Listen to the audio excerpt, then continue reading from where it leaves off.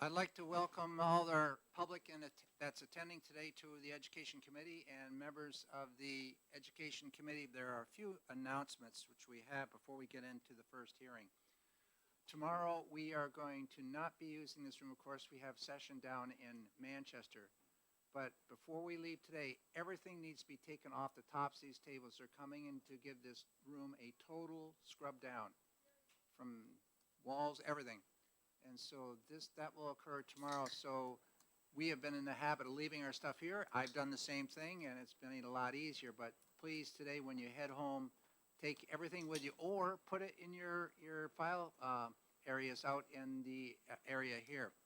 Also, for you, that we do have 2 desks out there in the office area. We're not using our administrative assistant is not using that desk. Lindsay is, of course, down the hallway, a couple doors down on the right-hand side. So if somebody has to do some work, you may go in there and use the desk that Judy was once sitting at, and that's available. I think that will work even better for us, seeing that Lindsay's so close to us. We get that service and that support. And we can also use the room for what we need. So today we have several bills coming up for hearing. The first bill is HB 607, prohibiting unlawful discrimination in public and non-public schools. Do it after, Representative Tanner, do it after you present the bill, please. So I'd like to welcome Representative to the committee to introduce the bill. Thank you. Thank you very much, Mr. Chair. My name is Linda Tanner, representative for the District 9 in Sullivan County, the towns of Plainfield, Cornish, Croydon, Grantham, Springfield, Sunapee, Newport, and Unity.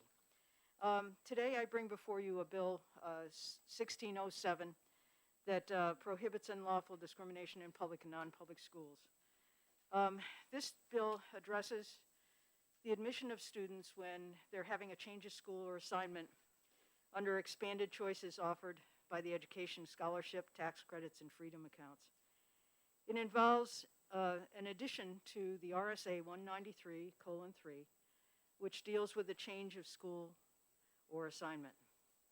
Section 6 of 193:3 spells out the procedures for the change of school or assignment for school boards if there is no public school that offers the child's grade in the resident district. These are schools that only offer elementary grades like to grade 4 or through 8th or 9th grade middle school. Section 193:3, 6, and 7 allows the school board to contract and allow an assignment of a child to another public school, private school, or religious school, or a school approved as a school tuition program using tax money. We now have the Freedom Accounts, the Education Tax Credit, and the scholarship programs, which also allow public funds to be used to enroll children in public, private, religious tuition programs or homeschool. Parents sometimes find out that the reality of these programs is that the ultimate choice resides with the school or educational program, not with the parent. We need to look at protecting these families who are rejected. Public funds require public accountability. Our community public school system is governed by federal and state laws that prohibit discrimination. Public schools accept all students. Private, religious, and schools for tuition programs do not have to abide by these laws, only public schools and schools accepting federal funding. Parents who want to enroll their student in a certain school because of their program or perhaps the location of the school can be turned away because their child is transgender or gay. The child may have some discipline problems, disabilities, emotional or mental issues. Imagine a child with a disability. Maybe they're deaf, or they're wheelchair bound, or maybe they have 2 moms. They've spent 6 years in a community public elementary school, and their school and classmates have accepted them, supported them, and nurtured them. Their school has specialists. They have ramps or elevators. They have special bathroom facilities to meet their needs as required for all public schools. Time in their school has come to an end, or their parent has decided they want to move the child out of the school, and the child must move to another school. Maybe during the year there was a presentation of the EFA program, and now they even have more choices. Maybe that nice private school in the next town over, or a nearby religious school, or a tuition program school that looks like an attractive place for their child. This child wants to stay with his or her friends, so their parents did decide to enroll their child with their friends. But this child is not accepted at the school. They did not meet the admission criteria. The school is very sorry, but the child isn't a good fit. Perhaps another school would be better, and they'd be willing to help them find another school. The rejecting school is under no law or mandate to accept everybody or anybody who applies.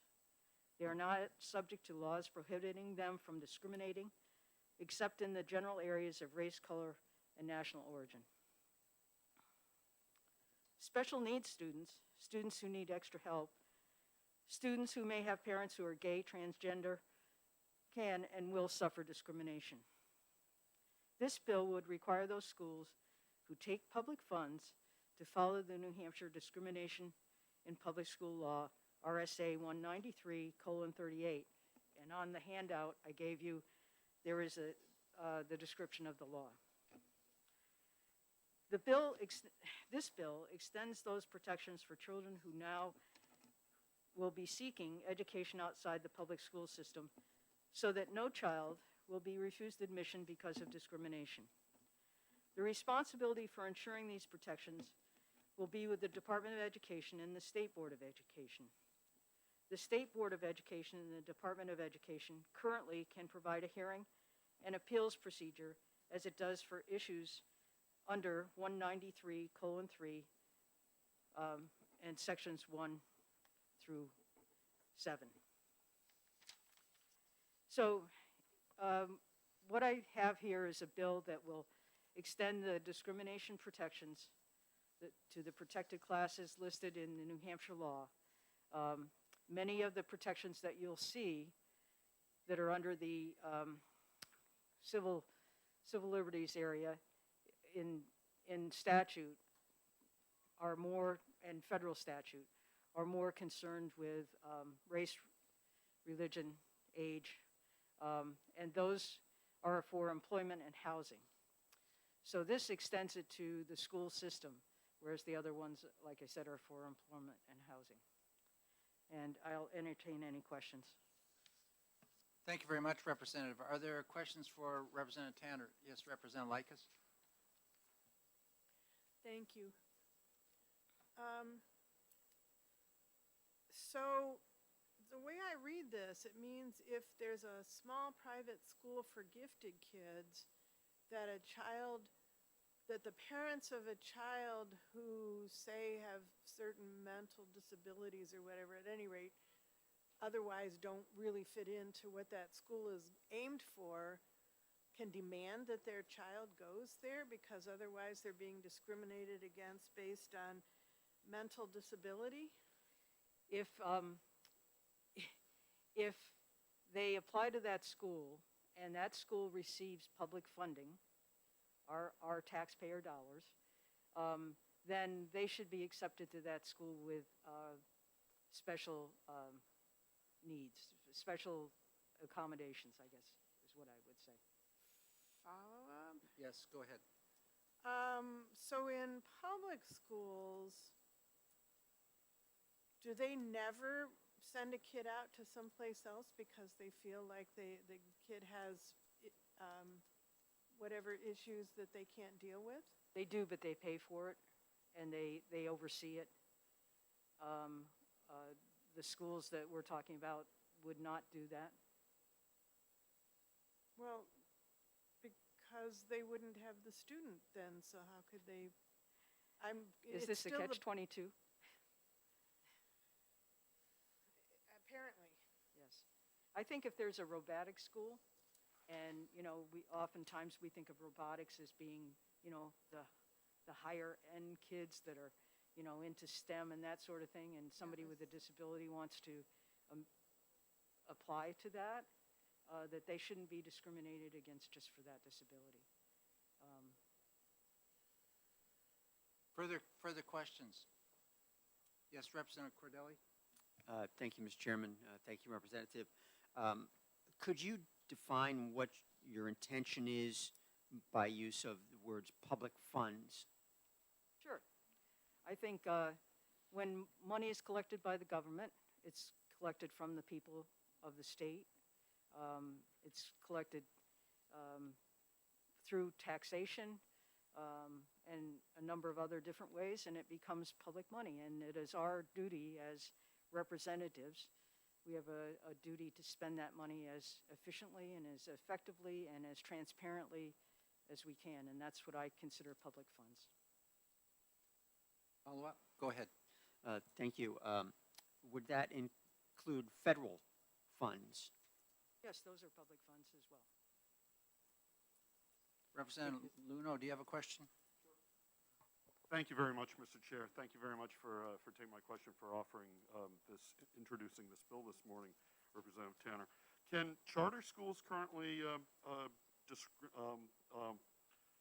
me make sure I use the term right, lawfully discriminate against the protected classes that you've listed here? You know, I was looking that up. Thank you for that question, Representative Luno. In 2021, we actually put into law that public schools have to follow the non-discrimination or the anti-discrimination laws outlined in 193:38. And since charter schools are considered public schools, you would think that it would apply, although they weren't specifically tagged in that statute. And if that's the case, that it doesn't apply to them, then we should extend it to them. Thank you very much. Further questions? Representative, I have one question for you. We have a number of schools that are small schools in the state that do tuition their students out after 5th, 4th grade, 5th grade, 6th grade, etc., to other public schools. There is one situation that I know of, that there is a public high school that will accept all the kids from these K through 4 programs or K through 6. However, within that same tuition agreement of those sending schools, there are some schools that refuse to accept some students. I don't want to give any names out, but that is the situation that occurs. So would the public schools that are not receiving certain types of students have a problem with this, whereas the sending school also, though, has a tuition agreement with a public high school that will take the kids? So there is an opportunity for tuitioning out. You're following where I'm coming Yes, from? I am. And I think it's in your neighborhood. Okay, well, it could very well be in my neighborhood. I don't want to point fingers. But I would say that, to me, that's one of the things why this bill is important. I will say that my local school accepts quite a few students on tuition from other schools because it's one of the more higher performing schools in the state. And as it does, they do refuse students, but they refuse them because they don't have room. They set a certain size limit on their classes, and they will accept tuition students up to a certain number. But as far as who they accept, if they're a public school, and if they're under this law accepting public funding through EFAs, tax credit scholarships, the education freedom accounts, then they need to not discriminate against students because they have a disability or because they're transgender or because they're gay or the economic or social situation of their parents or that they've had problems before with discipline in other schools. And I have one other follow-up question. When we are sending our students out from a sending school to a career technical education center, the CTE may reject some students based upon prerequisites. I would imagine that is not going to be an issue with this as you've written this. Discrimination revolves around protected classes, people that have suffered discrimination in the past, classes that have suffered discrimination in the past, or there's a history of discrimination. And therefore, the government steps in and provides non-discrimination laws so that those people have access, particularly in the public sphere, and they can function as any other citizen in the United States rather than being excluded or treated differently. So in follow-up to that, when we're looking at one of the categories as a mental disability, and a student is rejected going to the CTE center, seeing that that student does not have the prerequisites to get in that program, that's done all over this state. Would this be implied or seen as a rejection due to mental disability, or would it be seen as a rejection due to not having the prerequisite courses? That's something with discrimination charges and hearings that, are those kind of thready lines that people need to examine and find out exactly what the situation is and whether it is prerequisites. Thank you. Further follow-up questions? Representative Cordelli. Thank you. How would you see the State Board of Education enforcing these provisions? The same way they enforce the hearings for manifest hardship, where a parent wishes to send their student to another school, and the school that's providing that, they can actually ask for a hearing. And I think that's where it should be it's around public education. And I know OLS wanted to put this under the Civil Rights Commission, but it really is an educational issue. It needs to be dealt with in education, in my opinion. Yes. But we did put educational discrimination also under the human rights provisions in RSA 354. Just wondering why those protections are not sufficient, in that the Human Rights Commission is set up to do investigations and hold hearings. Why not there? Their investigations and their focus is employment, public accommodations. It's not specific to education. And it can deal with education, but it's not specific to education. And therefore, the state school board that offers hearings and adjudicates a lot of issues in education can and could do this. And I know they may not want to, but I think that's where it belongs. Representative Woodcock. Thank you, Chairman. The microphone today. Thank you. Representative Tanner, good morning. Thank you for taking my question. I missed your intro because I got here a little late and trying to get things unshoveled here. How does this align itself with Governor Sununu's discrimination committee he had a year or two ago in terms of anti-discrimination? Well, we know that the finding of that commission told us about the discrimination, or how students felt discriminated against in public schools, being transgender or gay in particular, but for other reasons as well. I mean, kids get bullied for a lot of different reasons. This extends a little bit further and extends to particularly school choice, that expands it to school choice. As I said before, we already put in law that public schools have to follow the non-discrimination laws of New Hampshire, which are much more extensive than the federal laws. Thank you. Thank you, Chairman Ladd. Thank you. Representative Moffett. Thank you, Mr. Chairman. Thank you for taking my question. I asked this question as a former teacher at Trinity High School, where I went to after being in a public school, where I worked on, did IEPs with the special education staff. Now at Trinity, when I went there a long time ago, they had no special ed staff. They had no special ed students per se, like the public schools did. As I read this proposed measure, a school like Trinity, or a private school, a charter school, I'm thinking of the little school Representative Porter described as she used to run. As I read this, if any of these schools receive public funds directly or indirectly, it sounds like they have to accept special needs students, and ergo would have to create special ed staffs or hire special ed educators. Am I reading that correctly? Yeah, you're reading that correctly, because if they accept public funds, then that means that they should be open and not discriminate. And if Trinity exists because people pay their own money to send their child to Trinity.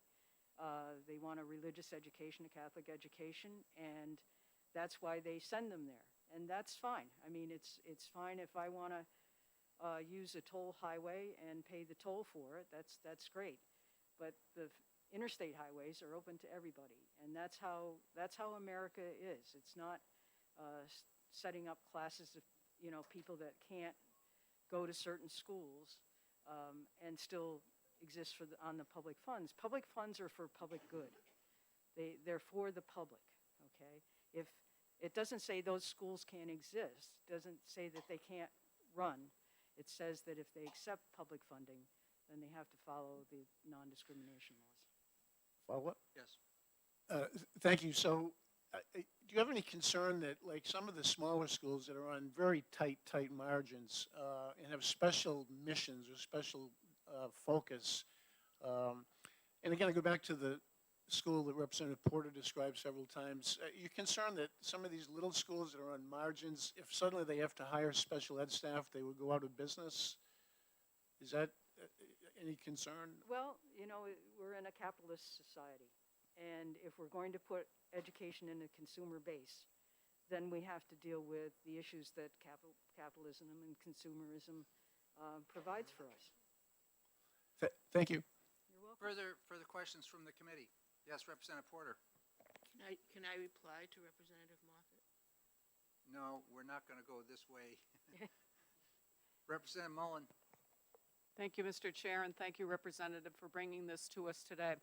So I'm making an assumption, and I'm going to ask you to either correct me or agree with my perception, that if you're applying to a school and one of the prerequisites, as Representative Ladd indicated, let's say it's a Polish-speaking school, and you're applying to the Polish-speaking school, and you also happen to be gay.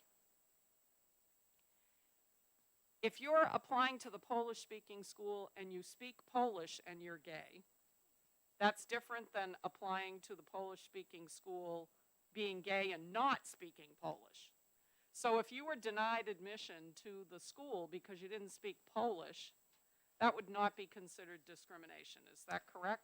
To me, that would be a prerequisite. And I think the examples you gave are right on. Okay, thank you. Representative Cordelli, do you have a question? Yes, thank you. Just wondering about your thoughts on public schools that reject students. I know of at least one case where the child received best interest determination by their local school district, applied to 2 local public school systems and was rejected by them. Child had a disability. I don't know if that was a factor or not. And also, if you take a look at our open enrollment statute, it provides the ability to accept students or not accept students based on academic criteria. How would that fit into this legislation? Thank you for that question, Representative Cordelli. I, in fact, one of the things that kind of sparked my mind was that very testimony that we had here in this committee. It was under manifest hardship, and a parent came in and was very distressed that she had fought quite a bit for her child on manifest hardship to get the public school she was going to relocate her to another public school, which she did through hearings with the state school board. The school that the child wanted to go to, the local public or another public school nearby that the child wanted to go to, child was rejected. And I think if this law were in place and the child was rejected because of the disability, then I think they would have quite another case as well. I don't think that was fair. Representative Luno. And just a quick follow-up on that. Thank you very much, Mr. Chair. Isn't it true that that when a student is placed or requests a reassignment through manifest hardship from one school district to another school district, that if that student has an IEP, the district of residence covers the costs associated with that individualized educational plan? Yes, thanks for that question. Yes, it does. We've had that numerous times, so that's definitely true. Further questions? Representative Tanner, I have one for you. Sure. Would you believe, Uh-oh. would you believe that we have, and talked about the same scenario that Representative Cordelli and Representative Luno have addressed, with a student that is in District A and would like to go to District B, that we have a statute which allows District B to refuse that if there's carrying forth and they want to go enroll in that school and they're not a resident of that school district. The school district can reject that individual from coming in due to the fact that ongoing costs are going to be incumbent on that citizenry. And the end result is that many schools are no longer accepting students from a ascending district. Those that are out of district schools will not accept those from another district. Would you believe that to be the case and not discriminatory? I guess my feeling on that particular scenario where you're saying they don't accept them because they're not residents of the area, I think we have a public school system that's set up on providing free, open public education to students within their district, within their geographic area. That's their charge. That's the charge of free public education that's like a cornerstone of democracy. And I think that we've now made public education fluid because we've made public education and public dollars fluid.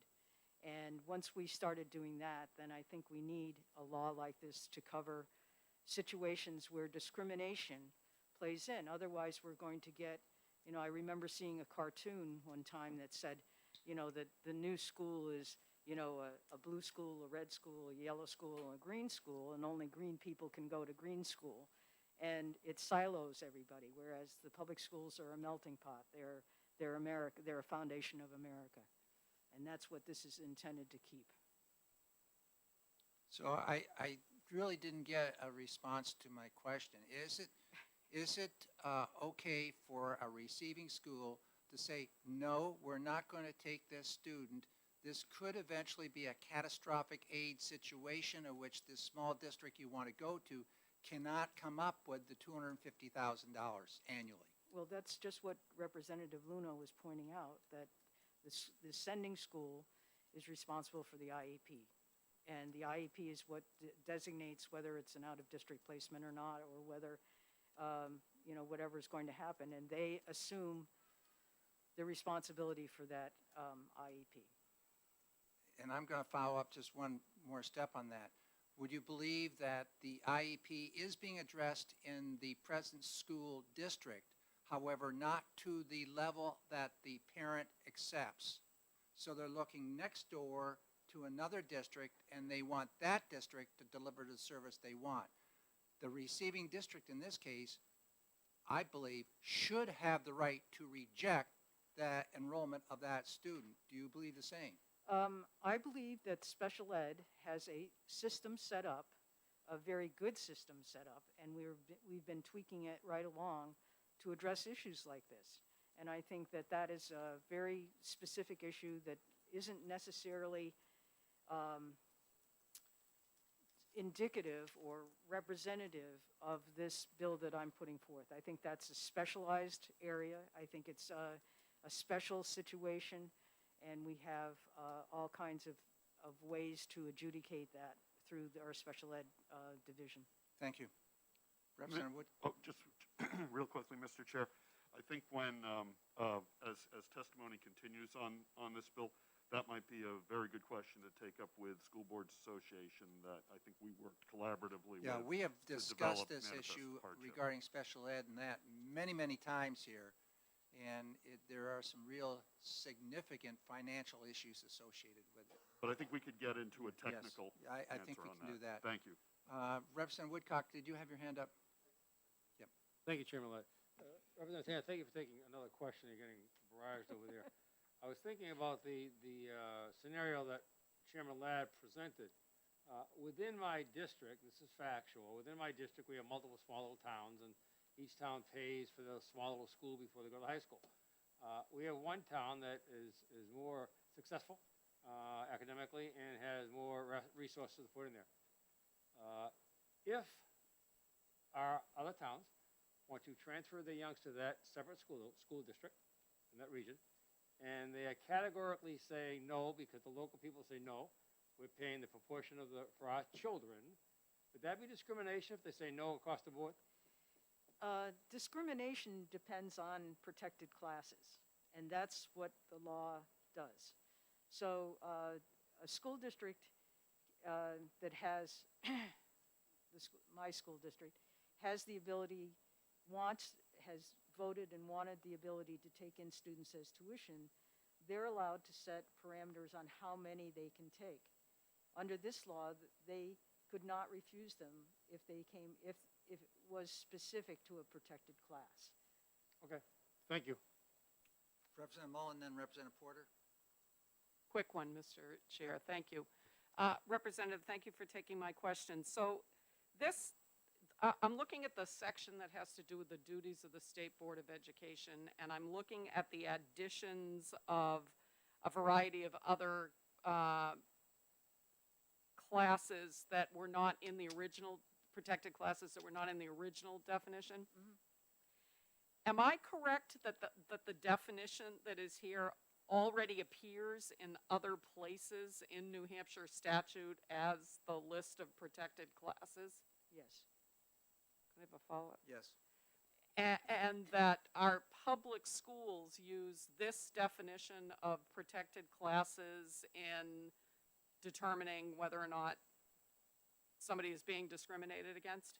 Right, as indicated in my handout, 193:38 it's also provided in RSA 354-A:27-28. So why wouldn't we expect the State Board of Education to follow the definition of discrimination in protected classes? I do. No, why wouldn't we expect the State Board of oh, you do expect them. I do. Okay, all right, thank you. I thought you were saying something No. different. Thank you. Representative Porter. Thank you, Mr. Chair, and thank you for this bill, Representative Tanner. So I'm trying to figure out what might happen to a public school if the Education Freedom Account program becomes wildly popular and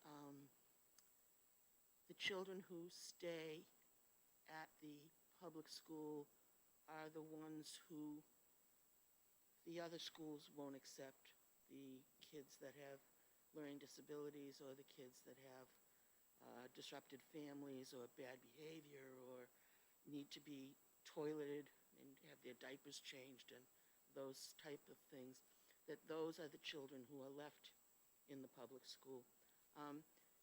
Is that a scenario that could possibly happen if this bill is not enacted? Well, thank you for that question. When I was in college, I worked a couple of summers at state schools, one in Pennsylvania and one in Massachusetts. And I think we all have at least some historical perspective on what state schools were.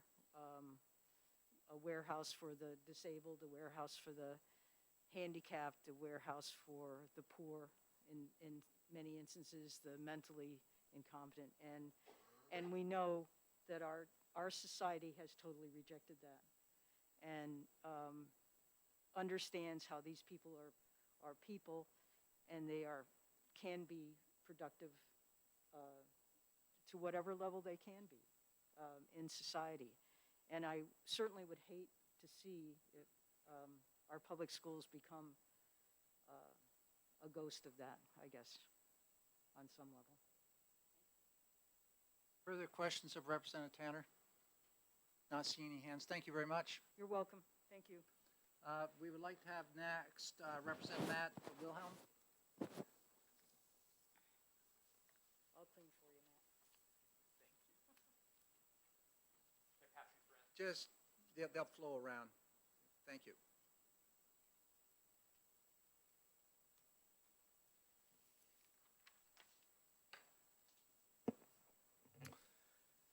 Thank you, Chairman, and good morning, members of the House Education Committee. For the record, my name is Matt Wilhelm. I proudly represent Hillsborough County District 42.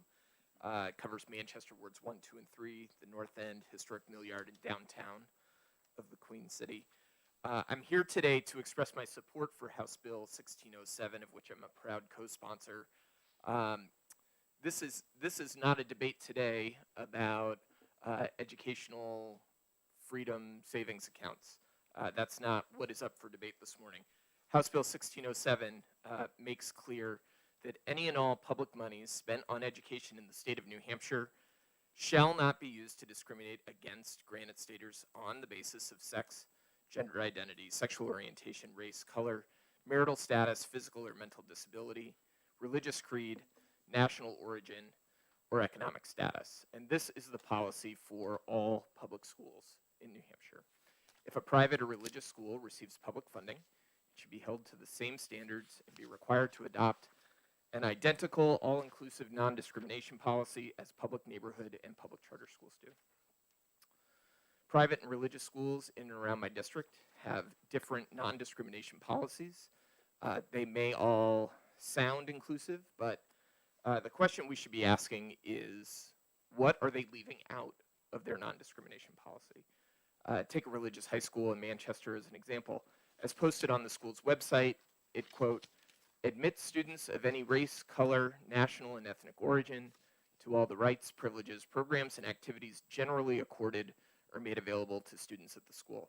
It does not discriminate on the basis of race, color, national, and ethnic origin in administration of its educational policies, admissions policies, scholarship and loan programs, and athletic and other school-administered programs, end quote.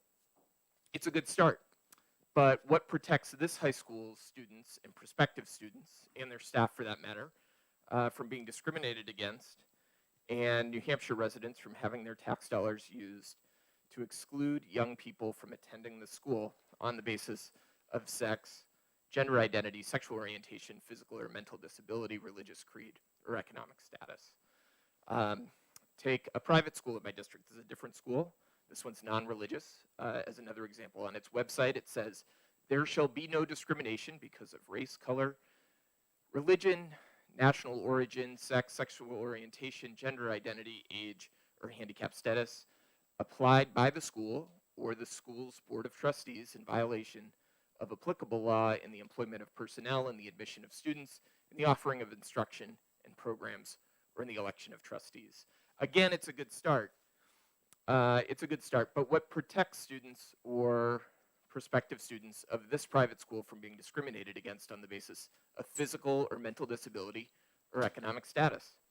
Granite Staters deserve to know that their tax dollars will not be used to exclude young people from attending schools that discriminate against students or their families for any reason, or denies them benefits in educational programs, activities, and employment practices.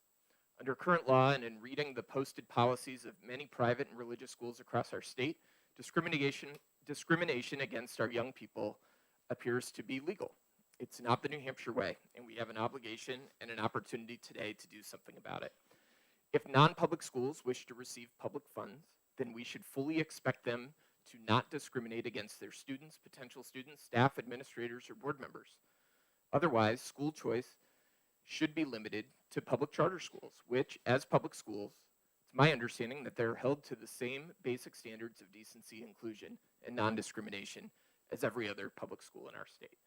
I know I'm not alone in my belief that it is completely reasonable expectation that taxpayer dollars should be prohibited from being used to discriminate against our children.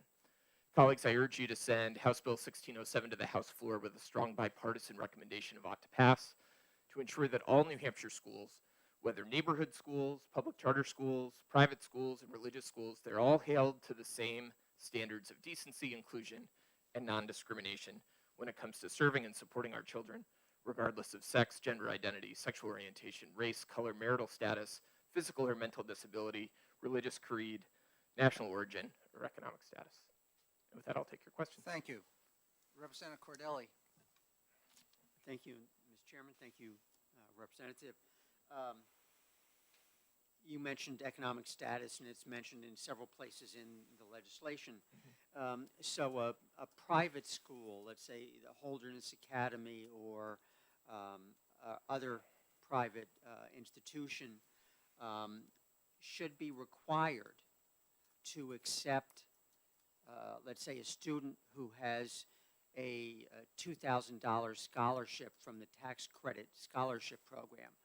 That student should be admitted regardless of their ability to pay tuition.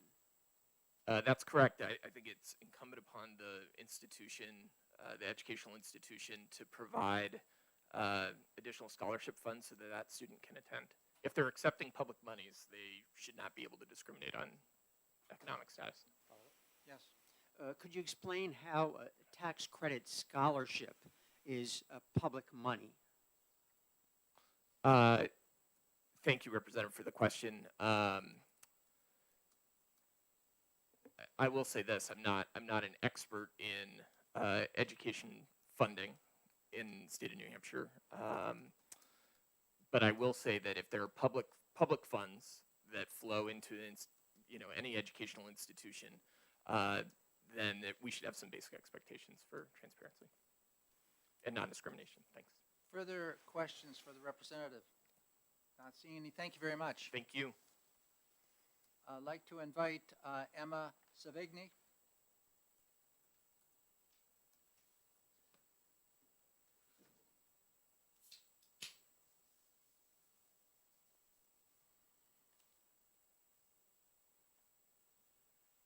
Welcome, Emma.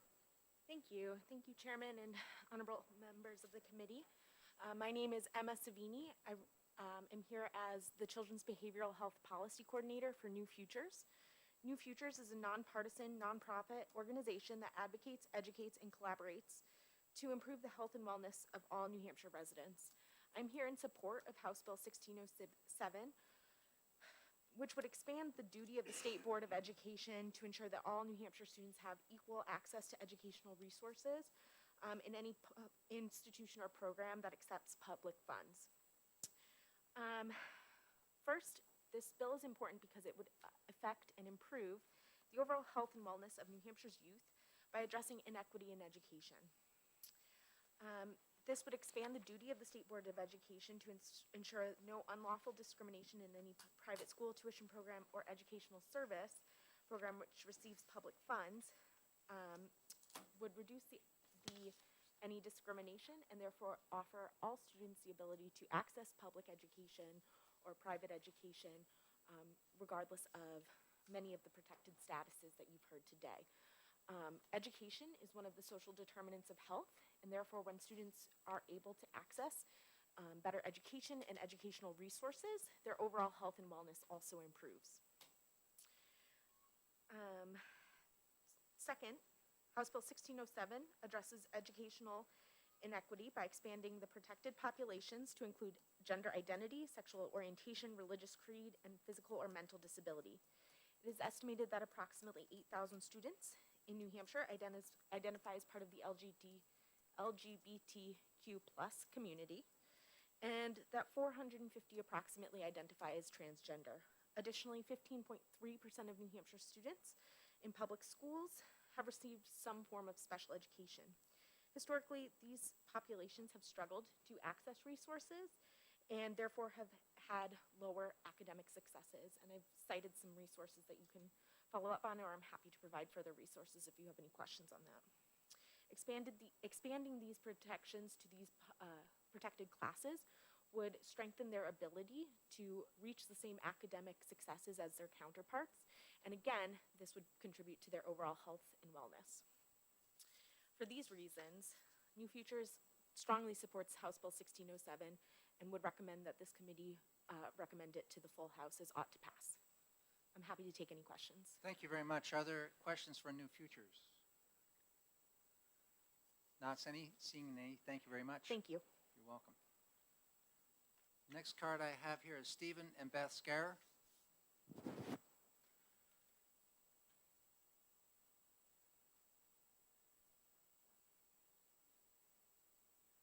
I see you're both related, so, and you have down 3 and 3, so it means each one of you has about 3 minutes apiece? Okay, thank you.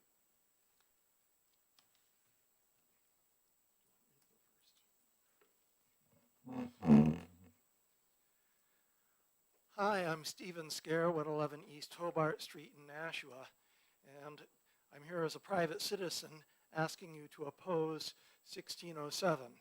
And I'm especially concerned about the wording regarding gender identity. A girl is a young human female, and a female is a person bearing 2 X chromosomes in the cell nuclei and normally having a uterus and ovaries. A boy is a young human male. No one can provide a substantially different definition of a boy or a girl that doesn't rely on circular reasoning or gender stereotypes.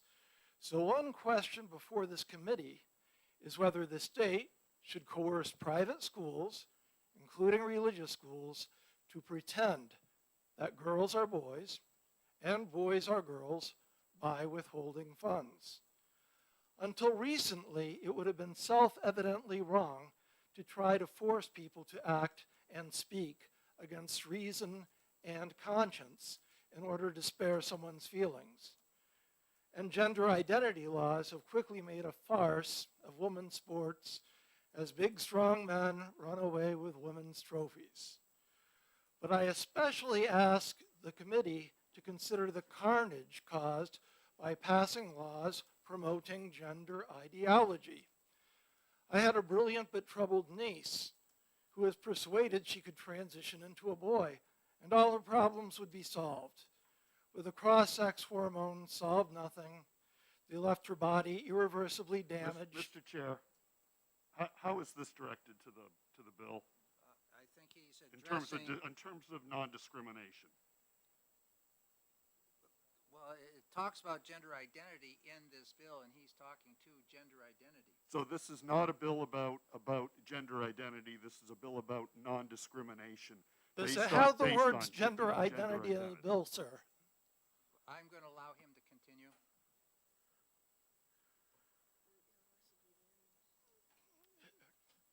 She fell into addiction and homelessness. She died of an overdose at 21 days, just after talking about suicide. Advocates of child transgenderism claim detransitioners and people that have trouble adjusting didn't get the support they needed from their families.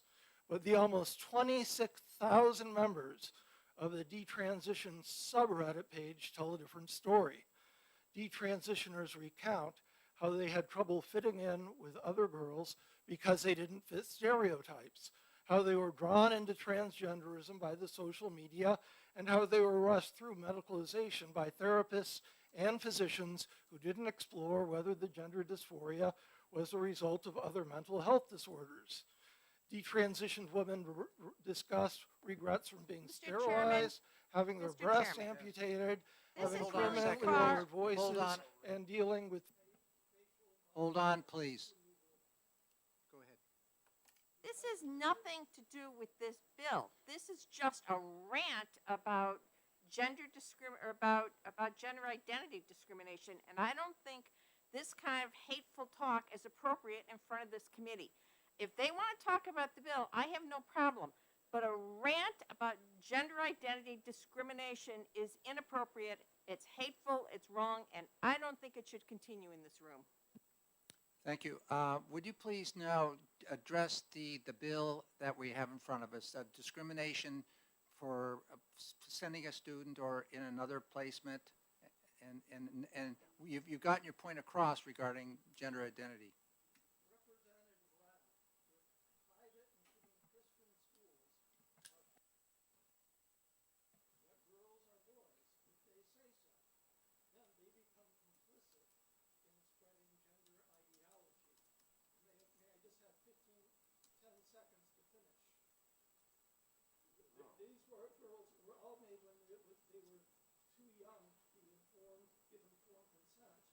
So, Mr. Chair, Hold on, Representative Luno. He's going to be done in about 10 seconds. Public money, and how, in organizations that foster discrimination.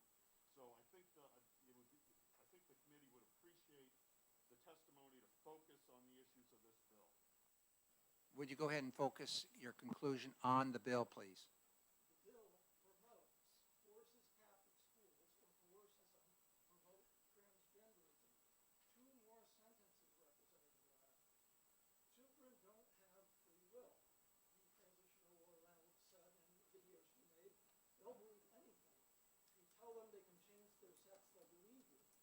I beg you to put a limit on this abuse of confused children and young women by voting ITL on HB 1607, which would force religious schools to give up their principles and promote transgender ideology. Thank you. Thank you.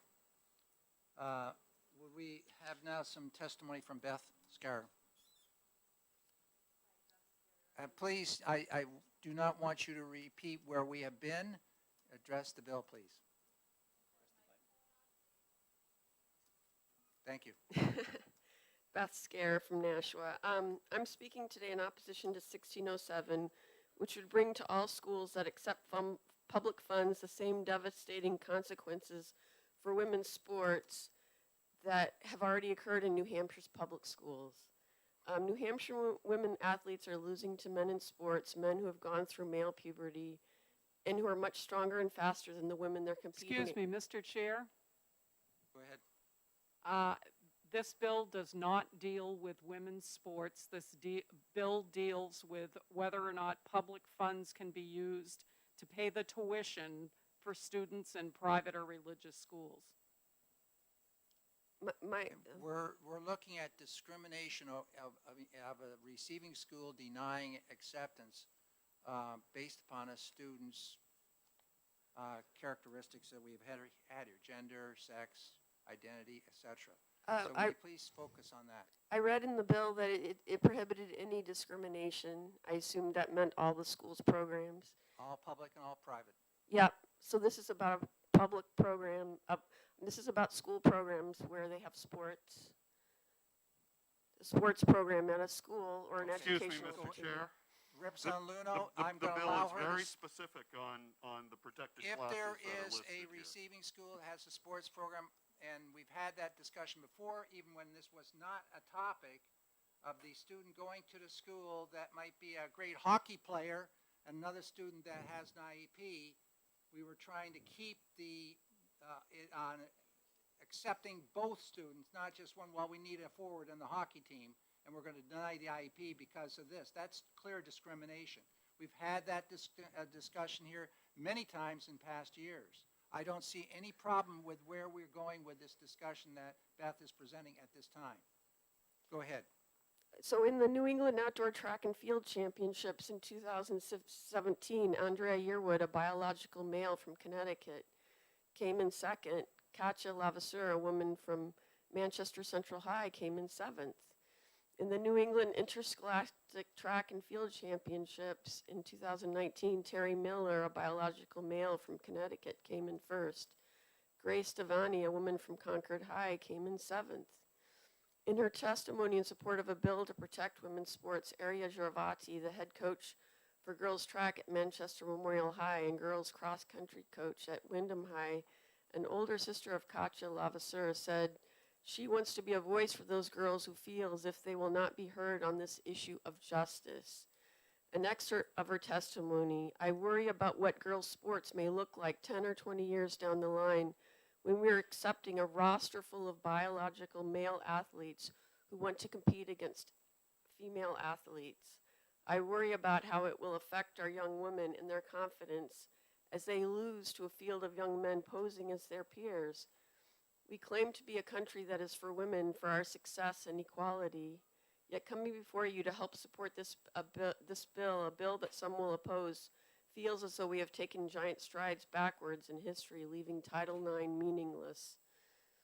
In all the years I've coached female athletes, never would have imagined I'd be standing before you today pleading for the rights of my athletes to simply compete fairly in their own sports.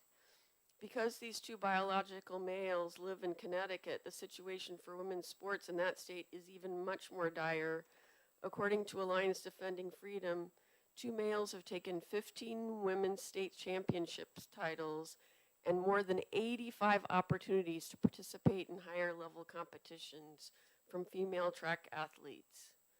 Women deserve better than to have men dominate in their school sports. Please vote ITL on HB 1607. Thank you. Thank you very much. Are there questions for those presenting to us? Not seeing it. Thank you very much. The next individual is, oops, that's a different bill.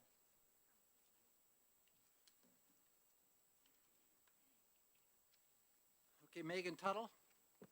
Megan here?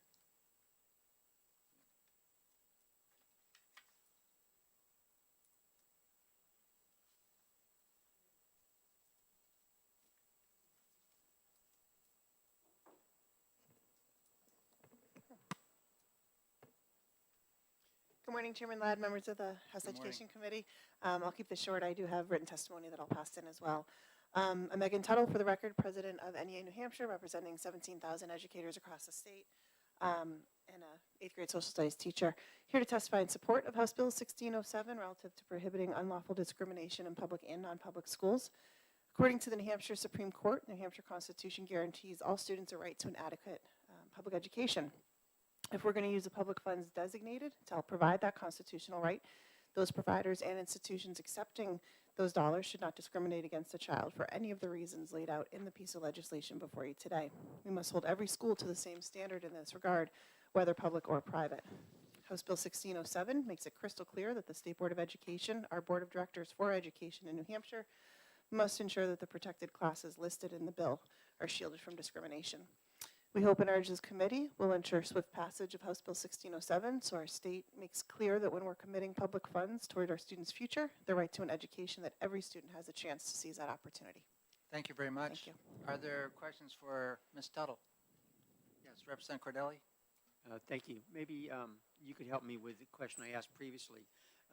How are tax credit scholarships public funds? I'm not either a expert on the education funding. I understand most of it.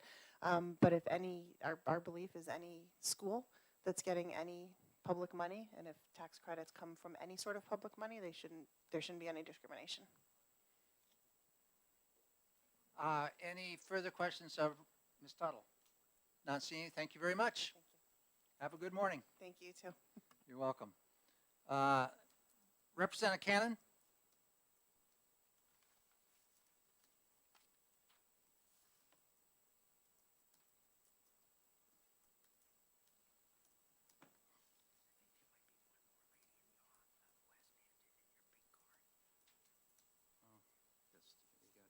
Here. Welcome, Representative. Thank you, Mr. Chair and fellow representatives, for listening to me this morning. For the record, my name is Representative Jerry Cannon. I represent Stratford County District 18. I also sit on the Somersworth School Board. I'm a transgender leader in New Hampshire, as well as in the UCC Church. I've been asked by many parents of transgender children to help in situations where their transgender child faces discrimination from school boards or school administration in public and non-public schools.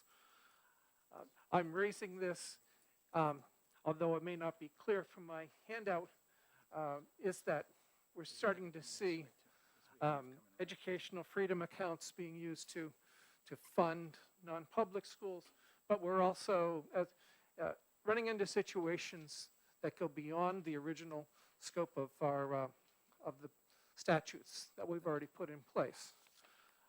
A situation that I was made aware of shortly after becoming a school board member is that a local religious school had run into a situation where a senior came out as a transgender man. The non-public school, a religious school, tried to convince that student not to come out as a transgender male. The parents were fully supportive of this child. Ultimately, the school banned that student from the school, as well as the property that the school existed on. There was no ability for the local school boards of that community to input into the system. And that student was discriminated against. And they did find a public school to take them in with open arms, not in New Hampshire. They ended up going to Maine. And in other situations I've run into is that parents have come to me where local school boards have taken the New Hampshire School Board Association's policy on support of transgender students in an environment and have modified it to the point where the community has decided that any student that's coming out as LGBT should be reported to the student's parents, even if the student is in the process of just trying to understand their gender identity or sexual orientation.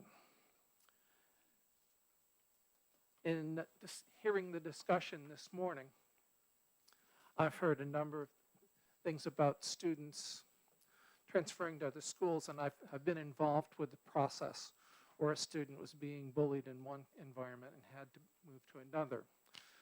And those discussions come to the school boards to make a decision because those local communities need to fund that student going to another school. And that school, the school they're targeting, they're going to, also has to accept that student in response to your question, Representative Ladd. Both school systems need to be in agreement that they can transfer. I also ran into a situation where we did have a student with an IEP that wanted to transfer to another community. And we ended up working out an arrangement where the paraprofessional associated with giving the care to that student also was moved. And we split the cost on the paraprofessional being in that other unit, SAU.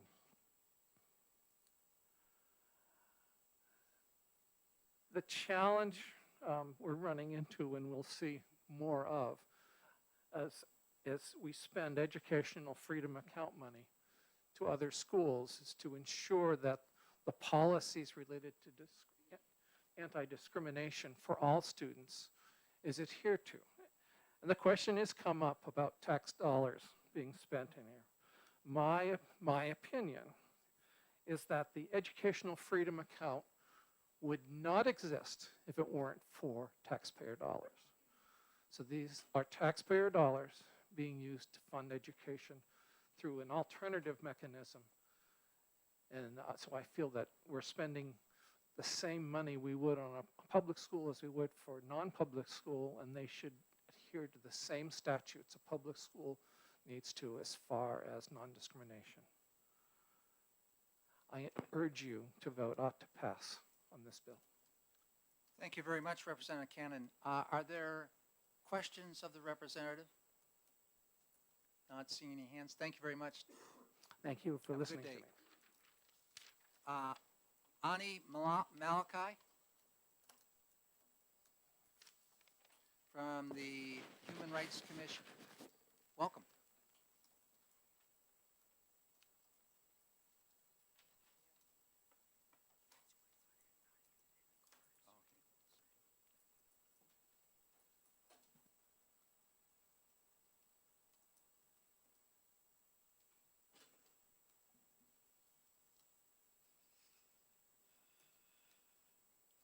Good morning, Chair Good morning. Ladd, and to the rest of the Education Committee.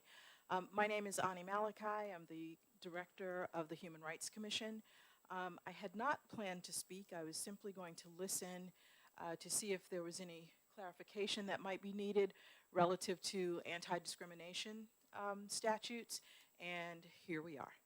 So, there have been a lot of points that have been made this morning.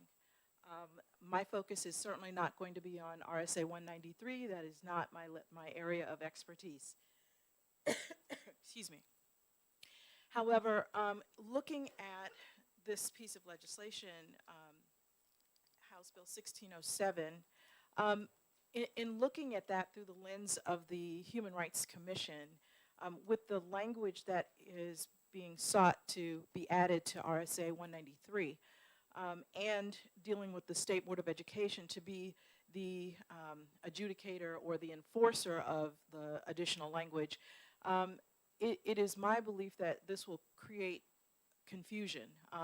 There isn't a mechanism specifically, expressly discussed here as to how, if someone's been, if they feel they've been discriminated against, how they would go about making that claim and then walking through that process. And although Representative Tanner did state that the Human Rights Commission does handle public accommodation, employment, and housing, we are set up to handle education. As of 2019, the legislature decided that that was part of our jurisdictional authority, and it was something that we needed to be responsible for, and therefore we are. So adding education, which means K through 12 education, public schools are included, and I believe if the scheme of what a public school is under the Department of Education, if it includes charter schools, then charter schools are included. What is not expressly included in our statute is private schools or non-public schools, and if that's something that the legislature decides that we need to do, then that's up to you all. We will abide by whatever you've added to our statute to then have authority over and to enforce the anti-discrimination laws as they would read in our statute. To add to that, we are and have been set up to receive a claim, to pass on a claim, and if we do receive it, then we also have the authority and the expertise to do the investigation that's necessary, and then to move that along by offering mediation, by having conversations with both parties, by then moving forward with a with a finding of discrimination if the investigation warrants that, as well as allowing for a public hearing. If the individual decided they wanted to take it to court, they have that opportunity, and the way that the statute was written when education was added to the Human Rights Commission, it allowed for what the lawyers in the room would call a true choice of forum, which means that if I'm a parent and I have an issue, I feel my child is being discriminated against, and I don't want to go to the commission, I want to take it to court because I have a lawyer that's going to represent me, I can go right to court, and you follow that court process. Or if they decided they needed to do something through the Attorney General's office, they have the opportunity to do that. However, if they decided they wanted to come to the commission, they can certainly do that, they could certainly do that as well. We do not charge any fees. We are a state funded, and we do have some partial funding from the federal government, specifically in the area of employment. And you do not have to have an attorney to move through our process. What some individuals will do is file a charge, and once it's been accepted, sometimes an attorney will pick them up and represent them throughout the remainder of our process. There are also times where someone, once they've received a probable cause finding, then they will find an attorney, and once you have probable cause, there's still another opportunity to mediate. And that means it's really called a conciliation at that point, where if the parent simply wants the behavior to stop, or they want the child to be included in whatever it is, then they have that opportunity. Again, all of this is free of charge because we are funded by the state primarily. Basically, it's an 85-15 split. With that being said, religious organizations which are not just, I think when we hear the word religious organization, we automatically assume Christian.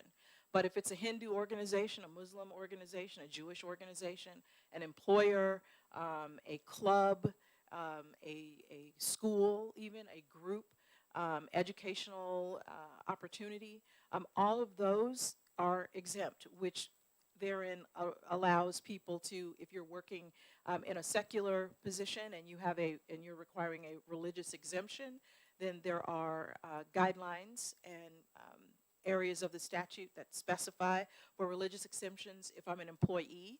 And there are also employers that are religious entities, and they have exemptions that are provided for in our statute as well. Should someone have any issues and they are a member of a protected class, and they have questions or concerns, they think they might be being discriminated against, then they should absolutely reach out to the commission, and we can field those questions. We do have people that may feel, so I think someone mentioned IEPs, and although we do handle education, IEPs are not our area of expertise. And if we had a situation, and there could potentially be something where a child's IEP is not being fully met, and the reason for that could be discriminatory. So if that were the situation and the parent filed a charge with us and we took that charge because it seemed clear that there was some discriminatory action as to why the child's IEP wasn't being met, we would handle the area of discrimination that we have jurisdiction over, and we would work with the Department of Education to deal with the IEP. To your point, Chairman Ladd, yes, there are parents who want an IEP handled in a particular way, and they may not get their way, and so they feel the child is being discriminated against based on, in their estimation, it would be based on a disability, which that would allow them to file a charge with us because we have jurisdiction over disability. But then once it comes to us, we have the ability to take that charge because we clearly see something there, or to pass on that charge because it's not that the IEP wasn't being met. They wanted additional items, and those items weren't happening. And so there's a process for that.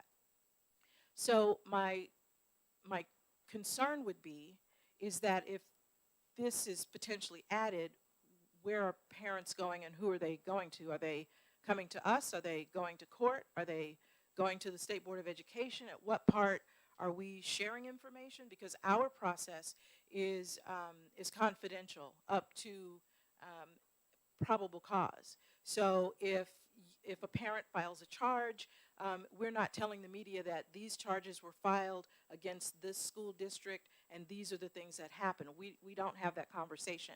We have a confidential process, which is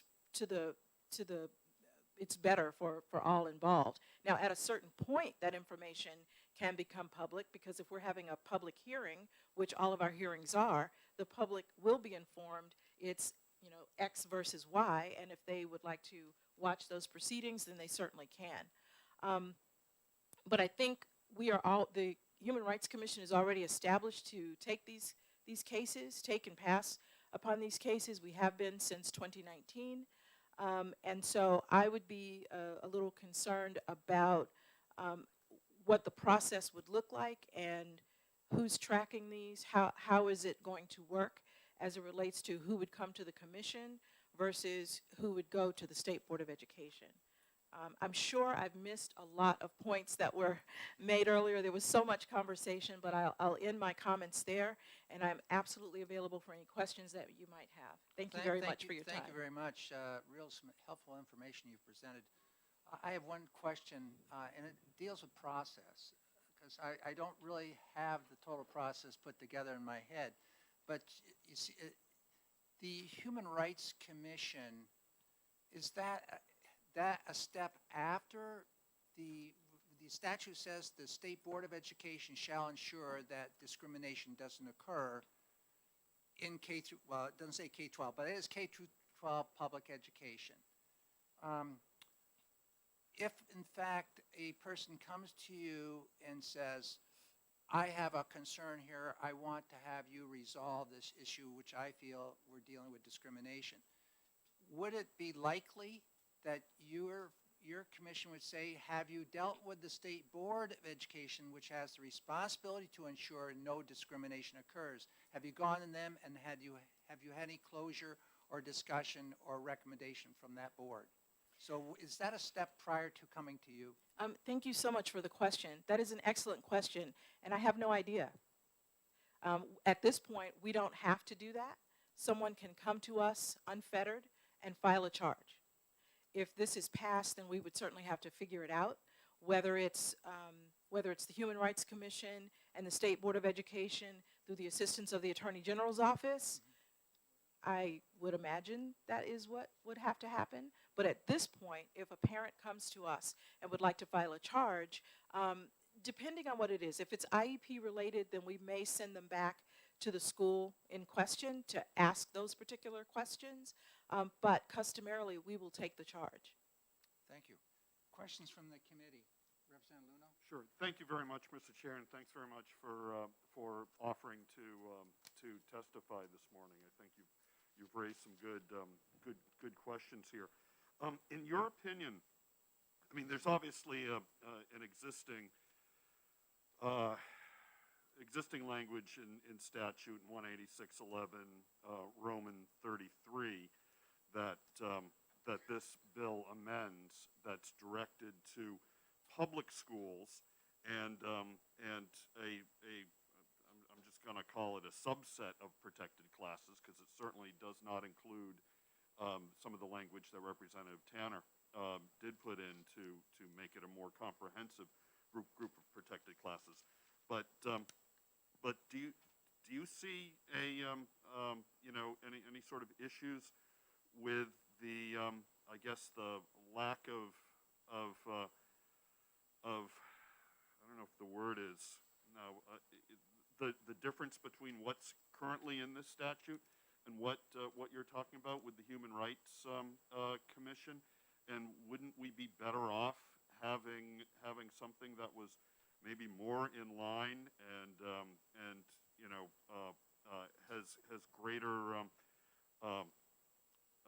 specificity to the protected classes and the students' educational environments?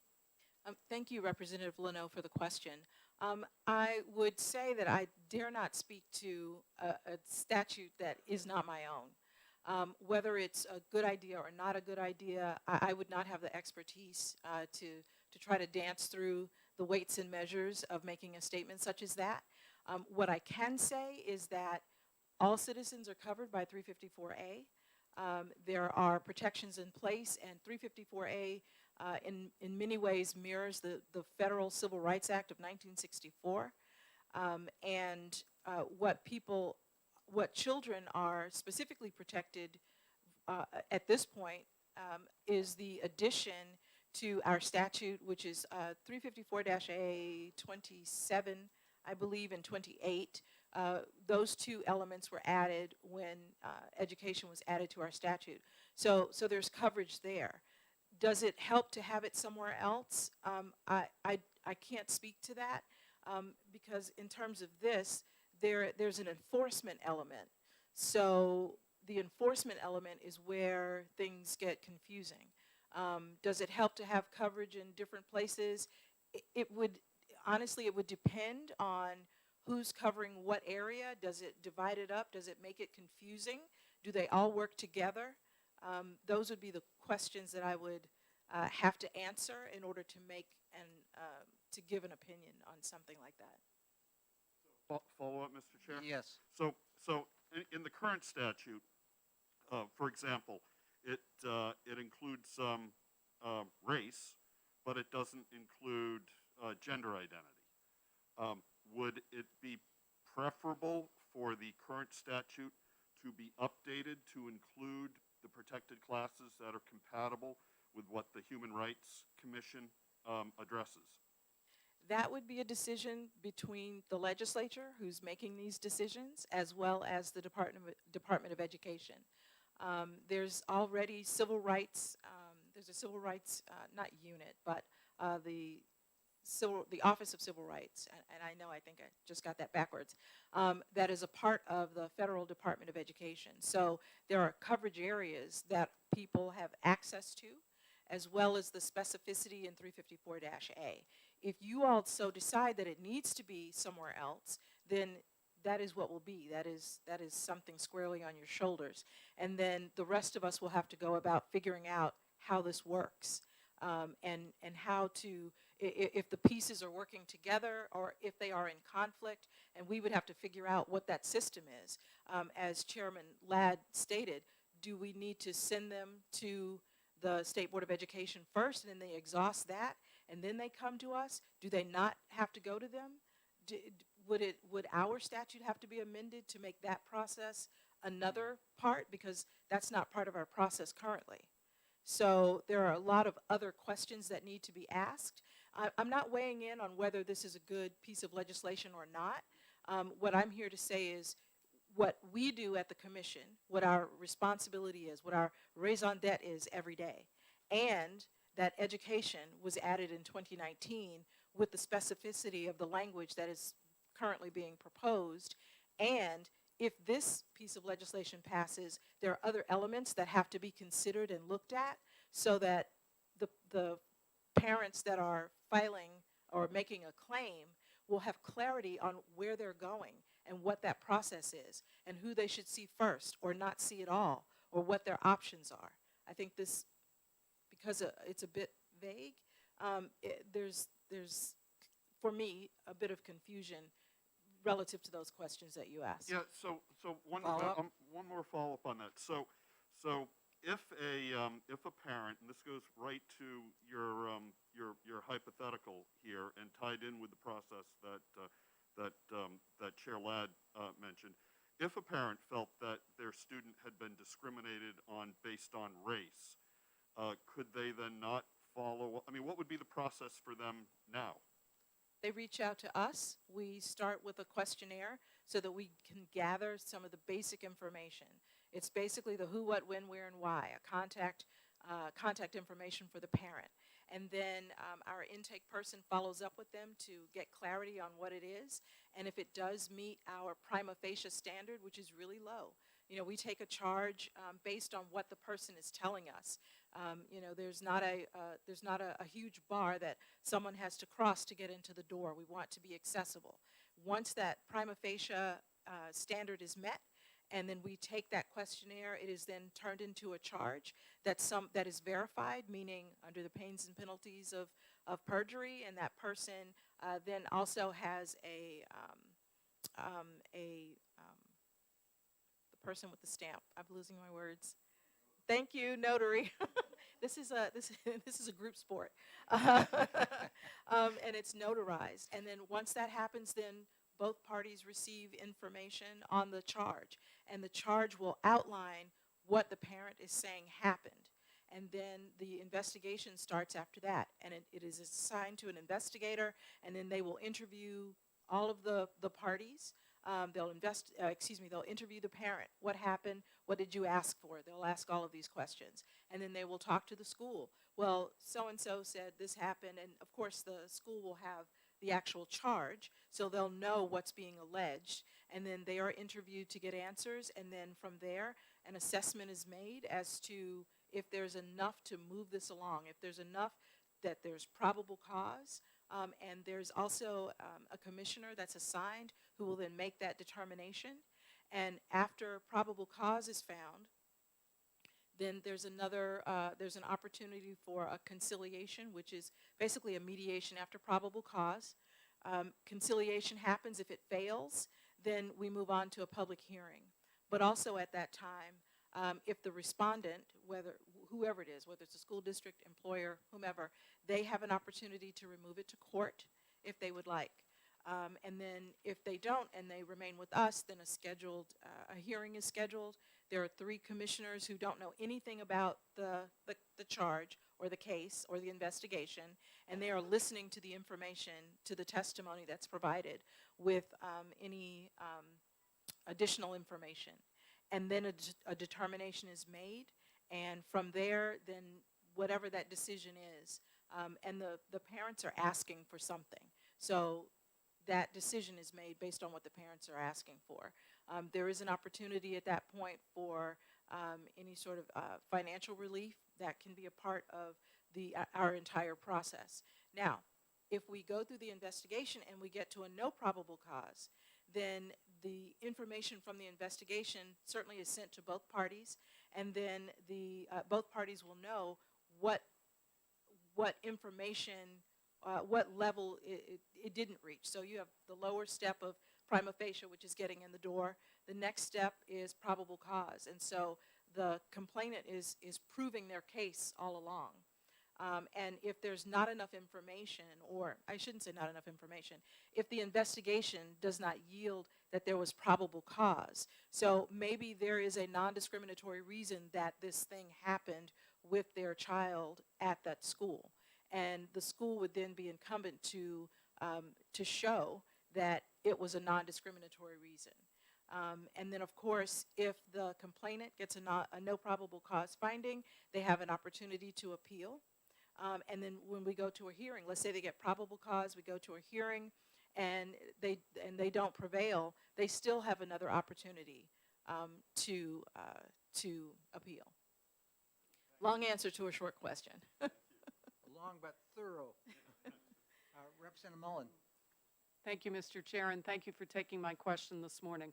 So when I look at the legislation in front of me, I see two things that are new. One is no discrimination in non-public schools that accept public funds, and the other is an updated definition of the list of protected classes to match what we already have in statute somewhere else. My question to you is this: when you talk about the enforcement aspect of this law, are you referencing the statement that says, ensure that there shall be no unlawful discrimination in any public school? Thank you very much for the question, Representative Mullen. I'm speaking in terms of enforcement specifically to what the Human Rights Commission does. What the enforcement mechanism would potentially be through the State Board of Education, I do not know. I'm not familiar with what enforcement authority they have, what jurisdiction they have, and what their process is. That I do not know. I'm speaking specifically for the Human Rights Commission. Could I just have because my next question was going to be, given the fact that they are charged to ensure that there shall be no unlawful discrimination, are you receiving cases from the State Board of Education? I know you've said that parents can come forward, but have you received any inquiries from the State Board of Education with regards to any of the protected classes and potential discrimination? I would need to, thank you very much for that. Excellent question. I would need to follow back up with you to confirm that. Off the top of my head, which is a scary place, but I would dare to say we have not, but I would like to confirm that, and I'll circle back with the committee on that. Thank you very much. Representative Porter. Thank you, Mr. Chair, and thank you. This has been very helpful. Part of the language in the bill we're looking at addresses non-discrimination because of physical or mental disability. Is that currently under your purview, the current law we have? Is that a protected class? Thank you very much, Representative Porter. Yes, it is currently in RSA 354A. So all of the protections in the RSA, when you look in our first paragraph, have been extended to areas of employment, public accommodation, housing, and then as of 2019, education, K through 12 education. Can I have a follow-up? So we had a discussion before about and I don't know if you can answer this, but we had a discussion before about a child who might have a mental disability being accepted or not accepted into a non-public school for the gifted, for example. In your opinion, is that what you deal with as a mental disability, would that be covered as a mental disability under the law, or would it be fuzzy? I'm not, thank you for that, but I'm not quite clear on the question. Can you rephrase for me? Okay, so we had a discussion before about a private school for the gifted. And if a child had a mental disability whereby he or she was not gifted, quote unquote, that not accepting the child into that school under this language would be discriminating against him because of his mental disability. Is that your understanding of what mental disability discrimination would be in the workforce? Or, for example, if someone applied for a job and they were rejected because they had a mental disability, would that be discriminatory? Okay, so thank you. I'm going to try really hard. So I think where we should really start is non-public education, non-public K through 12 education is not covered, was not added to our statute. That's what So, this bill we does, only yeah. have K through 12 public education, and if I'm remembering correctly, if the Department of Education describes charter schools as public schools, then they are covered with us as well. To answer, let's look at it as an employment situation. So mental disability as well as physical disabilities, those are covered under the ADA. And if it's a place of work, for example, that place of work would be required to follow what the ADA is. However, the person who may have a mental or physical disability would need to also meet certain standards. So they would have to be able to perform the essential functions of any job in order to fall under that, right? And so with an accommodation, can they operate and manage those essential functions? So for example, I know this is a little off topic, so bear with me, but if the person has a visual impairment, but all that they need in order to do their work in their cubicle or at the widget bench is a magnifying screen so that they can see what's on that screen, then there's an accommodation that's asked for. I just need a magnifying screen to be able to do this. They receive that screen or should receive that screen, and then they're able to do everything else that the job entails. If that person is not able to do the essential functions of the job in the first place, right, without the accommodation, even with the accommodation, then that's where we get into it really isn't discriminatory, right? And hopefully the business would do what they could to make those changes or to do the accommodation or to make the adaption for that individual, but then there's an undue hardship area. So it's a little convoluted. There's a lot of things that have to be looked at. And so we have not seen something based on what you're saying in terms of the mental ability of this person with the going to the gifted school, but we would need to look at all of those things to determine. So if the parent said, my child is being discriminated against because there's a mental disability, then we would have to take in all of that information. Well, what are the guidelines of the school? Do they require a certain GPA or a certain IQ? And if this person doesn't have that, then we then have to have that larger conversation and look at that. Thank you very much. Representative Woodcock. Thank you. I appreciate you taking my question. It was very short, very clear. I know we're running late here. Is gender identity protected under 354? Yes. Thank you. Representative Moffett. Thank you, Mr. Chair, and I know we're running late. New Hampshire has a couple of small schools, all-girls schools. So if this were to move forward, do you think that the mission of these all-girls schools would be imperiled? Would the Human Rights Commission have a concern about that? Thank you very, very much, Representative Moffett. That is an excellent question. We would have to look at that, and if this were to pass, we would have to have a conversation with the Attorney General's office. You know, is there an exemption that's allowed? So now religious entities have exemptions, and so it's like at this point, you know, you can't force a nunnery to have a priest be a part of their living situation. But then that's a religious organization and religious housing. So would there be potential exemptions that a single gender school would have, or a particular religious school, whether it's whatever the religion is, Hindu, Christian, you know, whatever. And I think even atheism is covered under religion, religious exemptions, actually. So would it fit there? Is that possible? So we would have to have those conversations. I would dare not guess on something so important. I would absolutely have the conversation to understand if exemptions are allowed, and if so, then here we are.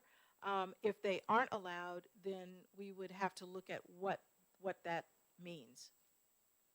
Thank you. Thank you. Are there further questions? Yes, Representative Luno. Thank you very much, Mr. Chair.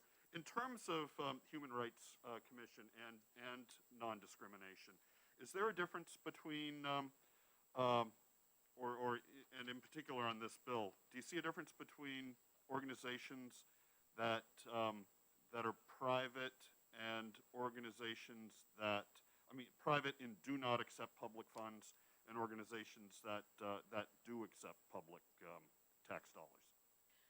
Thank you, Representative Juneau. I'm not sure I understand the question. Are you specifically speaking of schools or workplaces or?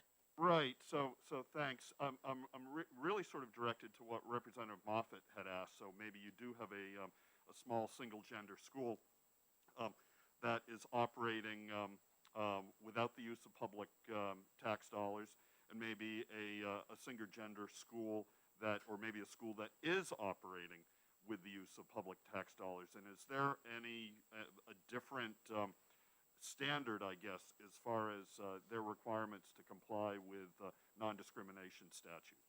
Okay, thank you for that. I think I understand you.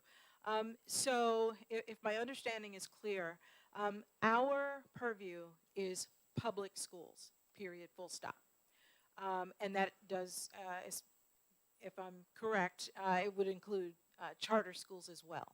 So we do not cover private schools at all. So I think your question lends more towards public versus private.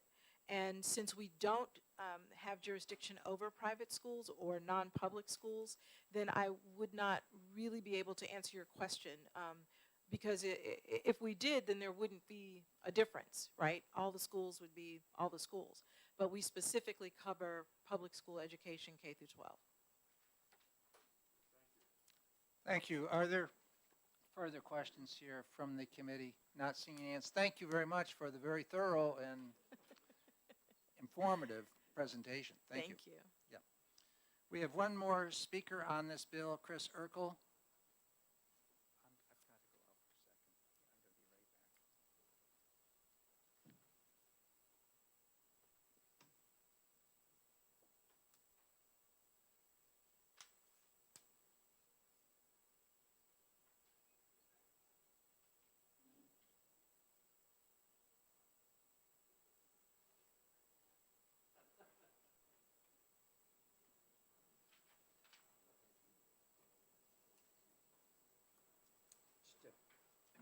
Just please press the silver button to get started. Thank you. Should I wait for the chair to return? No, go ahead. Go ahead, please. All right, thank you, Vice Chair. Thank you, members of the committee. My name's Chris Urchel. I'm an attorney with GLBTQ Legal Advocates and Defenders, better known as GLAD. We are New England's premier legal advocacy organization for the LGBTQ community. And a key aspect of our mission is to fight discrimination in all aspects of public life, and naturally, that includes in education. I'd like to start just by laying a foundation of shared values among everyone in this room, totally universally shared values. We all win when every single student has access to a robust and complete education. And that's because today's students are tomorrow's professionals, parents, volunteers, teachers, neighbors, voters, and our friends. They're our community. For people who experience discrimination, harassment, bullying, exclusion at school, which unfortunately includes many LGBTQ young people, it is extremely difficult to obtain a quality education. This is true no matter whether a student attends school, if it's one of New Hampshire's excellent public schools, or if it's another school that's chosen by the student's parents. It's always true that it's hard to obtain a full education if you're being discriminated against. As this legislature has previously declared decades ago when it instituted the law against discrimination, 354A, discrimination not only threatens the rights and proper privileges of New Hampshire's inhabitants, but menaces the institutions and foundation of a free democratic state and threatens peace, order, health, safety, and general welfare of the state and its inhabitants. So HB 1607 is really sensible legislation. I think there's a lot of confusion, and with all due respect to Director Malachi, I believe that a lot of her testimony introduced unnecessary confusion into what the legislation does. It's really sensible legislation. Prior to the enactment of SB 263, which is the 2019 law we've been talking about, which expanded non-discrimination protections to public schools in New Hampshire, prior to that, there was a statute, the same statute that we're amending here, Part 33 of Chapter 186, Section 11, which required the commissioner to ensure that there was no discrimination among certain protected classes in public schools. That was true before there were any Human Rights Commission protections extended to public school students. So it didn't affect the scope of the Human Rights Commission and what it does. And it's true today that this amendment isn't going to change or affect the scope of what the Human Rights Commission does, okay? 354A is not amended by this statute. This statute does not create a private right of action for parents to bring discrimination claims. It does not do that at all. All it does is it expands the scope of what the Board of Education already does, and it's totally consistent with the mission statement of the Board of Education, which is to ensure that every individual acquires the skills and knowledge to succeed in a competitive global economy and thrive as a 21st century citizen. Totally consistent with that objective, the State Board of Education is tasked with eliminating discrimination currently from public schools, and this bill would expand it to private schools that receive public funds. Okay, it does not create a Human Rights Commission, catastrophe that was just being discussed. And I want to add something else to that, which is that if someone walked into my office tomorrow and told me that they were being discriminated against in a private school because they were gay, and I said, okay, let's call the school, work with them, see if we can figure out a resolution that's going to make everyone happy, and we were unable to do that, I could make an assessment based on my own understanding of the circumstances and what's going on at the school. I might walk into the Human Rights Commission the day after that and say, hey, I'd like to follow a discrimination claim based on a public accommodation discriminating against this student. Moreover, if it's a boarding school, I might also bring a housing claim. So 354A does already cover discrimination in many contexts, including public accommodations and housing, which may or may not apply to private schools in different contexts. So it's actually, all due respect to Director Malachi, but I believe that it's very likely the Human Rights Commission would have to process a claim about a private school student who is experiencing discrimination at school. And I think that they would have all the tools and resources they would need to do that, to handle that claim. And they might find that there is no discrimination, or they might find that there is no coverage because it's not a place of public accommodation because it fits into some exemption or whatever. And then I could go into Superior Court and make my case there. So that all this is to say that the law remains unchanged with respect to the Human Rights Act if this bill passes, okay? So there's no substantive change in law. It doesn't expand legal protections for vulnerable groups of students. The bill simply expands the role of the State Board of Education to fulfill its mission. I want to point out something that Rep. Tanner said, which is public funds require public accountability. I agree with that statement. I think it's a great line. But I want to clarify that the objective of the state of New Hampshire to end discrimination in all aspects of public life, it does not stop at people who receive public funds.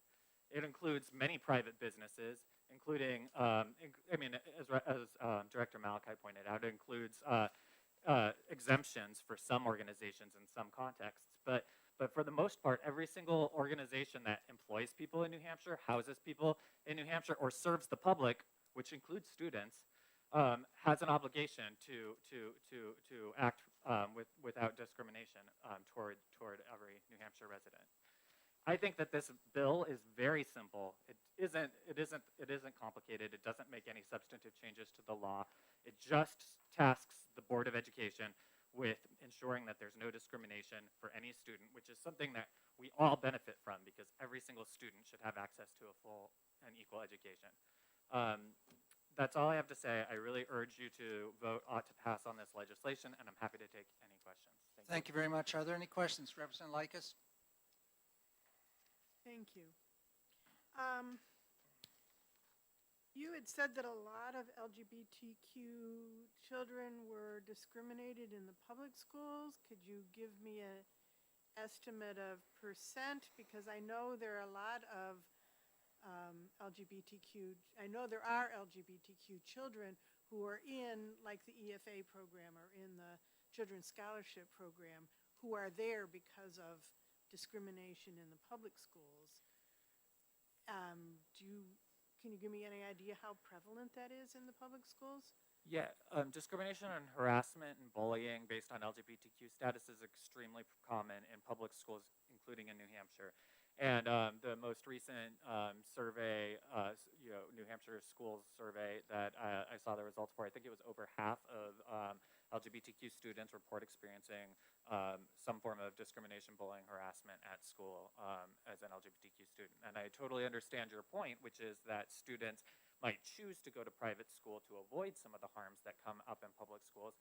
And also some of the laws like SB 263, which passed in 2019, which expanded protections for LGBTQ students and other students in public schools, gave us mechanisms to help work against that kind of discrimination and harassment. And I'll just want to add that, like, I've worked with a lot of New Hampshire school principals, New Hampshire school guidance counselors, teachers, and administrators.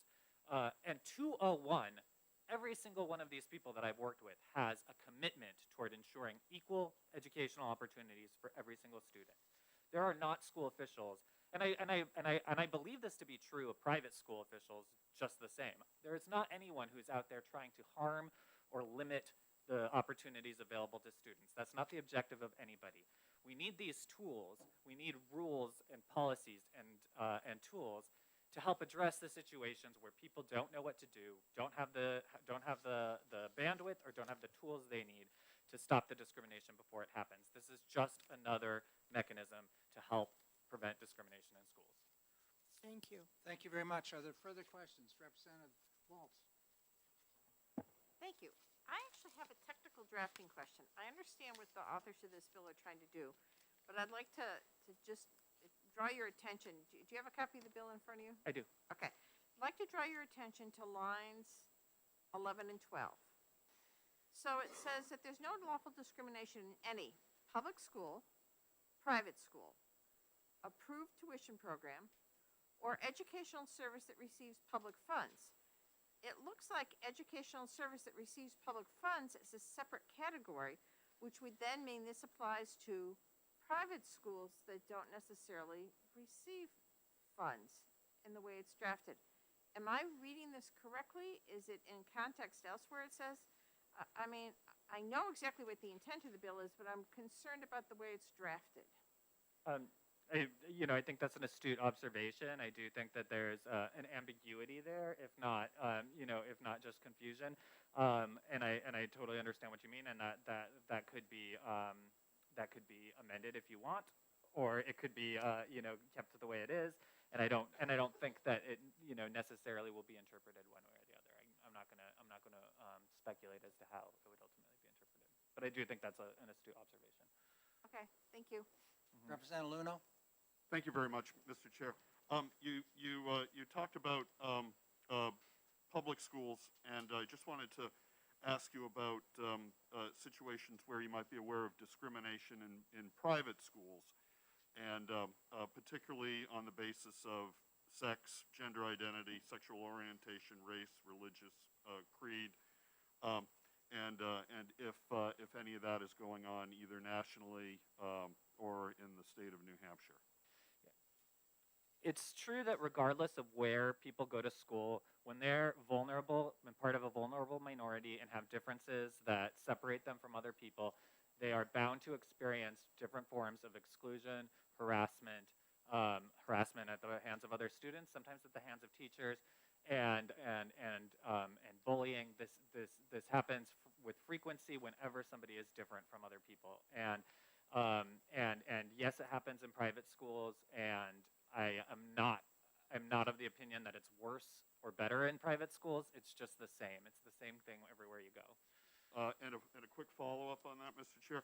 So to Representative Walz's question, and actually to testimony we've heard this morning, there may be private schools that are single-gender private schools. There may be private schools that discriminate based on religion.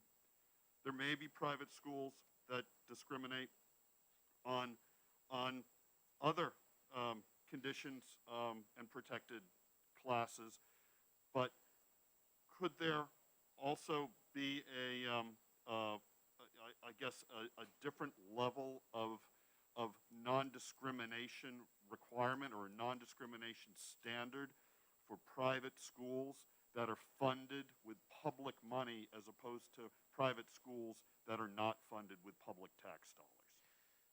So thank you, Rep. Luno, but I would ask for a little more clarification about what you're asking. I followed you, but I would. Sure, and I think the clarification goes to how the bill is worded here, and whether or not the state has an obligation to ensure that private institutions that are funded with public tax dollars are free from discrimination. Right. So it's not clear to me, based on what I read here, whether or not a private school that say limited admission to a single sex to like an all-girls school, whether that would be a violation or not of this law. It's possible that it would be interpreted that way. I will just say that it would require the Board of Education to interpret and enforce it that way for that to be the outcome, right? And I'm actually not aware, and I'm sure members of this committee are aware of whether or not there are all-girls programs or schools that are public schools in New Hampshire. There might very well be programs or opportunities that are only available to girls within the public school system, and there's non-discrimination protections that prohibit discrimination based on sex in New Hampshire public schools already, but those programs would ostensibly continue to exist. I think it's just a question of whether or not there's an understanding that certain programs exist to remediate past discrimination, and whether those would, then be a violation of the law. But I don't think there's a per se answer to that question. Does that help? Yep. Thank you. Are there further questions? Not seeing any. Thank you very much. Thank you. This concludes the hearing for this bill, and we'll take about 2 or 3 minutes to prepare and get into the next bill, which we have coming up, which is 1671. Stretch your legs a little bit here.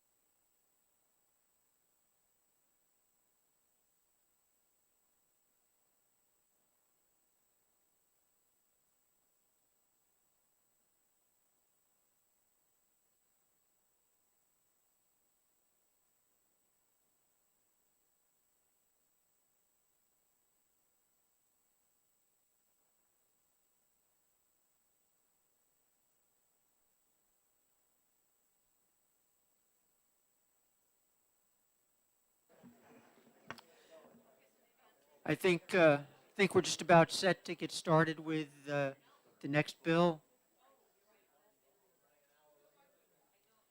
Yeah, we're a little bit behind schedule, so maybe we can catch up. Eh, the next bill is House Bill 1671, relative to the content of an adequate education. And I'll call on the prime sponsor, Chairman Ladd, for his testimony.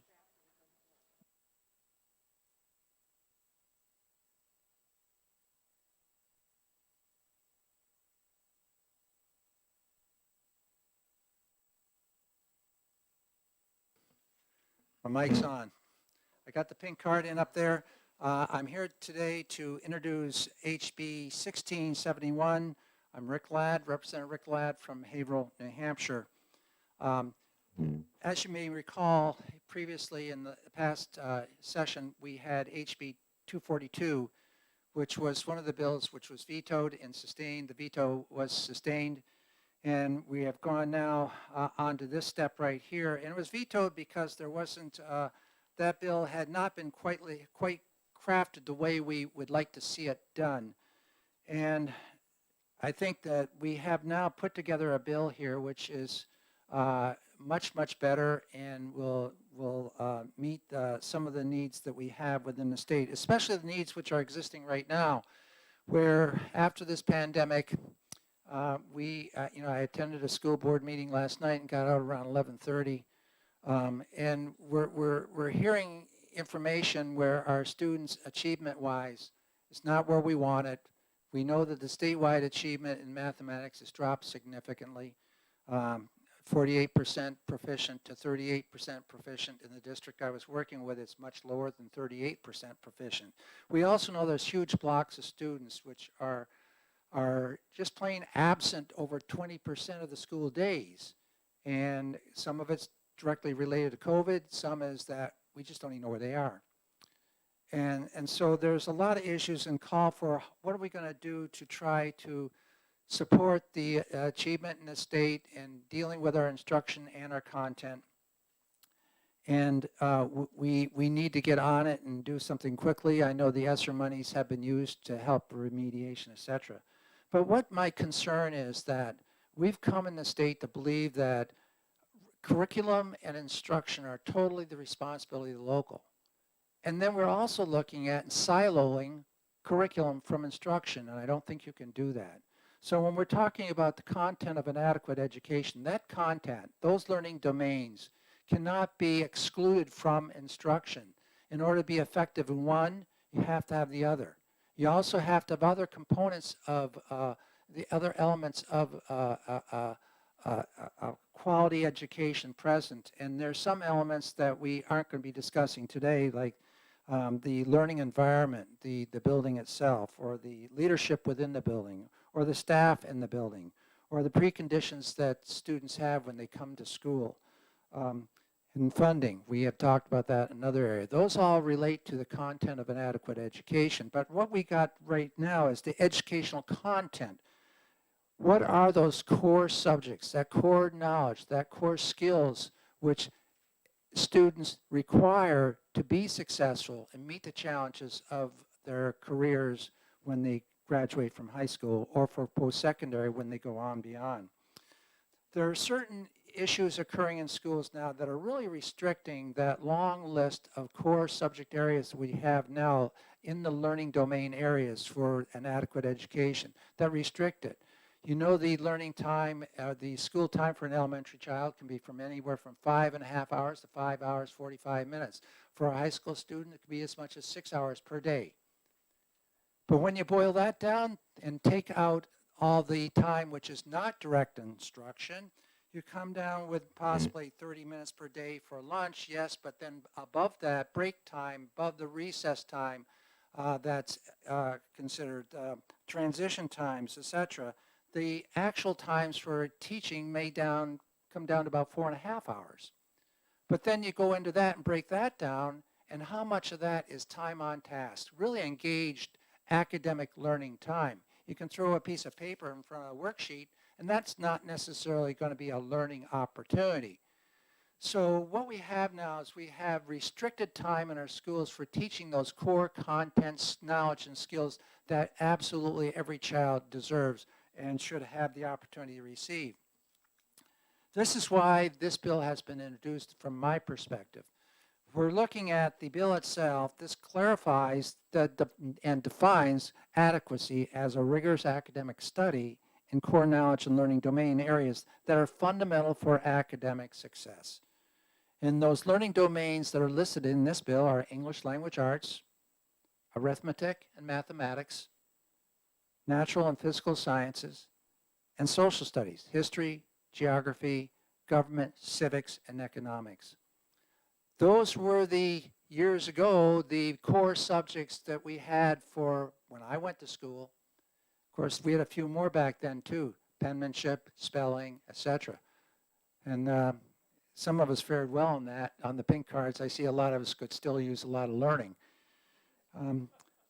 But through applied instruction, the importance of this bill is we also take another component and we address areas where you can apply this core knowledge and deepen the integration in the learning that goes on through world languages, logic and rhetoric. That should be integrated in everything we do. Communication skills and thinking skills. We talked about thinking skills here earlier this year with various bills which we've had. Personal finance literacy, engineering and technologies, computer science and digital literacy, arts education, including music, physical education, health and wellness.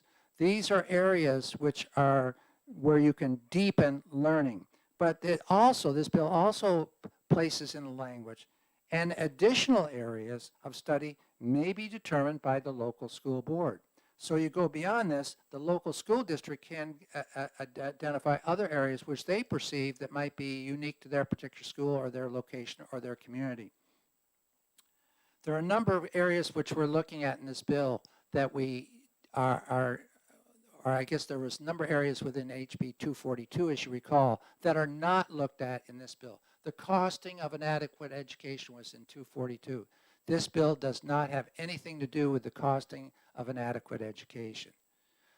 You also remember that within 242 there was a component which dealt with the Learn Everywhere program. That's not mentioned in this bill at all. This bill strictly deals with the definition of adequacy, the content of adequacy, the delivery of adequacy, and the accountability for that and responsibilities that the Department of Education has in terms of reporting back to this legislature, looking at the every 5 years the accountability system we have, and reporting back to the legislature on that.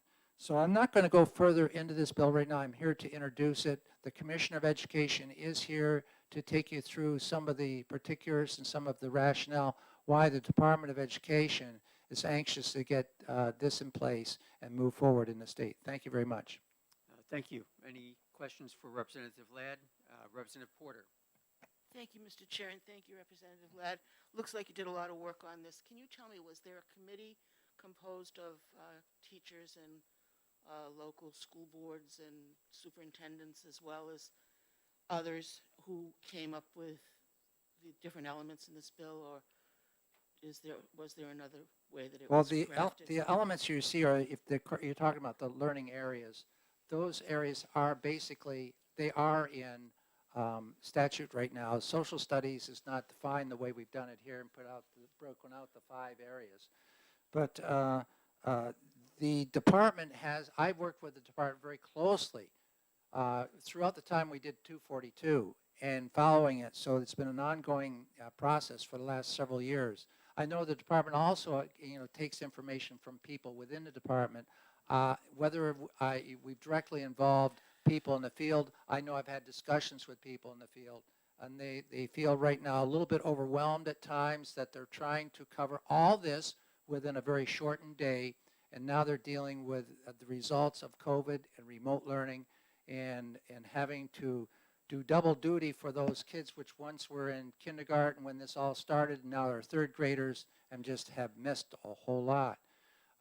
This area right here, when we specifically identify that knowledge and skills required as the foundational elements that make up and comprise an adequate education, and how they're applied through these subjects in this school, which is part of it, I think this will be more effective and certainly help our students. Follow up? So in other words, there was not a group of teachers and principals and stuff that worked with you on this. This is. I did not work with a task force, if that's what you're looking for. Thank you. Representative Walsh? Yeah, this is real quick, particularly for those of us that are newer to educational law. There's an awful lot here, which I'm sure you would acknowledge. I'm wondering if we can get a side-by-side on these to look at the current law and the changes in the law, and in particular where the change, not just in the technical stuff about, whether it includes reading, writing, arithmetic, but I think there are some policy changes embedded in here too. And I'm wondering if we can get a side-by-side that pulls out the language and We shows can do that. We can do that. A lot of this is a result of when we adopted ESSA, ESSA, the new Every Student Succeeds Act. And there were changes which came down from the federal government. And we did chip away at that, and we made a whole lot of changes within this area of statute, within 193E. The way those changes were made, we slipped it in the way it was written in the past, not really to support what we need with ESSA. And so these changes right here reflect a lot of that that we had done, but things have been arranged in a different sequence so that's easier to understand and read this bill than it was before. So we can get this side by side. That's not a problem at all. Thank you. Representative Mullen. Thank you, Representative Cordelli, and thank you, Representative Ladd, for taking my question. My first question is, are you in a position to go piece by piece through the bill, or will there be people following The you? commissioner will do that. Okay, thank you very much. Representative Tanner. Thank you. I just want to follow up to, I believe it was Representative Porter's question. Were there any groups like the School Boards Association or the NEA New Hampshire that were involved in the development of this adequacy bill? Many of the issues which are in here were in the previous statutory language, but there was no task force which brought people together, for example, like we did with the Code of Ethics and the Code of Conduct. Thank you. Seeing no further questions, thank you, Chairman Ladd. Thank you. Next, I'll call on Commissioner Frank Edleblut of the department, who did well in his penmanship on the pink card as well.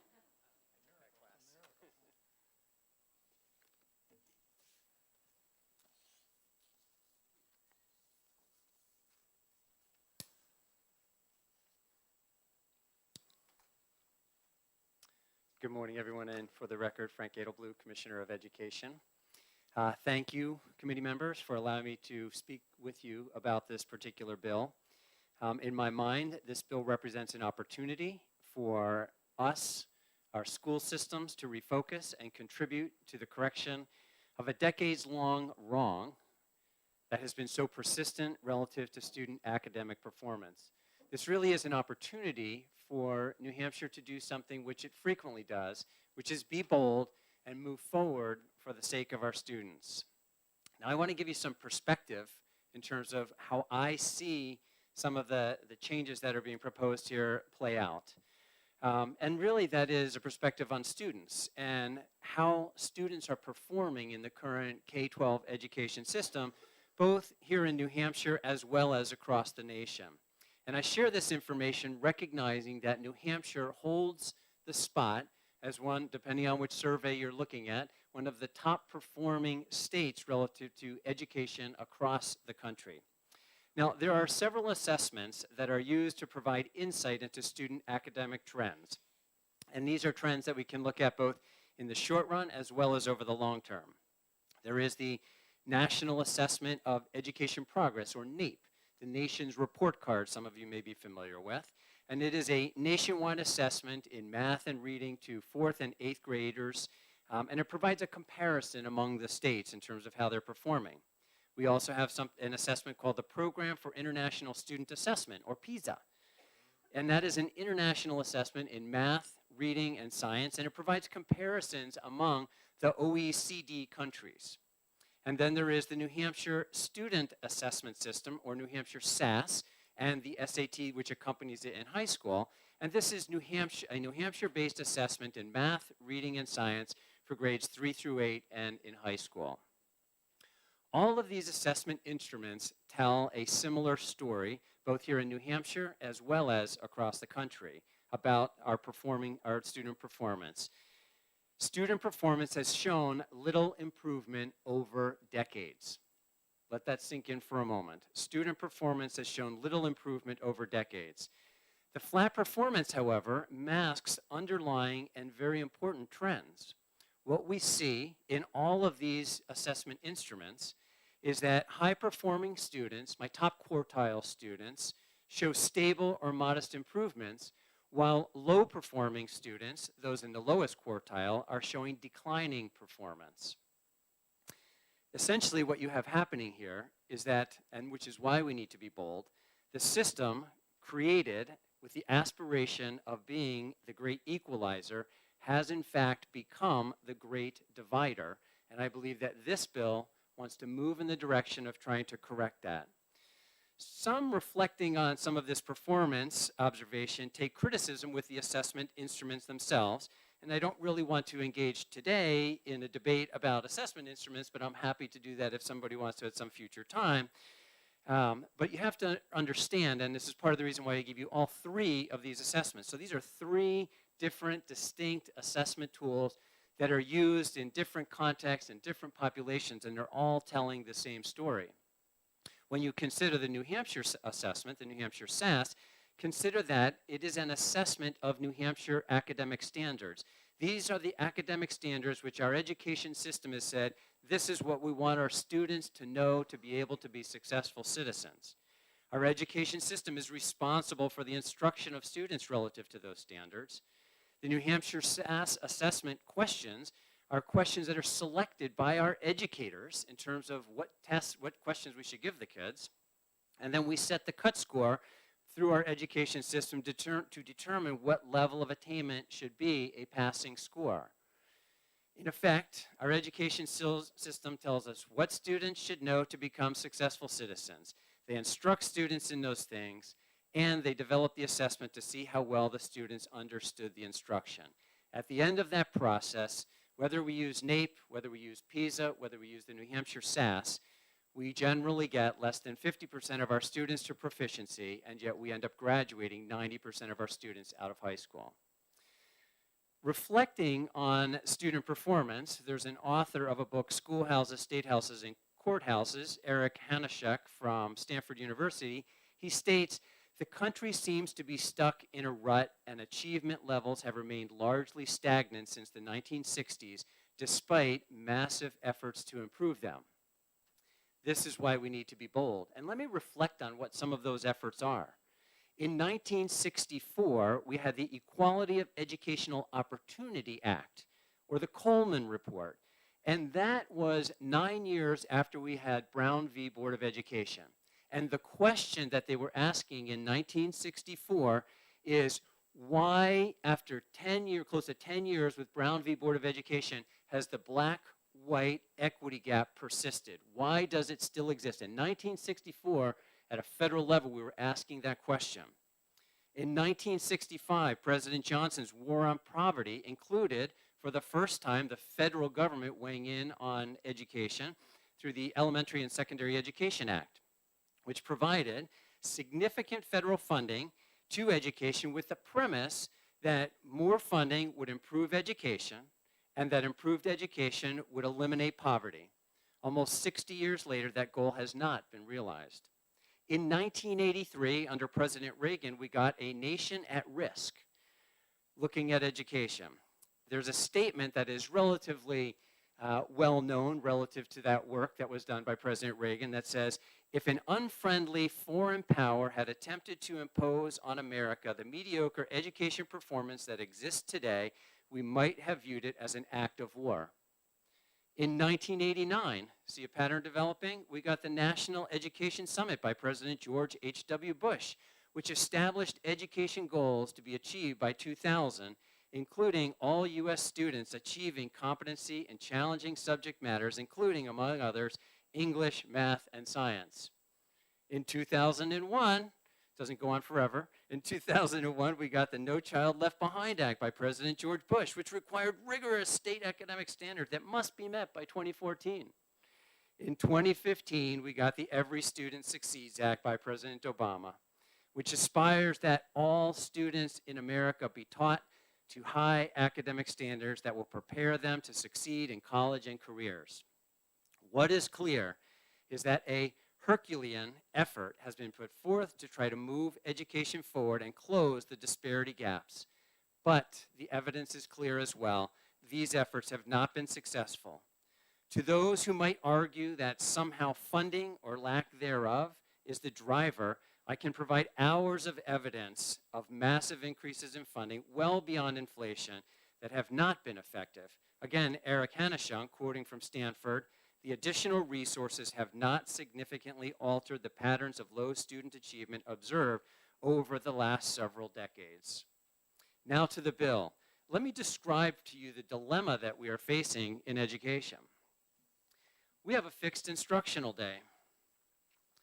It's 180, or instructional year. We have 180 days in a year, or the equivalent number of hours, 990 for high school, 945.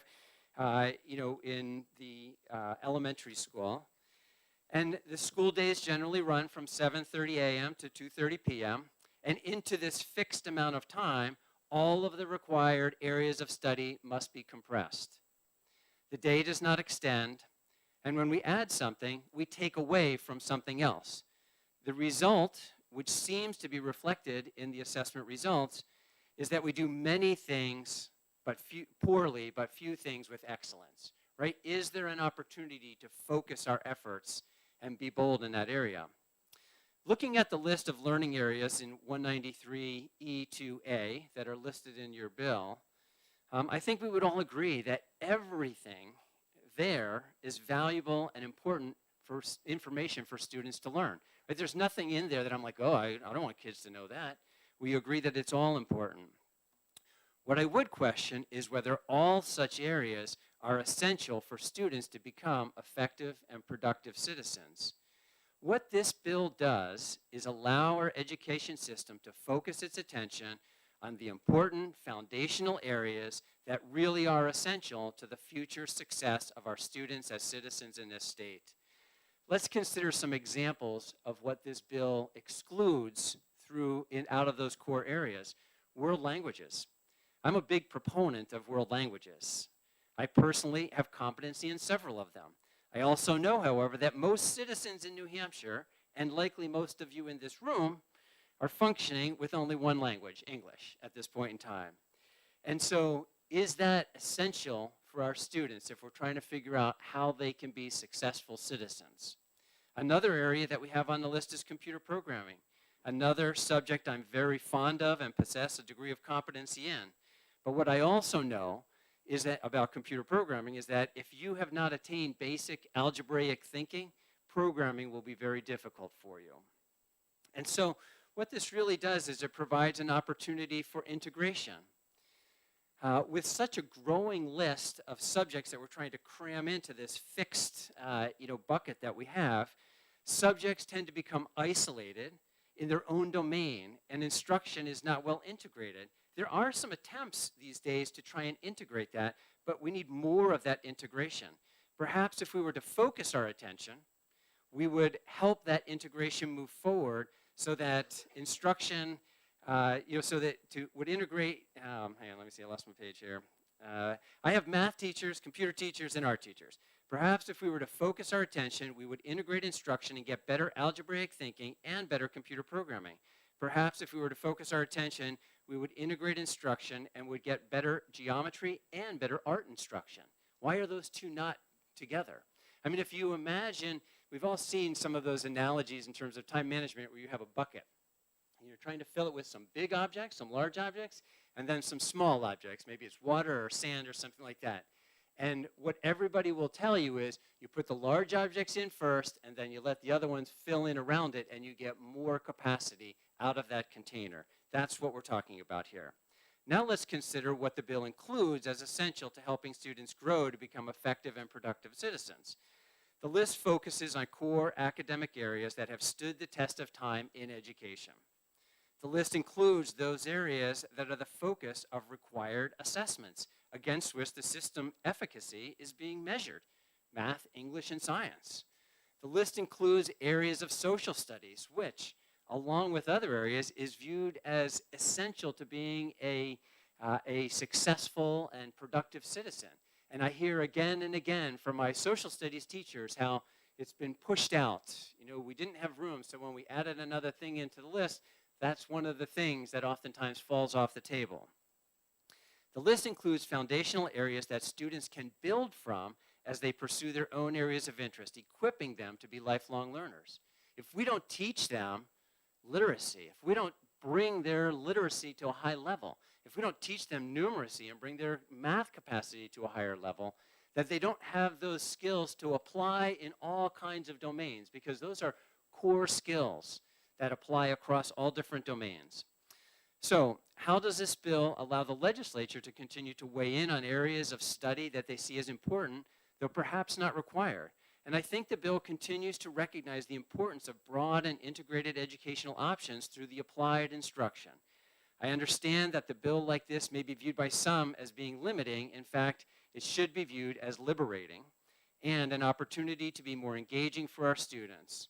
We need to have collaboration between math teachers and art teachers. We need collaboration between math teachers and robotics teachers. We need collaboration between these different domains. Applied knowledge grabs the interest of students and makes it so they cannot avoid but learn. I hope that you will consider the importance of this bill, and that we will be bold here in New Hampshire in its context, and considering this bill in the context of decades of attempts at failed change, not just here in New Hampshire, but you heard that list of all these national efforts. Every decade, another initiative starts because we recognize that it hasn't moved forward. Since Brown v. Board of Education, 10 years after that we looked at it, we didn't get that done. You know, in its context of helping schools focus efforts on areas that we have consistently not been successful at for too many students. You know, not here in New Hampshire, but a tragic story that some of you may have seen of a high school in Baltimore where 71% of the students in high school were reading at an elementary grade level of kindergarten, first grade, or second grade. I'm glad that we don't have that here. In its context of helping to drive innovative and applied instruction that grabs the attention and curiosity of our students so that we can move forward. So thank you for letting me share with you today, and I'm happy to answer any questions you may have. Thank you, Commissioner. Do we have questions for the Commissioner? Representative Luno? Thank you very much, Mr. Chair. Thank you very much, Commissioner, for joining us this morning and this afternoon. So at the top of your testimony, you mentioned how overall New Hampshire's public education does very well, certainly on a national basis, on a national ranking. But So well, hang on. I'm sort of getting to my question. Yeah. And you'd mentioned that a lot of students are really, I don't think you used the word left behind, but basically that there are gaps, and that these outcomes are just not happening everywhere. So I guess the question to you is that if those gaps, those opportunity gaps, are as a result of how an adequate public education is defined in 193E2A and the accountability sections that you have in here, then has New Hampshire been providing an opportunity for an adequate education for all of its kids? So I would say that New Hampshire is providing more than an adequate opportunity for an education, but I think that by focusing it, we can hone in on what is core to having success for our education system. And so what I would point out to you is while New Hampshire is one of the higher performing academic or educational systems among the 50 states, if you look at PISA, which is the international assessment, you'll find that we rank in the 30s behind many of our OECD countries around the world. And that has not improved over time. And what we've seen is a falling on that international ranking. So typically, if you're competing in a business and you see yourself falling behind, the important thing to do is figure out what is my core mission and how do I refocus on that core mission. So that's really what we're talking about. What is that adequate education we want to hone in on and make sure that we're focused on so that we can do a better job on that? So, and a quick follow-up, Mr. Chair. Yes. So, so I think this will be easier to look at once Chair Ladd has completed the side-by-side with existing law, and I appreciate very much your separating the sort of the fundamental core knowledge for academic success, and then areas that can really help stimulate and drive that, and leverage that core knowledge. But I'm struggling to really understand how changing this is somehow going to close these opportunity gaps that we see across the state, which are very heavily tied with in communities that tend to skew to lower socioeconomic conditions and higher economic challenges and lower resource capacity than other districts. And just trying to see how this plan really does change the slope of that opportunity for all of the kids that are not able to perform at the same level as so many others. Yeah, so I appreciate that question, and I think it's a germane question, right? Imagine we're talking about 60 years or more of this equity disparity that you've talked about. This system that's supposed to be the great equalizer has in fact become the great divider, and rather than close some of these disparity gaps over these 60 years, we've not. They're getting wider and not narrower. And so what I would tell you is, even in our own, everyone here in their own lives, when you need to get, when you've got lots going on, but you have something you need to get done, you focus on the core. And so that's what I'm trying to do here is I think that this bill allows the legislature to signal to the school system, look, let's get back to job number one, which is building a foundation of education so these students can come out of our school system with these important foundational skills to be successful citizens. And that's really, I think, what the focus is. So do I know that this will close that equity gap? I don't know the answer to that, Representative. If I knew the answer to that, then we wouldn't have 60 years of not closing that gap with lots and lots of efforts gone into that. But what I do know is that a move like this is going to be a bold move that's really not so radical in the sense of what we're saying is like, let's focus our attention. Let's get down to what it is that these kids really need to be able to have. And I think we can all agree that these are important skills for them to have. And by doing that, are we signaling to our school system, are we equipping and enabling our school system to be able to focus and not feel like they have to do everything at a frantic pace, potentially poorly? Representative Tanner. Thank you, Mr. Chair, and thank you for taking the question and welcome to the committee. Thank you. I wanted to just go back to the process question that I asked Representative Ladd. I'm wondering why or if I think he was correct in saying that there was no task force, there was no collaboration between, our fine UNH education department and the fine instructors and educational specialists we have all over New Hampshire to come together to develop some of this and to refine it, as well as like the School Boards Association, some of the other associations. Yeah. So in fact, what I would describe for you is at the department, we have the opportunity to work with all of those groups on a number of different projects. We are working through the Comprehensive Center on innovation in schools and how we can apply it. We've got another project with the REL looking at the data around the performance that is comprised with department staff as well as school staff. We've got a whole task force right now that's looking at the entire 306 rules around education. What are the minimum standards for education? That's comprised of a number of superintendents. It's got, I think principals and other representatives in there. So through that process, we are getting input from the system across the board. And what this really represents in my mind is kind of a culmination of how does this stuff all come together, because you begin to hear themes consistent across these various task forces that schools are trying to fit more into a fixed amount of time. And can we actually do that? Or are we better served by focusing our attention on stuff that we think is really essential? Yes, follow up. Thank you.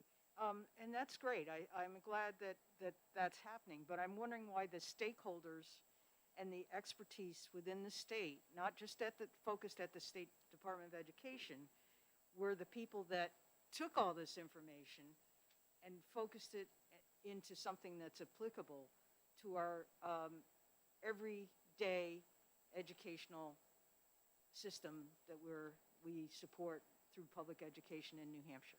So let me just be clear. So in fact, that's what I'm saying, is that we got the input from all of these various task forces, and you could see the common themes running through them and be able to work with it. And probably the department, better than anyone else, is positioned to be able to do that, because you have superintendents and principals, some work on this task force, another on this task force, another on this task force, another on this task force. So, but what they don't have the advantage of, and I think really what this bill does, this is a step back perspective type of a bill, right? And so we have the ability to look across all of these task forces where, quite frankly, I'm not sure that that superintendents and principals necessarily have the capacity among their other job that they're doing to be able to have the broader perspective. But because all of these various efforts roll up to the Department of Education, it provides us with, I think, better perspective. Thank you. Representative Porter. Thank you, Mr. Chair, and thank you, Commissioner Welcome. Your talk this morning brought me back to my graduate student days in educational leadership. And something that I learned during that process was that reaching consensus on something as major a change as this, it's not always as simple as it might sound. And I'm assuming that you would hope you would have buy-in from a large percentage of the legislature, as well as a large percentage of the population of the state, on what you're trying to do here. But when I look at the sponsors of this bill, I see they all belong to one party.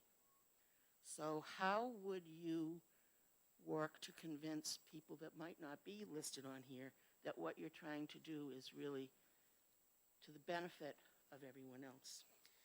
So thanks for that question, because the sponsorship of that is, another matter altogether. But what I would tell you is, if we look at, I hope that it was a little bit revealing to you, and maybe even a little bit shocking when you look at the history of some of these national efforts, right?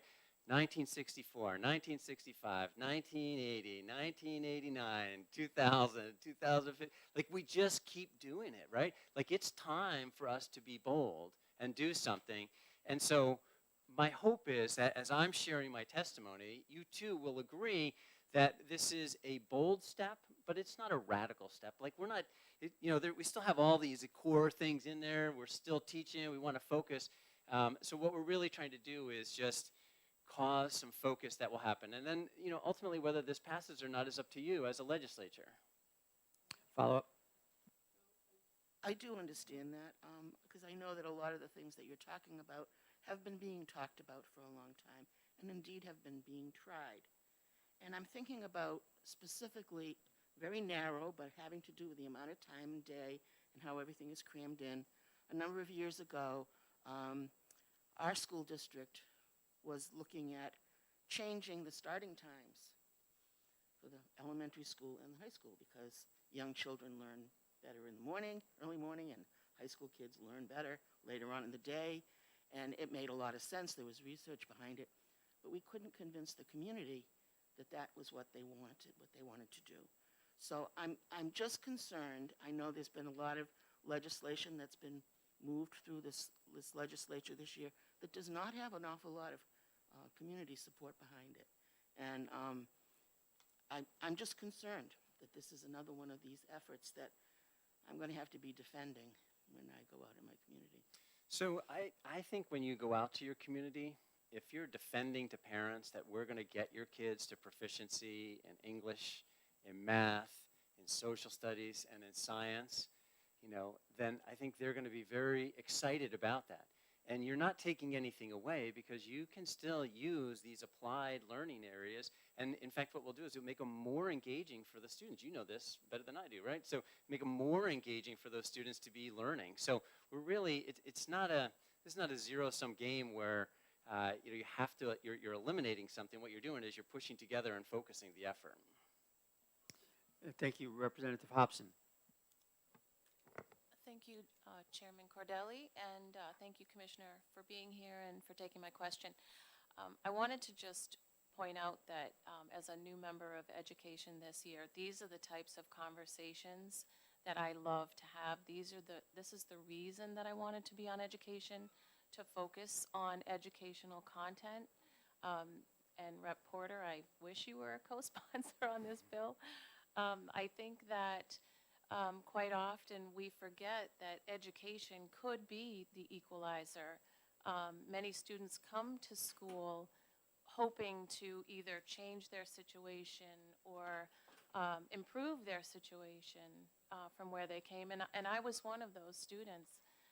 So I appreciate this. I appreciate the aspect of lifelong learning, and I have a question and then a would you believe. My question is, could you explain what the acronym OECD means? Because I've never heard that before.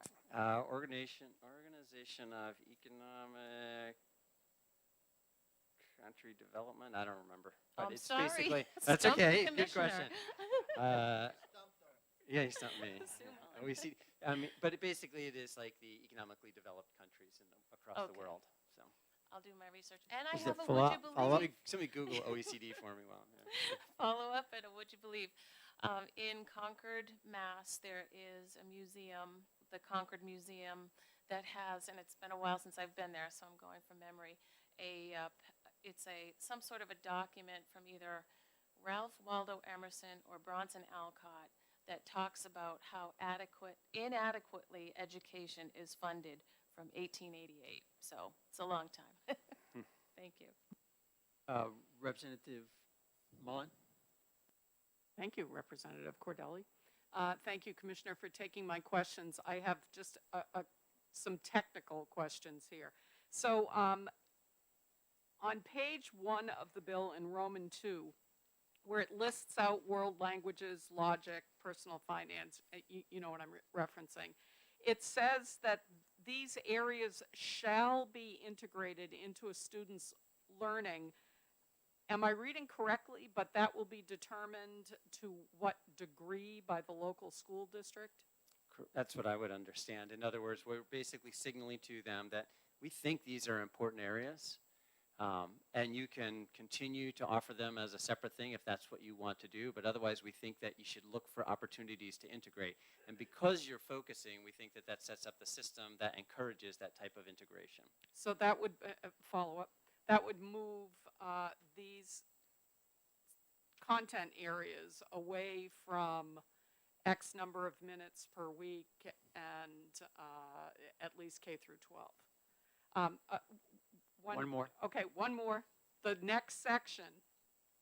Instruction in core domains and learning shall be complemented with integrated instruction for the development of aptitudes. Right away I'm wondering what is actually being said here. Including effective communication, analytic research, benevolence, public and private charity, industry and economy, honesty and punctuality, sincerity and self-control. My question is, who picked the attributes? How were these decided upon? How are they going to be instructed, and how are they ever going to be measured? Well, so certainly you recognize the list of most of those from Article 83 of the New Hampshire Constitution, right? So in Article 83, we basically say these are things that we want our students inculcated with. The vernacular may be dated, and I don't think that there's per se magic to this, but what we're recognizing is that beyond those core subjects, these types of attributes and character traits are important to the success of the students. Representative Ford, did you have a question? Thank you, Mr. Chair, for taking my question. Thank you, sir, for answering or attempting to answer this, what I'm going to pose. I wonder if we conducted an experiment here and asked everyone who had studied a foreign language in college to raise their hand, and then ask, shall we continue this meeting in that language? How many hands would still be up when we ask that question? So I'm happy to answer that question because I can tell you I did not study language in college. And je peux commencer en français maintenant si tu veux. Oui. May we?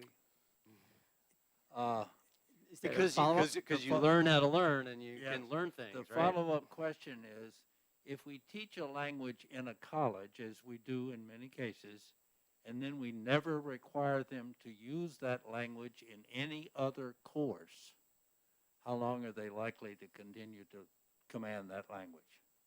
Not very long, I suspect. And I do want to, I'll comment a little bit on the language because I do love foreign languages. And so I understand what you're saying in terms of, you know, years of study go in and many people don't have any utility for that. That doesn't, I don't disagree with the premise, but I wouldn't say that not being able to use it obviates all of the benefit of studying it, because when you learn another language, you're firing off different neurons in your brain, which are going to be beneficial. You have those other pathways. When you're learning another language, you're understanding another grammar. And as the famous historian, Lukács said, saying something in a different language isn't just saying the same thing with different, sounds. It's actually saying something slightly different. So there's nuance to it as well. I don't know if that helps. Follow one more. Would that also apply to mathematics, though, in the same way? I mean, we take courses in mathematics, and then we're never in another course asked to apply that mathematics toward that subject. Yeah, so sometimes you're asked to apply it and sometimes you're not, but what I would tell you is when you learn how to solve a quadratic equation, you learn how to think logically, you know how to build multivariable thought processes, and that helps you whether you're dealing with mathematics, computer programming, a complex, piece of literature that has a very, complex storyline, or plot. And I wonder why so many of our teachers take neither of those courses. Thank you. Representative Cornell. Thank you. Thank you for taking my question. Coming from Manchester, which is very, very underfunded and one of the under-resourced schools, it would be hard. How will this work for them, and will there be any targeted aid to help Manchester offer some of these things? So these things are already required. So really what we're doing is we're allowing the district to focus their resources. So it's nothing is being asked in addition. This is already part of an adequate education. What you're really doing is you're saying this is a focus. This is the point that will help to allow that to be focused. And if I might share a story about Manchester, so Manchester has a computer science class right now. It is the most failed class in the school district, not because it's so difficult, but because it's so boring that kids just check out. So we're working with Manchester right now to develop, through Learn Everywhere, a program with esports to learn computer programming through esports. So then, which is a much more engaging thing. So you see, it's just one more extension of applying knowledge in a domain so that you can engage the students as best you can. So we are happy to work with Manchester to try and help them understand how to do this focus. But I think that this is a reprieve for many of our school leaders who can say, okay, I get this. This is where I can now focus and get done the job at task. Because remember, every year, NAEP releases results. PISA releases results every couple of years, right? They don't do that every year, or NAEP is every other year. And we have the New Hampshire SAS. And we all look at these results by which we're measuring the efficacy of our system. And we say, like, oh, they didn't get the job done. because they got 50% of the kids to proficiency. Don't we want to see that improve? And again, I think that's what, not only do we want to see that improve, but, starting back, with Brown v. Board of Education, we wanted that improved. And we're still working on that. Doesn't seem right. Representative Porter? Yeah, this is just a quick question. Thank you again, Commissioner.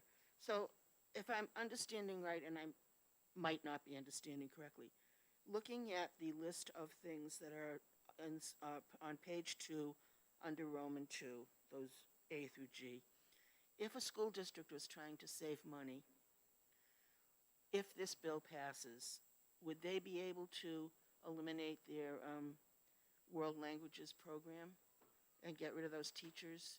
Would they be able to get rid of their arts education program, et cetera, because it's no longer part of the requirement from the state? Yeah, so they would still be required to offer that type of instruction. It may be that, and even they can do this today, they can offer that through VLAX or some other means.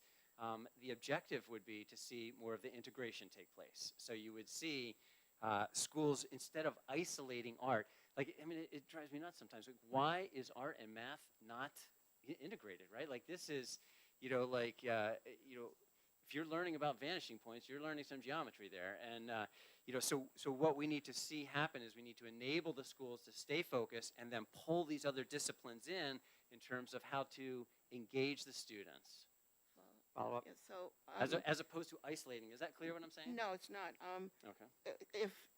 If I've got English language arts, and how am I going to pull French into English language arts, arithmetic and mathematics, natural, physical science, or social studies?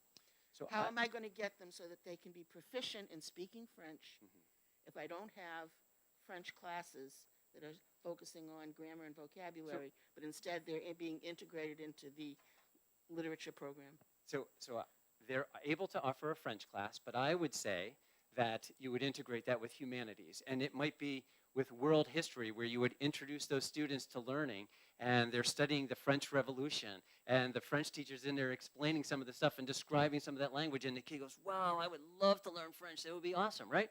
Or it could be that you do in a U.S. history, and you're studying Louisiana and Louisiana Purchase and the French influence down there and how that happened. And so you're engaging the students, as opposed to, I want to learn French, but if you haven't engaged them first, then we end up with what Representative Ford said. You have students who are required to take a language. They go through 2 years or 3 years of the language, and they don't master it because it's a requirement, not an engagement. So this is where, again, it's a bold move. I get it, right? We're trying to be bold here, but we're in this boldness. It's not like we're, jettisoning everything. We're basically saying, let's focus. Representative Bohm? Thank you, Mr. Chairman, and thank you, Commissioner. To follow up, aren't, and right now in law, the adequate education has music, has art, has languages, has part of an adequate education, but yet they're not mandatory in the schools? Isn't that right? No, they're teaching all these subjects. Yeah, but the point is the schools offer them, but they're not really, the law says they're part of an adequate education, but they're elective courses in a lot of high schools. They're not mandatory. So, but they still have to offer the high schools Right, out of the offer. minimum standard.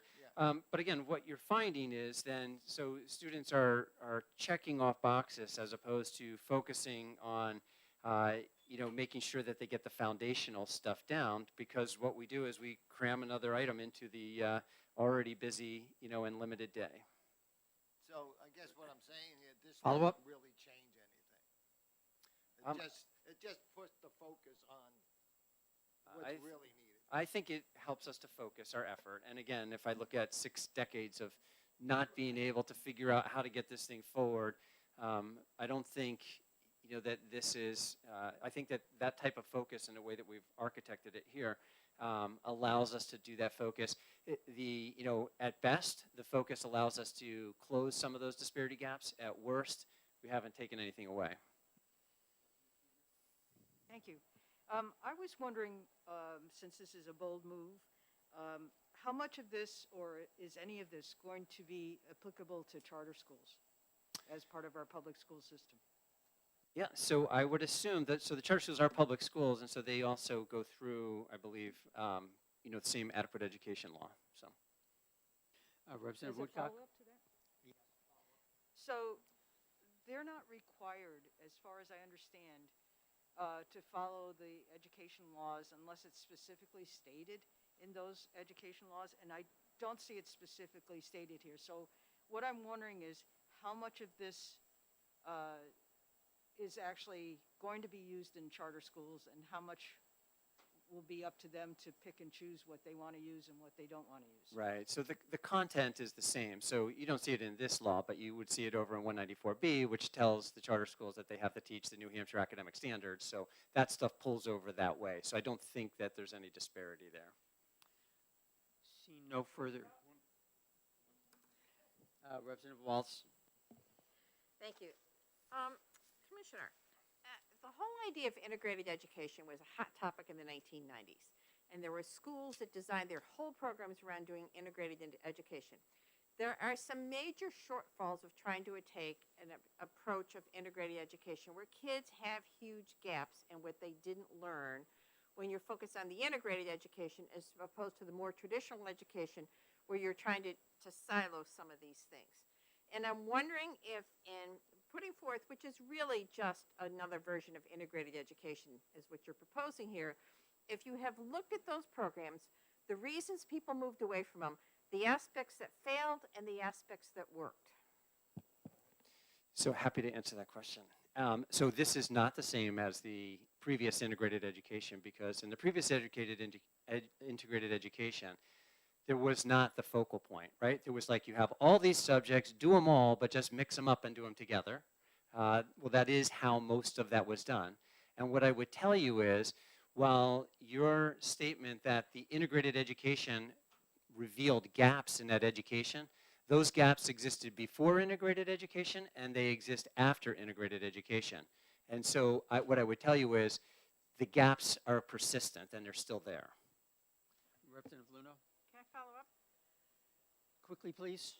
So I'll give you a really good example. My kids, Bo moved to the integrated system, which is where my kids went to school. They took Math 9, integrated Math 1, that was supposed to be basically algebra. And then they went to a private school for the balance of their high school. And actually one also did the integrated 2 there.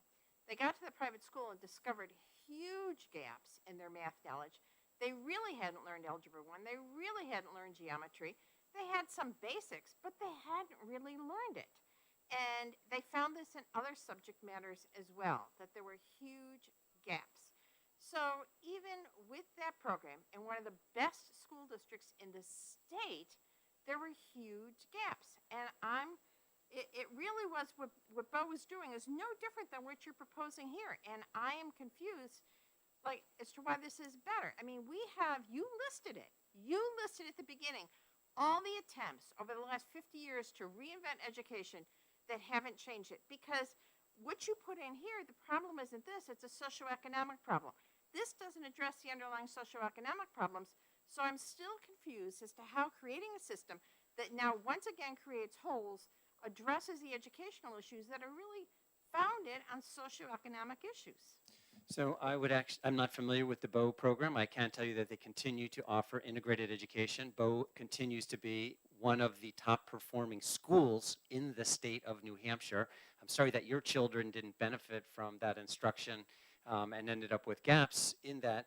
But what I would tell you is that what we can't avoid is we have to make sure that we're focused on English language arts, arithmetic and mathematics, natural and physical science, and social studies. If we give our students those things, we've equipped them to be lifelong learners and effective citizens. Representative Luno. Thank you, Mr. Chair. Thanks again, Commissioner, for taking my question. So following on what Representative Walz is talking about, and the phrase that you just used, that gaps are persistent and they're still there, and they're certainly there. I mean, I'll pick a couple of school districts, Hanover and Newport. How is this going to close the gap in student opportunities between Hanover and Newport? because it's going to allow my instructional staff in Newport to focus on these core foundational subject areas, right? And hone in on them, put the big blocks into the box first. And so when because you identify, you say Hanover and Newport have different performance, they have different performances across these domains that we're testing here, right? And so by focusing the instruction on there and not trying to fit more things into the day in Newport, maybe they can make up the gaps for the economically disadvantaged kids that are not otherwise being able to close that gap. So follow up? So, I mean, just going with your analogy, which I think is maybe not, square on the mark here, but doesn't Hanover have a bigger box or a bigger bucket than Newport to begin with? Not sure in what sense. They have a whole, all of them have. In terms of access to financial resources. So, but that's not the box. The box are the children that we're trying to, fill up with the core knowledge that they want. So your analogy is not consistent. You just said the box is the hours in the day and the availability of resources. So Newport, fill up the box with the big rocks first before you put the sand in. Right. Hanover just happens to have a bigger box. They can put the big rocks and the sand and a lot more sand in it. So what's closing the opportunity gap here? So what's closing the opportunity gap is that we have an opportunity in Newport to be able to focus our instructional time, and to those students who, to Representative Waltz's comment, the economically disadvantaged kids who are falling behind, we can spend more time with them in these subjects that they are deficient in, that they are falling behind in, to try and move them up. And I would tell you that the thing that we're trying to fill up is, so the box is, I have a fixed day, but what I'm trying to fill up are my students with information. And if your student in Hanover can master algebra in an hour and a half, and so he can move on and he's doing the French, but my other student over in Representative Waltz's district needs 2 hours to do that, why would I not say to the school, you have the flexibility, focus on these things and make sure that everyone gets these correct, as opposed to cutting everybody off in an hour and a half and moving on and leaving those kids behind, because that's where you've just created that gap. Thank you, Commissioner. Is this quick, Representative Woodcock? Well, I have been waiting for Representative Cordelli. Well, thank you. I will make it as quick as the commissioner answers, I guess. Commissioner, thank you for taking my question. I appreciate the commentary from the get-go, honestly, in the dialogue. I'm looking at the line that talks about the adequate education, and it's going to be defined as rigorous academic study. Can you explain that to me, rigorous academic study? Sure. I mean, and that is language that's consistent with the statute today, and it is basically rigorous academic study means that we're challenging our students, right? So students, we don't want to, continue if they're in high school, they shouldn't be reading at a second grade level. We should always be challenging them to be able to read beyond that. So rigorous is referring to the challenge that we bring, so that we bring students to new places. Yes. So it's not a measurable piece. I mean, there's no way to assess that rigorous academic study from one district to another. There's not a quantitative measurable definition of rigorous, probably not. The measure is the accountability system, which is the assessments that Representative Luno is referring to. So it's all part of the same question, Representative Cordelli. So the assessment pieces that you were talking, the national assessment standards, the 2 or 3 ones you identified, that is going to be the determinant of the rigorous academic study? So what I will tell you is that is the standard today, and that is the standard that we are all measuring ourselves against. We get federal funding because we participate in those in those assessments. But that's going to be the measure. That is our measure that we have today. If this board wants to come up, That's fine. So but let me just be clear. So this board has passed a law that says that we will administer this assessment. If this board wants to give me another academic, measure, then I'm happy to try and, implement that. And let me just go back to I know Representative Cordelli allowed me the third question. Go back to the third part, which said you're talking about bold and requiring districts to step up to provide, based on that rigorous study, more professional development, more evaluation, more critical thinking. Teachers performing better, so students perform better, more engagement, that whole piece. Are you bold enough to say, or is this legislation bold enough to say that the high school diploma will be on the level of proficiency, So if you're telling us that 90% of the people are getting high school diplomas with 50% proficiency, I think that was the statement you used, is this bold enough to say then there's no high school diploma? If you cannot get to that proficient area, you should not be eligible for a high school diploma. Is that bold? Are we going to do that? Are you going to do that? So that is a policy, for example, that Massachusetts implemented a number of years ago with their MCATs. It is not a policy that our legislature has passed, but if that is something that this legislature wants to entertain, how we can have that conversation. I think that this is, bold, but it's not as disruptive as that type of a measure. This is really bold in the sense that we're saying, we're signaling quite clearly, this is what is really important, that we can't not have this, get done. Last one, last guarantee.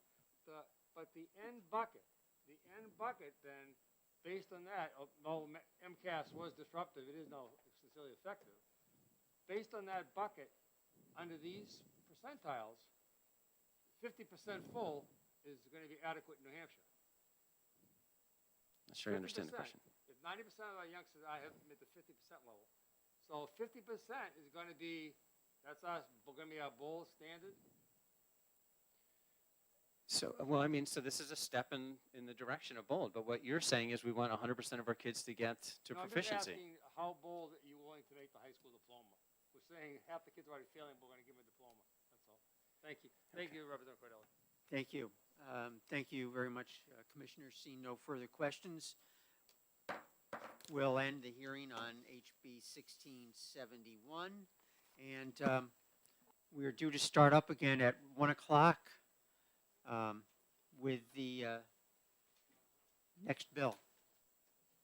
We have nobody else speaking, Representative Cordelli? Okay. Did you say 115, Representative Cordelli? Is that what I heard?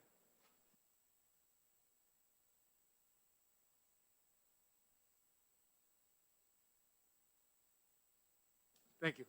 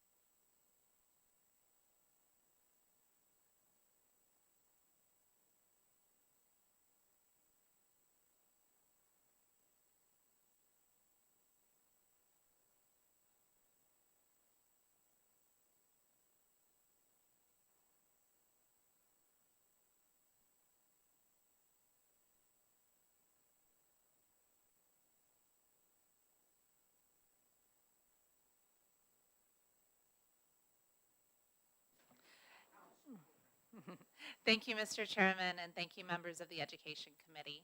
For the record, my name is Representative Erica Leon, representing Dairy. When I put this bill together with my co-sponsors, we looked at a couple of the details that I had wished had been straightened out a little bit more last year around, but it was a big undertaking, and I appreciate everything that was passed. One of the areas that I thought was important is that this isn't funding that's going directly to any of these institutions. This is going to the parents in order to provide an education for their students. So they're taking this money, going to approved providers, but they may be choosing from multiple different providers, or they may be meeting 95% of the education that they're required to provide underneath this at, say, a private school. But there may be some part of the education that they provide that isn't part of the curriculum. That doesn't mean that that school isn't meeting anything. It just clarifies the parent still needs to make sure that they are receiving that education, whether or not they're directly purchasing it from somebody. So I thought that having the language that I put on page 1, lines 6 through 10, would help make that clear so that future legislatures and everybody else would be a little bit more clear in the intent that the parent is directing where they get the education and where they spend the money from this. I'm also concerned about privacy. I know that's something that is very important to us here in New Hampshire. We have Article 2B, and we hear that constantly over in HHS, and I believe you hear it here as well. The portfolio review is something that is a work product of the student, so that should be something that remains part of the student's portfolio and doesn't get handed directly to the state. So that was added in lines 24 through 27 of page 1. And I appreciate that there have been quite a few opinions that the withdrawal language saying that upon notice of the scholarship organization, an EFA student may choose to stop receiving EFA funding and enroll full-time in a public school doesn't mean that they're not able to go to any of the other options, that's intended to make sure that they still have a place at their resident district, just like every other child in this state. I prefer the language, making it clear it can be any other way to satisfy compulsory education, but I understand that that is the intent of the words that are in there. This is just trying to be a little more clear for posterity. And in order to make sure that we are keeping that same intent that a student won't be denied reentry into the public school in their resident district, there's the language added on lines 12 and 13. So those were the specific parts that I had when I was drafting it, but my intention as well was to be able to look at what was happening with JALCAR, look at how this is evolving, and see what other problems, what other clarification, I wouldn't say problems, but what other clarifications would be helpful.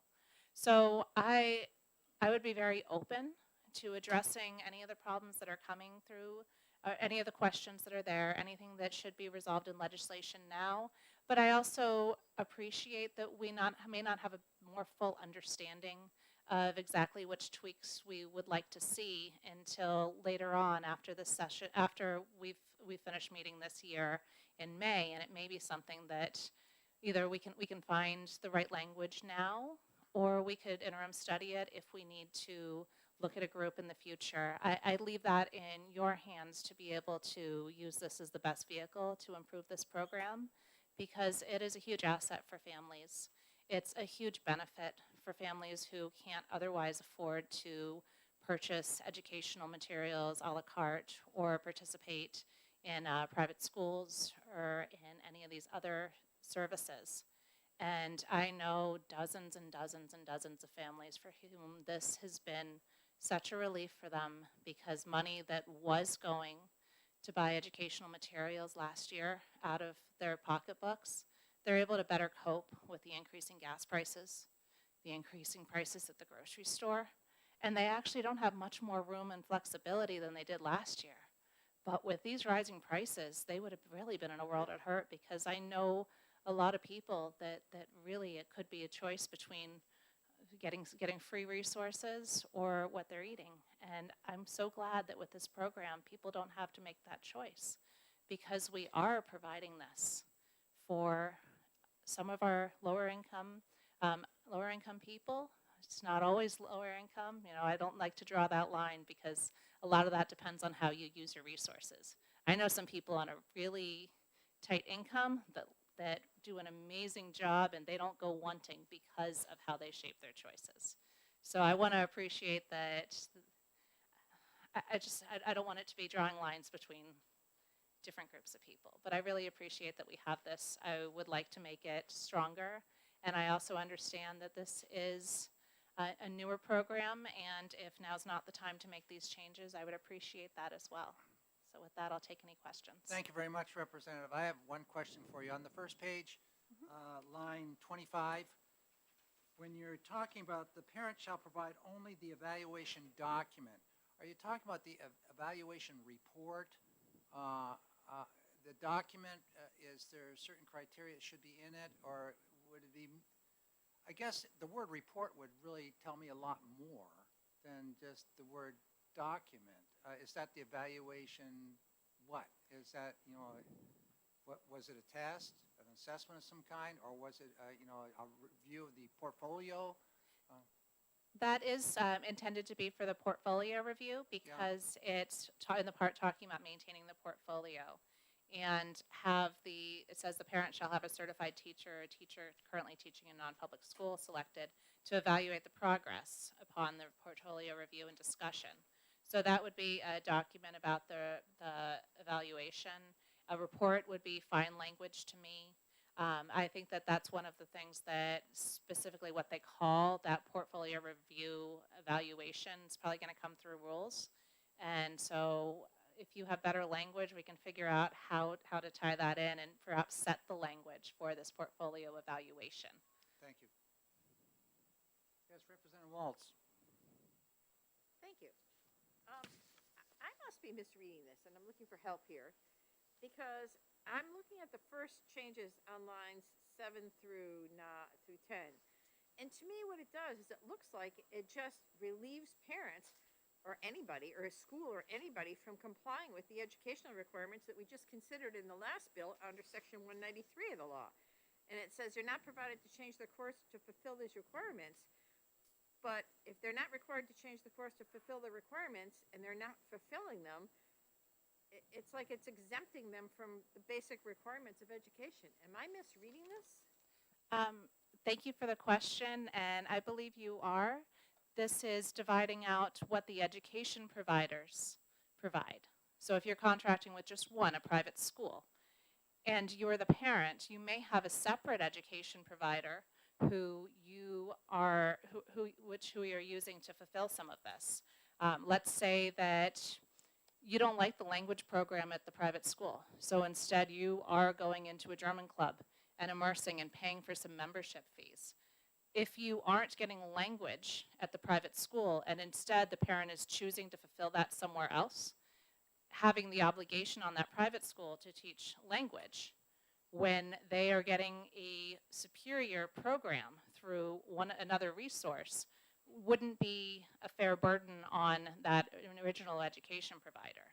It is the parent that signs a contract and not the education providers, and it is the parent's duty as part of this contract to make sure that their child receives the education as defined in 194F3 3D1. Yes. So I understand that intention, but I'm not convinced that's what this says. I think under the rules of statutory construction, what this says is education providers don't have to basically change any program to meet the basic requirements set out in lines 3 through 6.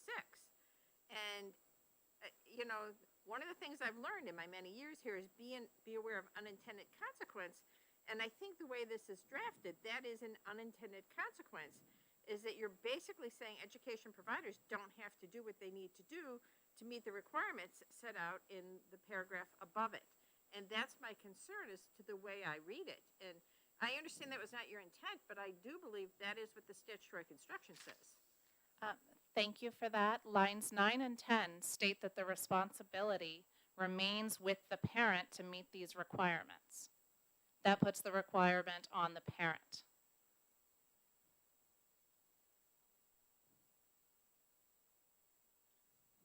Further questions? questions, Representative Porter and then Representative Woodcock. Thank you, Mr. Chair, and thank you, Representative. I want to go back to the portfolio section, section C. I'm looking at, and I know this is in current law, line 22.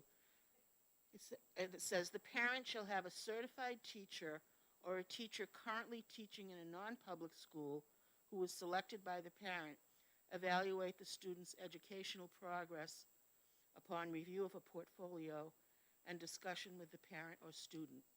Now, I'm no longer a certified teacher because I'm retired now, but I was certified in early childhood education, grades K through 3, and I would feel very comfortable evaluating a portfolio of a child in that age group.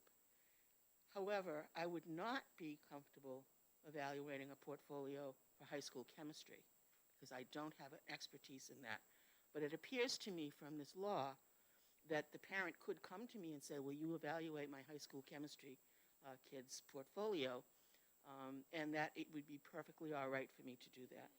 So I'm wondering if you might perhaps put some language in that specifies that the teacher who is evaluating the portfolio have some certification or knowledge of the area that's being evaluated. I appreciate your concern there. I think that also comes down to the teacher, because I know that you would not feel comfortable doing that and you would decline.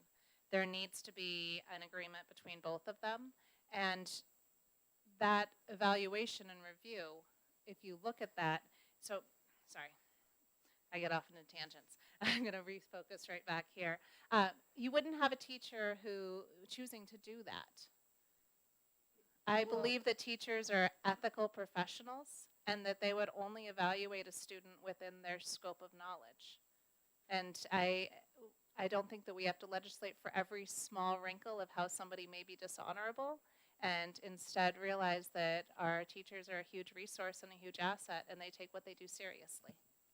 But still, under the way it's written, that could happen. It could happen under this, so you might want to protect the students and the parents from that happening. Thank you. Changing it. Representative Woodcock. Thank you, Chairman Ladd. Good afternoon. Welcome to our late starting committee meeting. I was going to follow up on Representative West on the end on line 7. If the private organization that the parents are taking their child to doesn't have to follow the requirements as exhibited up above and what they should do for core requirements, and it still remains under be the responsibility of the parent, why do you even have it in there? What's the value of it? If they don't have to follow it, they don't need to provide it, they don't need to modify their curriculum, why would you even have it there? Because as you said, the underlying responsibility still remains of the parents. Thank you for the question. The responsibility is on the parent. It's on the parent to provide that education that meets those standards. It does not require that EFA funds are spent on each of those portions, because it's not dictating where you're using these. You may simply be going for intensive work in one area when you're one of these a la carte students. It's less of an issue for those who are getting all of their education from one provider, but even then, they may not, there still can be instruction at home even if you're full-time enrolled in a school. I understand that. I just don't. I understand that, but I don't understand why line 7 is there at all. Why you even need it? Thank you. The money doesn't go directly to the schools. The contract is not with the education provider. It is with the parent. Right. The parent who chooses how to do that is the one responsible for allocation of funds. So in this case, the first 2 words, education provider, you're saying that's the parent. No. Okay. So why do we need that line in there at all? That's my point. Question. I'm missing it. I think that the number of questions we have around it explains some of why we need it.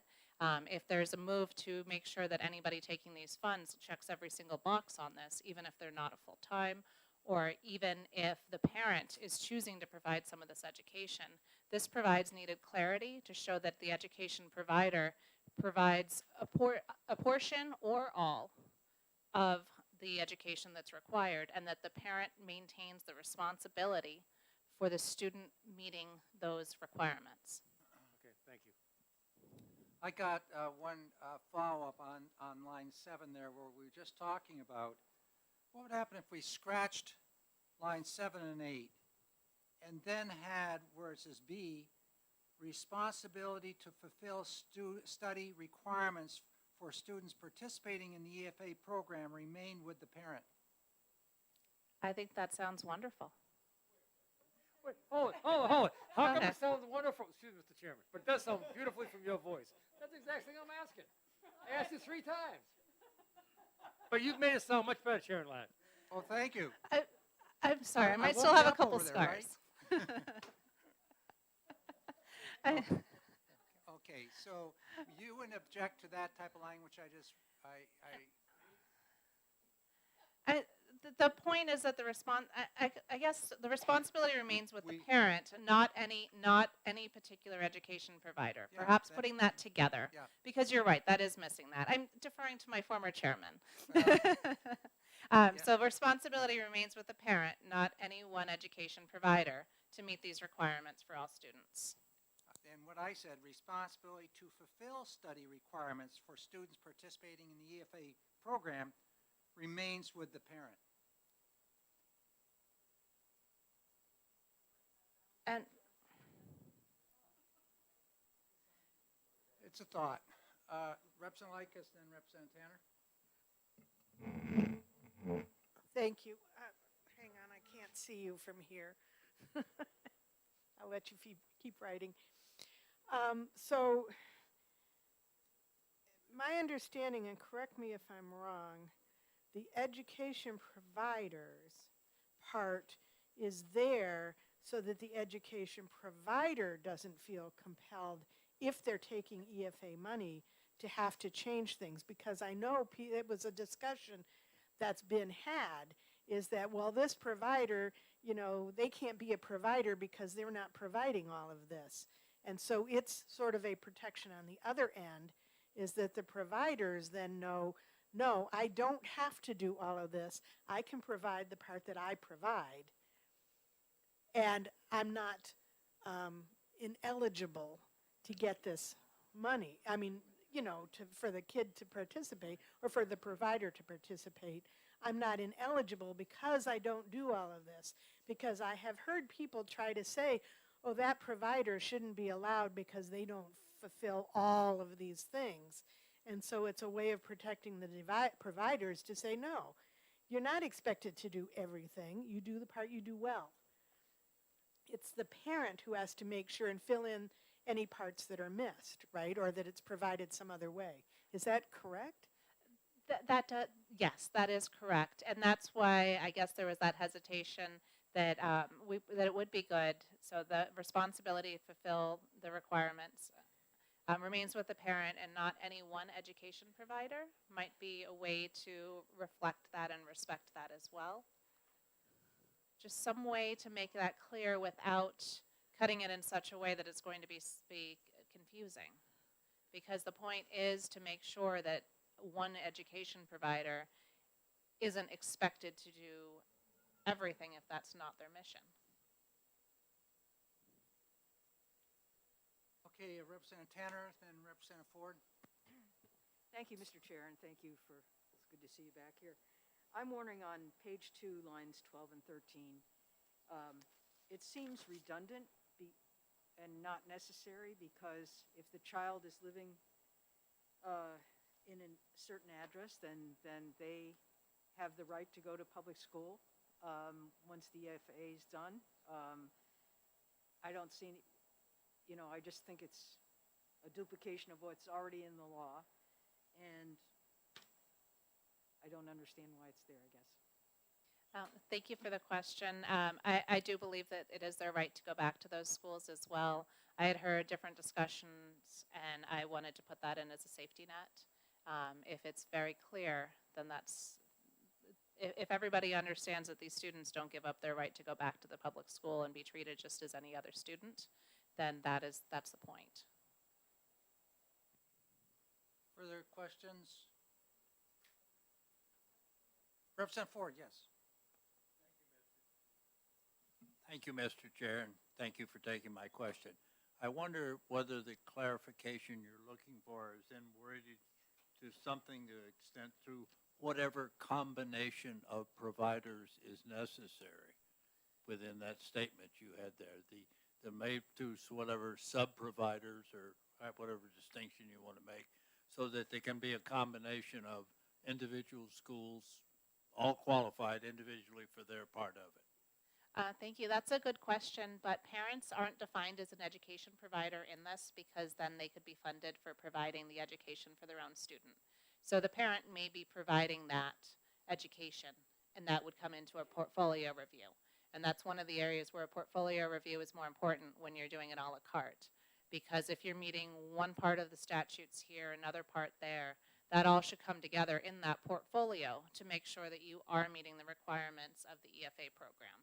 And you may have paid for 60% of it, or 80% of it, or whichever, or 100% of it. But the parent is not an education provider under the terms of this statute because they're not paid, and the parent should be able to fulfill those educational requirements as part of that. Thank you. Further questions? Not seeing, no, that's not a hand. Not seeing it. Thank you very much. Thank you. And that's it for this hearing. We have about 5 or 6 minutes here. The hearing's over. I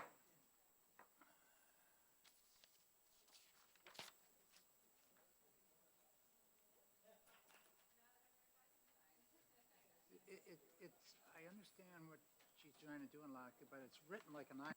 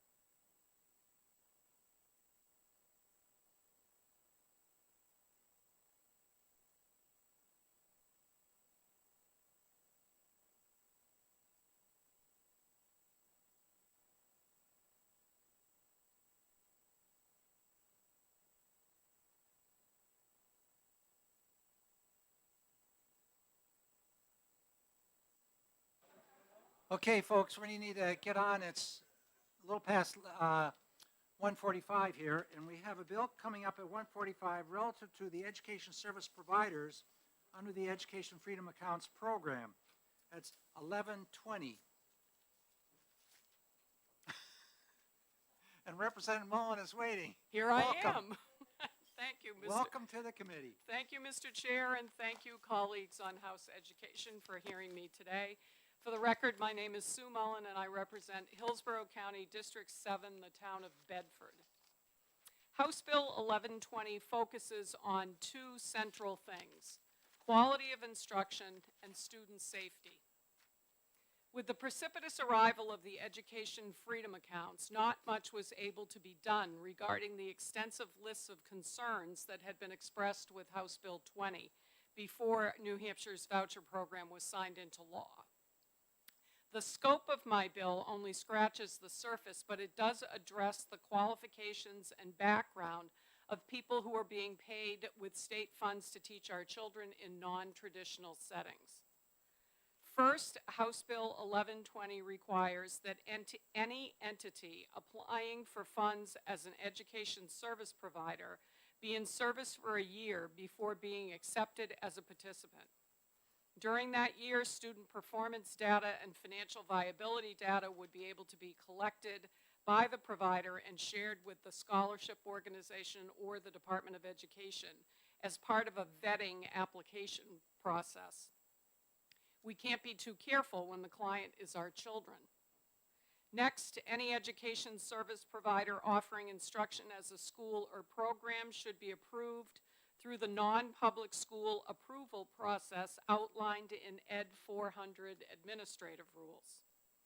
There is a reason why every state board of education approved non-public school has been required to go through this process. It is essential to the educational well-being of our students that they receive quality instruction with recognized standards and dedicated oversight. And it is essential that students who are participating in the state-funded EFA program are guaranteed that safety net as well. The third provision of the bill literally deals with local and state health and safety standards. In 2018, the Governor's School Safety Preparedness Task Force recommended 59 steps to be taken to address student wellness. Those recommendations ranged from things like assuring that kids aren't drinking leaded water, that fire safety measures are in place, that staff are trained in first aid, suicide and bullying prevention, and that things like reunification plans are in place in the event of an emergency. The DOE has a number of tools on their website to guide teachers in the do's and don'ts of setting up classroom environments. Fire code requirements, allergy management practices, the impact of clutter upon a student's ability to concentrate, the importance of proper ventilation to optimize learning, and assuring that emergency plans are well established and understood by even our very young students are all highlighted. Local and statewide ordinances are meant to protect us all at home and at school, and those protections should be extended to EFA students as well.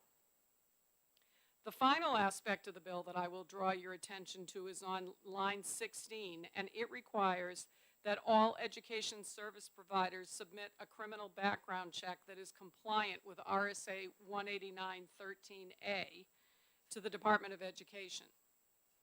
That law currently prevents employment in a public school for anyone guilty of a Section 5 violation, and I would propose that it should be applicable to education service providers too.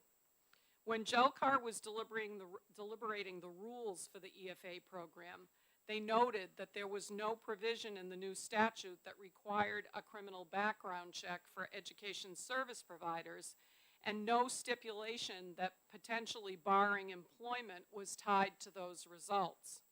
This bill represents an attempt to correct those pitfalls of hastiness and further assure student safety. Thank you very much for allowing me to introduce this bill, and I am happy to take questions. Questions of the presenter, Representative Likas? Yes, I'm not sure how many of these apply to all service providers, for one. And so, like, if somebody was doing an online course, would they have to have health and safety stuff for their facility and codes and all of that? Is there a reason they have to be at least 1 year in order to participate? And a number of these other things, I think that's why our previous bill had that section in there about not having to comply with all this stuff. Oh, it was not lost on me, Representative Lakis, as we were listening to that testimony. Because some of these just do not apply. A service provider might be something that teaches one small thing. A service provider might be something who specializes in, say, dyslexia and is going to meet with a student once every some number of weeks to work on a specific thing with that teacher, and they may be fully certified in dyslexia by a different organization and not follow any of the rest of these things except for maybe the criminal history check. But this seems awfully broad and full of rules for things that don't necessarily apply. I am aware that there is no one-size-fits-all. Actually, I thought of you because when I originally submitted the bill, it was not submitted as one bill. It came back from OLS as one bill because the provisions that I was referencing all had to do with educational service providers. So it became a buffet as opposed to an entree. So I hear what you're saying. To answer your question a little more broadly, what I did when I was looking at the language in House Bill 20 on education service providers was to try to categorize, if you will, what was happening around the country with other programs similar, maybe not quite in scope, but similar in practice.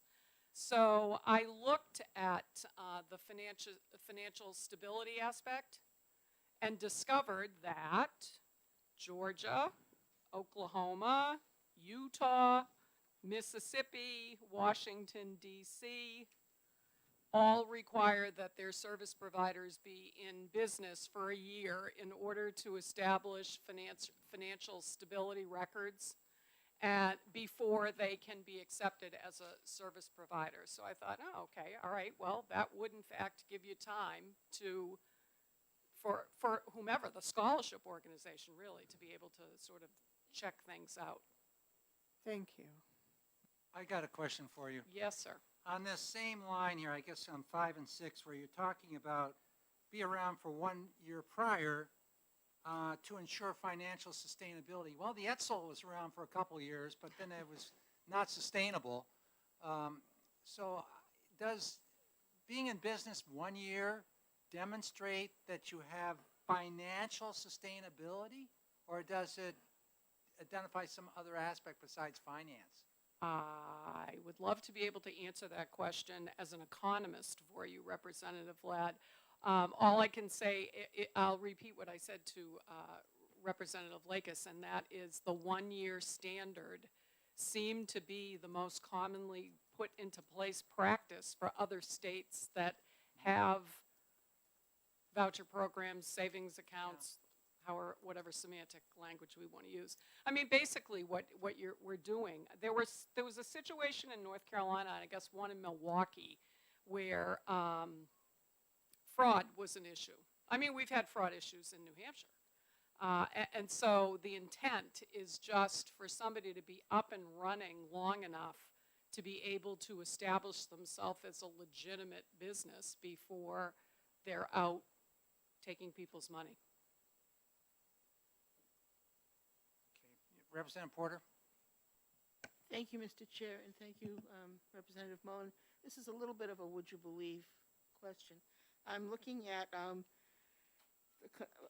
Section F, line, I think that's 15, of local and state health and safety standards. And this is for Representative Moffett as well. When I ran my little school, because it was not a, because it was a a pre-KK. I was not part of the Department of Education. I had to get licensed through DHHS as a child care provider. And the list of rules and regulations and safety inspections that needed to be done on my property to make sure I was safe for children really opened my eyes, having just come from a public school where I taught kindergarten and knowing what was there compared to what I had to provide.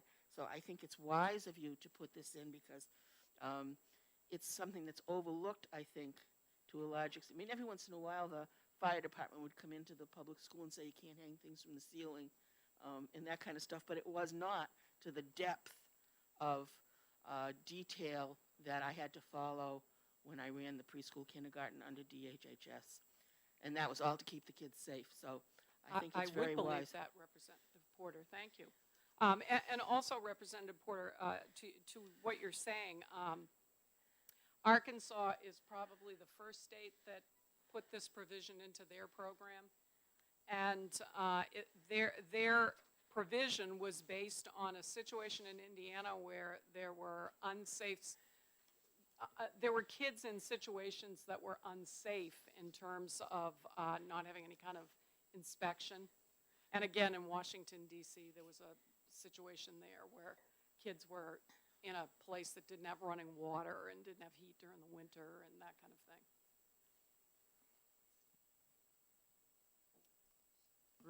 Further questions? Representative Moffett.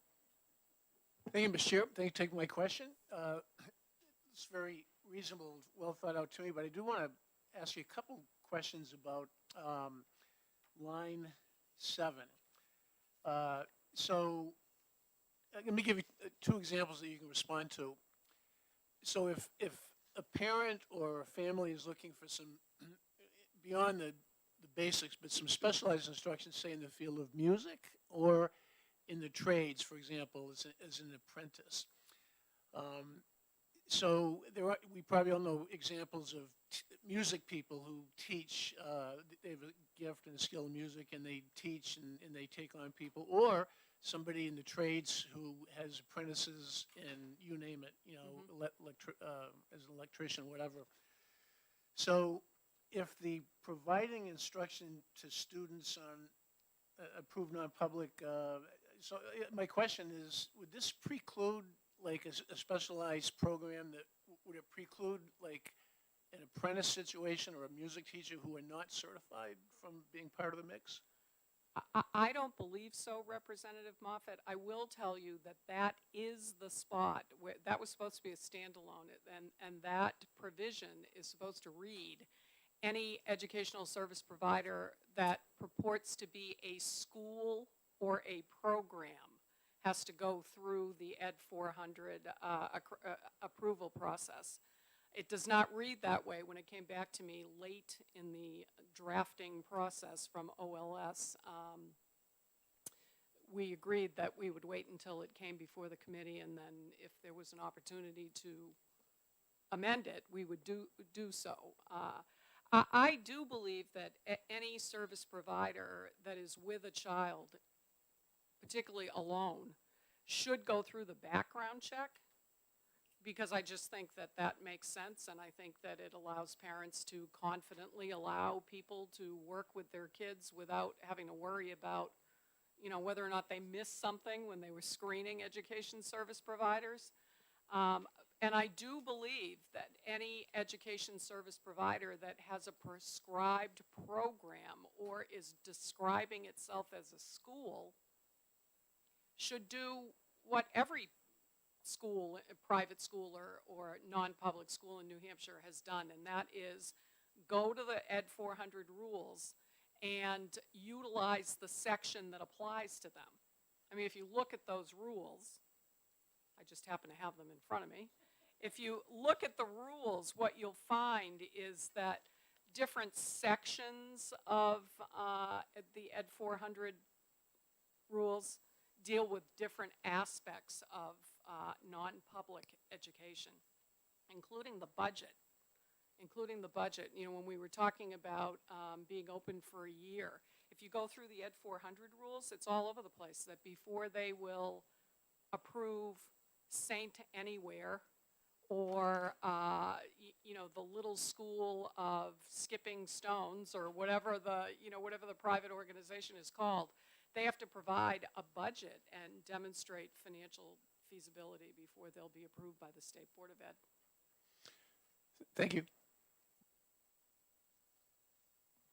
Representative, Thank you. Thank you for taking my question. This is probably more for my edification, but do all education service providers under the scholarship do they have to be registered with the scholarship organization or registered with the Department of Education, or are they just there's no accounting of who actually is an education provider?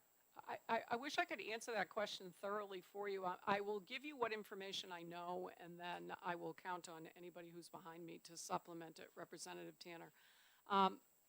Some of the education service providers are already on the State Board of Education approved lists. Some have been vetted through the scholarship organization. But I don't believe that if you're a parent and you're hiring an individual to work with your student, I don't believe that that person has to be vetted necessarily. Does that answer your question? Just as a follow-up, or registered with anybody? I don't believe so. Thank you. If I were allowed to, I would turn to my right and I would ask that question. Representative Hobson. Thank you. And I just was looking for clarification. Is there anyone here who can answer that question for us? Because I was under the impression that they had to be follow-up. I'm sorry. I don't have an answer or response without having to read about it. Matt, do you have your hand up? Okay. Would you like Representative Tanner to ask it, or me, Representative Vlad? No, Representative Tanner, go ahead and ask your question again, please. Sure. And Ms. Fenton's here, Attorney Fenton's here from DOE as well. I just wondered if education providers, as listed under this bill 194, if they have to be registered or, well, not necessarily vetted, because that's what we're talking about now, but registered either with the scholarship organization or with the DOE, or do they just, a parent can say so-and-so, well, not even say who the educational provider is. Do they have to be registered?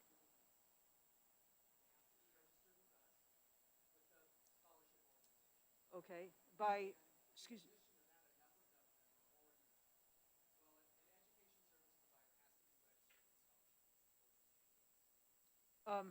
Just as a follow-up to that? Yeah. Are they registered, how are they registered? I mean, like, Representative Moffat's, example of, the flute teacher who, gives lessons in their home or something. How are they registered?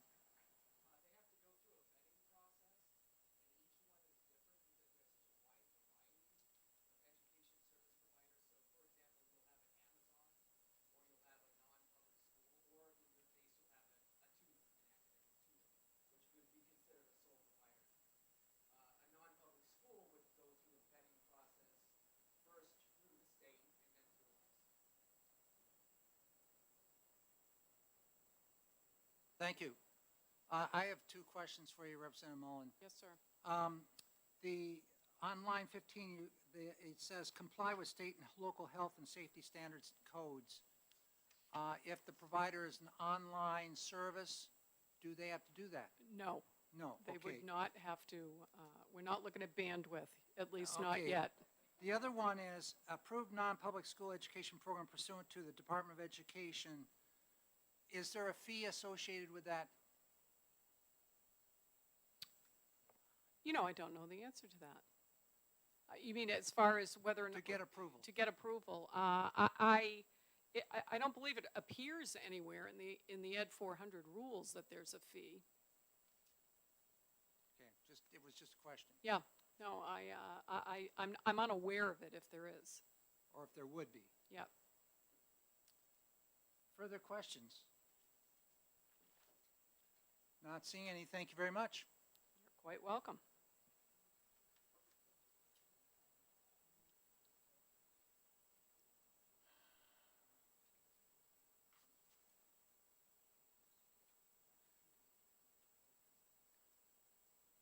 There's an ITO. Or an interim study.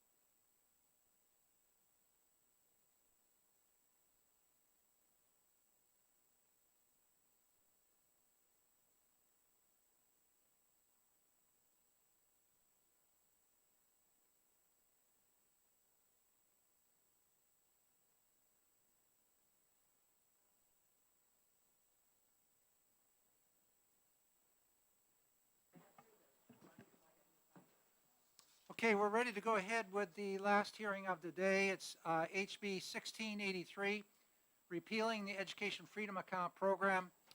Before we have the prime sponsor, which is Representative Luno, present, I'd like to mention to everybody, we have about approximately 20 cards here. I would, and there are probably more coming in,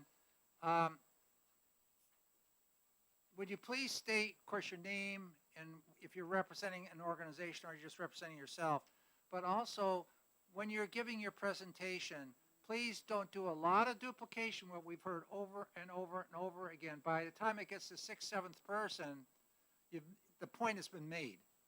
So please, keep your testimony short. If you have a story that you want to tell, that's fine, but, keep that also within time frame. If we gave everybody 3 minutes here, we'd be here for, another hour.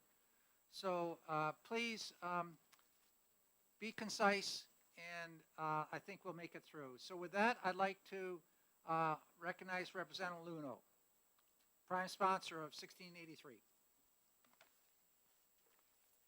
Thank you very much, Mr. Chair, members of the committee. For the record, my name is David Luno. I'm in my fourth term, and I represent the people of Hopkinton and Concord, and serve on this this esteemed House Education Committee. We've heard a lot this session about how words matter, and I agree, words matter. And the truth matters, and being honest and transparent with our constituents matters a lot to me, and I bet it matters to you too. According to the National Conference of State Legislatures, school vouchers are state-funded scholarships that pay for students to attend private schools rather than public schools. These private schools must meet minimum standards established by legislatures, and legislatures set parameters for student eligibility, such as for families to meet a specific income threshold. There's certainly a lot more detail in RSA 194F about New Hampshire's school voucher program, but it has these basic characteristics. Well, except for the private schools having to meet minimum standards. New Hampshire's voucher program doesn't have that. Did you know that in 1975, New Hampshire had a school voucher pilot program in RSA 194A? In fact, it's titled, quote, Education Voucher Programs. And it's similar to what the state enacted last summer as part of the budget, with a few noticeable differences. School districts would not see a loss of state aid. In fact, the voucher was in addition to this aid and not a substitution for it. Another difference is that the payment would flow from the school district to the education service provider. And another big difference is the 1975 law included a provision to repeal it after 8 years. And guess what? It was repealed. So best I can tell, the so-called Education Freedom Account program does pretty much the same as the voucher program. It directs taxpayer money to pay for other people's private school tuition and homeschool costs. But the new EFA program doesn't set standards for participating private schools. It has a third-party program administrator with a current and former state representative on their board that keeps 10% of taxpayer money, and it doesn't have a repeal provision. In the end, the EFA program is a voucher program that lacks education standards, accountability, fraud protection, financial responsibility, income eligibility requirements, at least after the first year, is potentially subject to federal income tax, is considered a parental placement under the IDEA, and doesn't include repeal language. And I don't think passing public money through a third party that takes a 10% cut makes it any better, especially in the eyes of taxpayers. So words do matter. What is clear is that New Hampshire has a voucher program, and a bad voucher program at that. To try to call it something else is simply to recognize that Granite Staters have rejected and continue to reject voucher programs. The way the voucher program was hastily jammed into the budget with no debate, with strong public opposition, has resulted in a program that is financially irresponsible and leaves students and taxpayers susceptible to fraud and abuse. At best, it's about using taxpayer money to pay for someone else's private school tuition and homeschool costs. At worst, it's a blank check to pay for just about anything. We've proposed a number of bills, some with bipartisan support, to set up some guardrails to protect students and taxpayers. Unless these bills move forward, the only responsible move is to repeal the program. House Bill 1516 prohibits the use of local property taxes to fund school vouchers. It protects local taxpayers, whose costs would range from a few $1,000s per student to more than $20,000, depending upon where you live. It will be on the House floor on Wednesday for debate and vote. House Bill 1684 holds the program to budgeted amounts. For this year, at the request of the Department of Education, the state budget included $129,000 for vouchers, and it's already blown the budget by more than $8 million. Before taking a voucher, the vast majority of these students were already in private schools and homeschools by their choice and at no cost to taxpayers. According to the Legislative Budget Assistant Office, total taxpayer exposure could exceed $70 million just to pay this private school tuition and homeschool costs. There's an amendment to House Bill 1684, and we discussed it last week to accommodate students already in the program. This bill and amendment also come to the House floor tomorrow. Attempts to table these bills will be a clear signal to voters that representatives want to hide from a record of financial irresponsibility. House Bill 1120, heard today, sets minimum standards for service providers and requires criminal background checks. House Bills 1355 and 1672 require the contractor to report suspected cases of fraud to the Attorney General for investigation. Both these bills protect taxpayers and students from abuse. House Bill 1376 makes it clear that under federal law, a student with an IEP waives their right to a free and appropriate public education. The bill doesn't change anybody's rights. It just makes it clear to parents what they're signing up for. House Bill 1669 eliminates the third-party contractor and puts the Department of Education in charge to administer the program. This would increase the value to students by 10%. Current law requires students come from households under 300% of the federal poverty line, but only to qualify for that in the first year. Every year thereafter, no income qualification would be necessary. Senate Bill 237 requires annual income verification to participate in the program. And that's not a big lift, since families already have to provide their tax returns to the program administrator every year. So if we're not going to approve these bills that protect taxpayers and students and provide some degree of fiscal responsibility, accountability, and transparency, then we have no choice but to repeal the voucher program. And that's what this bill, House Bill 1683, does. I'm happy to take questions. Thank you very much. Are there any questions of Representative Luno? Representative Cordelli? Thank you. Thank you, Representative Luno, as well. Are you familiar with the fact that there are differences between voucher programs and education savings accounts programs, and that this is an education savings account program? So I'm certainly familiar with voucher programs and education savings account programs and the education freedom account program as it's defined in our statutes. The fact of the matter is, Representative Cordelli, is that our constituents don't want to argue the difference on it. They want to learn about what the program is and not be told that it's something that it isn't. Most Granite Staters are familiar with voucher programs that have been enacted in other states. And you're right, this one is quite a bit different.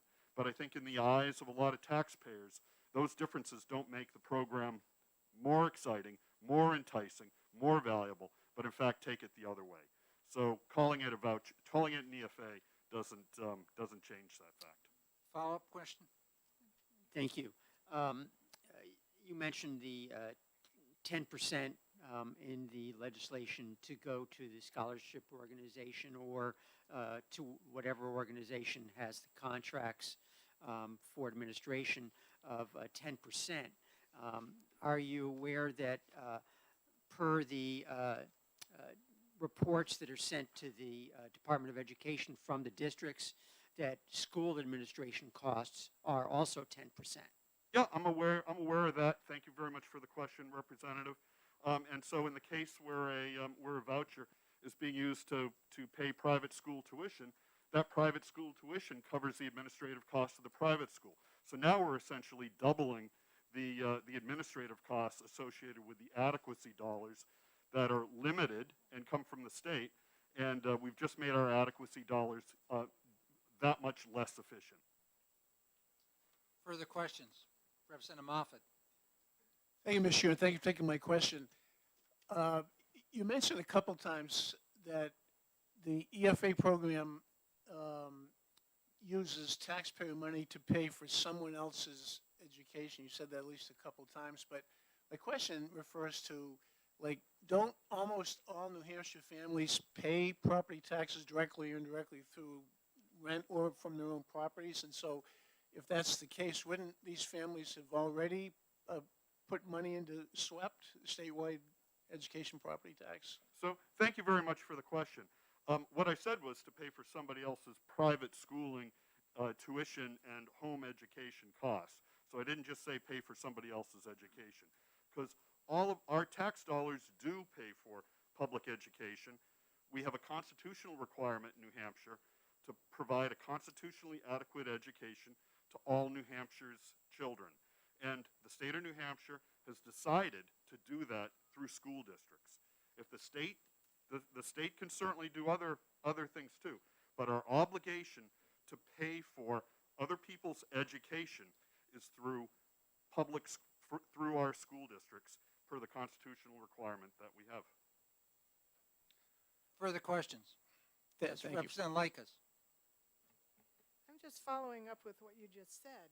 Didn't you say if the state decides to have other means of providing that education, we can, and didn't we when we passed EFAs? So now why are those students not supposed to be provided for an education if that was a way we decided to adequately give an opportunity for education? So thank you very much for the question, Representative Likas. The state can provide alternatives if it wants, and it can pay for them or not if it wants, but it doesn't have that choice when it comes to school districts, because the state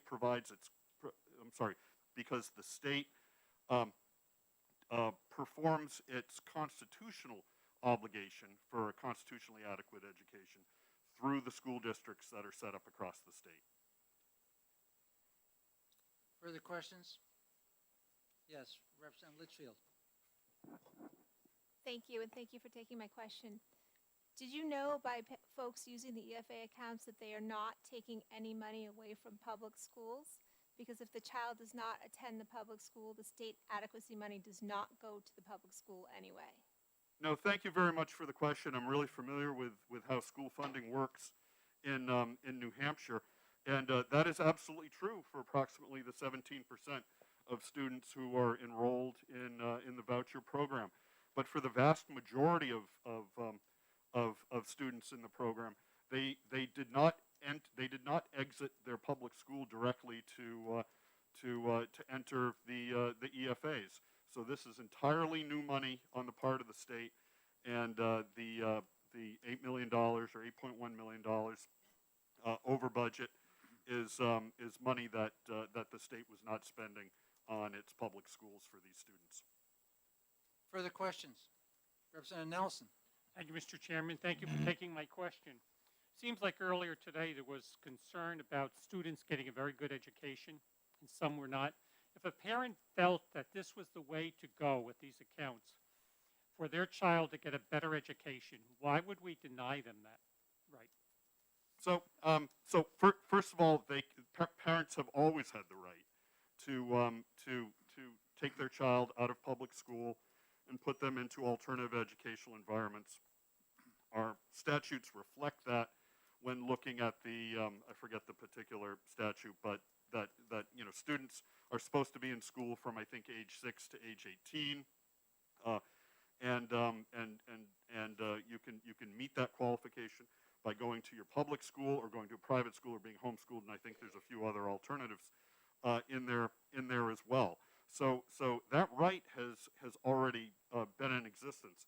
I think where the question is, do taxpayers have the responsibility to pay for that public school tuition and for these homeschooling costs when taxpayers are already providing a constitutionally adequate education through school districts across the state? So that's a question for taxpayers. It's a policy question for the state. The state has an obligation to fund its school districts. It does not have an obligation to fund these private accounts. Further questions? Representative Lakis. Yeah, I keep hearing that argument. Parents already have a right to take their kids out of the public schools. But what about the parents who don't have the means to take their kids out of the public schools? If the public school is not providing an adequate education for a student, should the state, since they're not providing an adequate education, should they not provide those means and much smaller means for the parent to still be able to provide an education for their students? Should only the rich be able to get a good education? You're always talking about helping those poorer students. You want to completely revamp the way school is funded to take care of those poorer students. Well, here's a way to take care of the poorer students. Why are you so against this? So I've laid out a number of very specific reasons behind the rationale to repeal this program. Particularly the financial irresponsibility of the current program, the lack of safeguards to protect students. I've laid all of these things out. Not taking away anybody's right to anything. Everybody has a right to attend their public school through their local school districts, and that's how New Hampshire provides a constitutionally adequate education. We heard from the commissioner this morning, in his opinion, that New Hampshire is providing beyond, more than a constitutionally adequate education. But I think your question is very important, because if in fact New Hampshire is failing to provide a constitutionally adequate education, then it does set up New Hampshire. It sets up the question of what's New Hampshire going to do about it. Further questions? Representative Cordelli. Thank you. In terms of what is New Hampshire going to do about it, what is New Hampshire going to do about it if a child in a public school is not having their educational needs met? Shouldn't there be alternatives for the parent in those cases, and especially if those parents are not wealthy and cannot afford on their own to send their child to a private school? So that's an important question. I mean, every public school, every school district, I should say, has a locally elected school board. Parents can meet with their school board members, as I met with school board members when I was on a school board, and try to learn about what the parents' concerns are, and take those concerns to the administration for resolution. And I think that's the way that's addressed, given that New Hampshire provides its constitutionally adequate education through school districts. Further questions? Representative Tanner. Thank you, and thank you for taking my question. Do you feel that taxpayers have a right to the some accountability for the academic achievement or academic services that are offered in the EFA program, the voucher program, and also accountability for how the money's spent? So thank you very, very much for the question, Representative Tanner. Given the fact that the money that's in the EFA program or the voucher program began with taxpayer money then I do think taxpayers have a vested interest in knowing how their money is being spent, how it's being used, and what the results are from that use. They do have that information when it comes to school districts, and all that information is available through information that's collected by the department and student performance data that's available. So it is available through for public schools. It certainly should be available for anything else that's funded by taxpayer dollars. Representative Luno, you and I have had this discussion many times, so I'll ask you this question again. You just responded that the taxpayers and the community should have accountability for the results or for an EFA program. Do taxpayers also have the right for accountability where we're having an average math score in the state, a proficiency of 38%? Oh, absolutely. I think accountability taxpayer accountability is absolutely a critical item for anything that's funded through taxpayer dollars. Now, there's certainly a lot of different measures as far as student performance is concerned, and you know whether it's proficiency on tests or SAT scores or other factors too, like graduation and attendance rates. Those are all important considerations too. Student outcomes, how successful are students in their post-secondary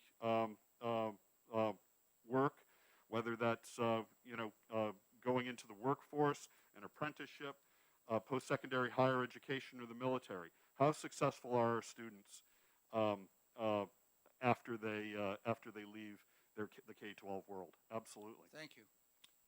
Further questions, Representative Woodcock, and then Representative Cordelli.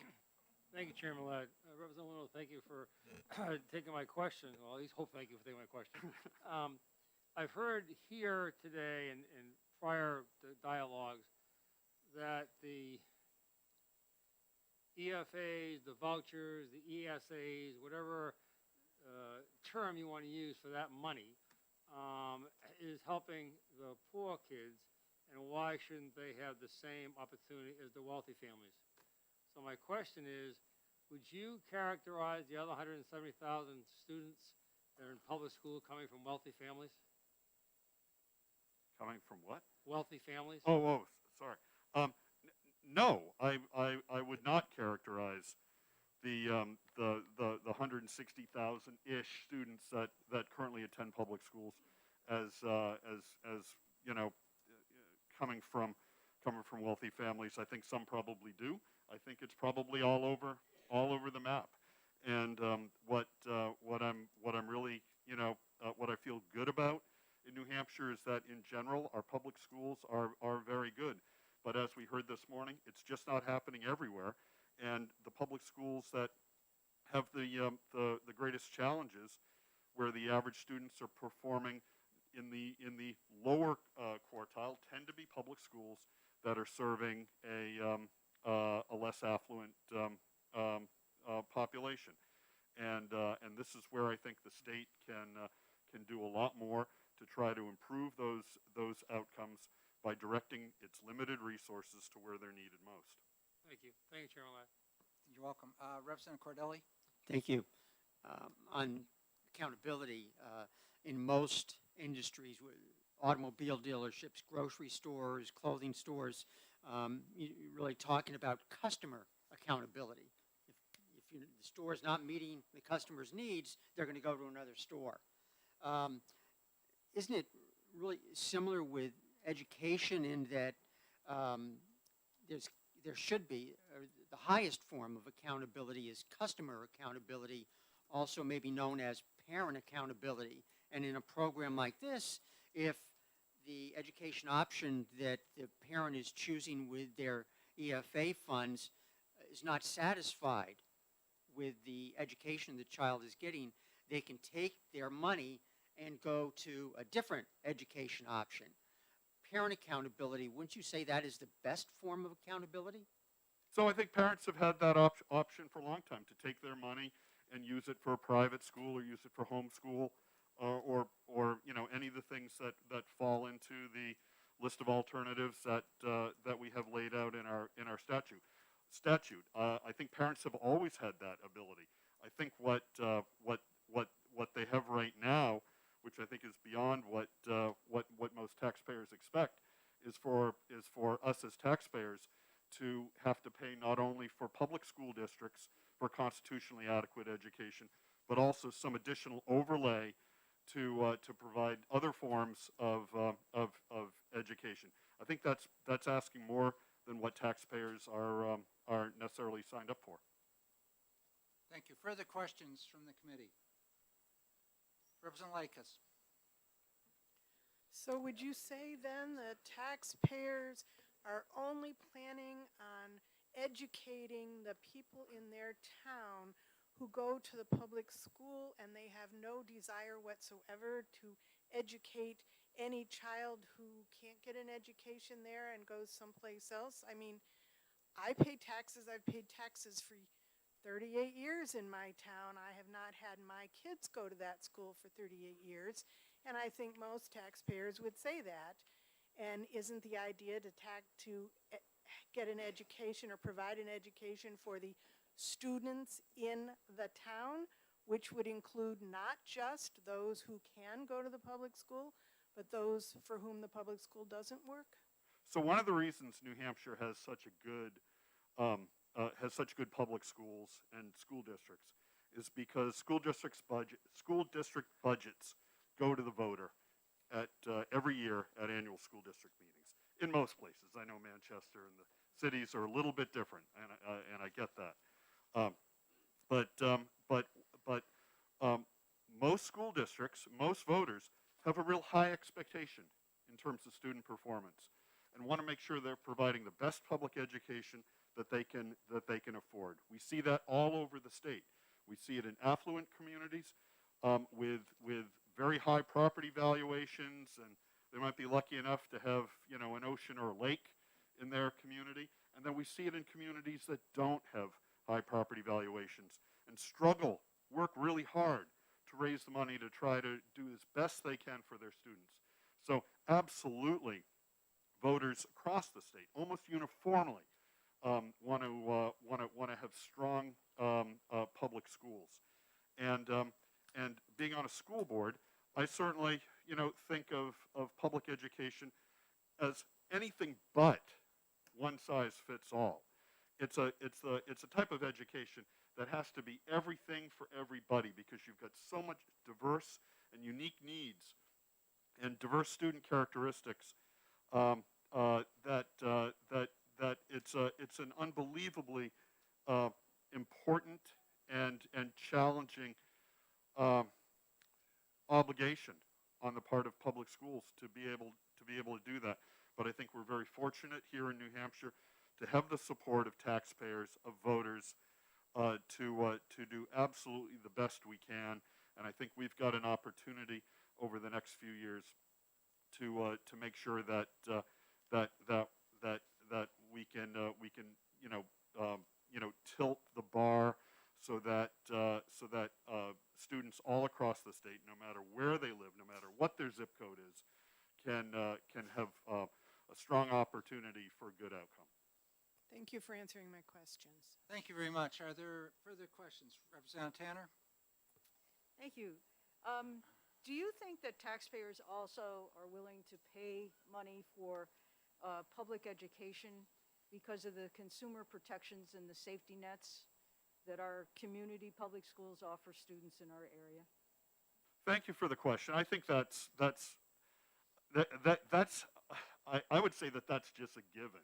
That's expected, and that there's certainly an accountability aspect to that, but it's absolutely a consumer protection aspect. That I know when a public school hires teachers, that these teachers have been licensed through the State Board of Education.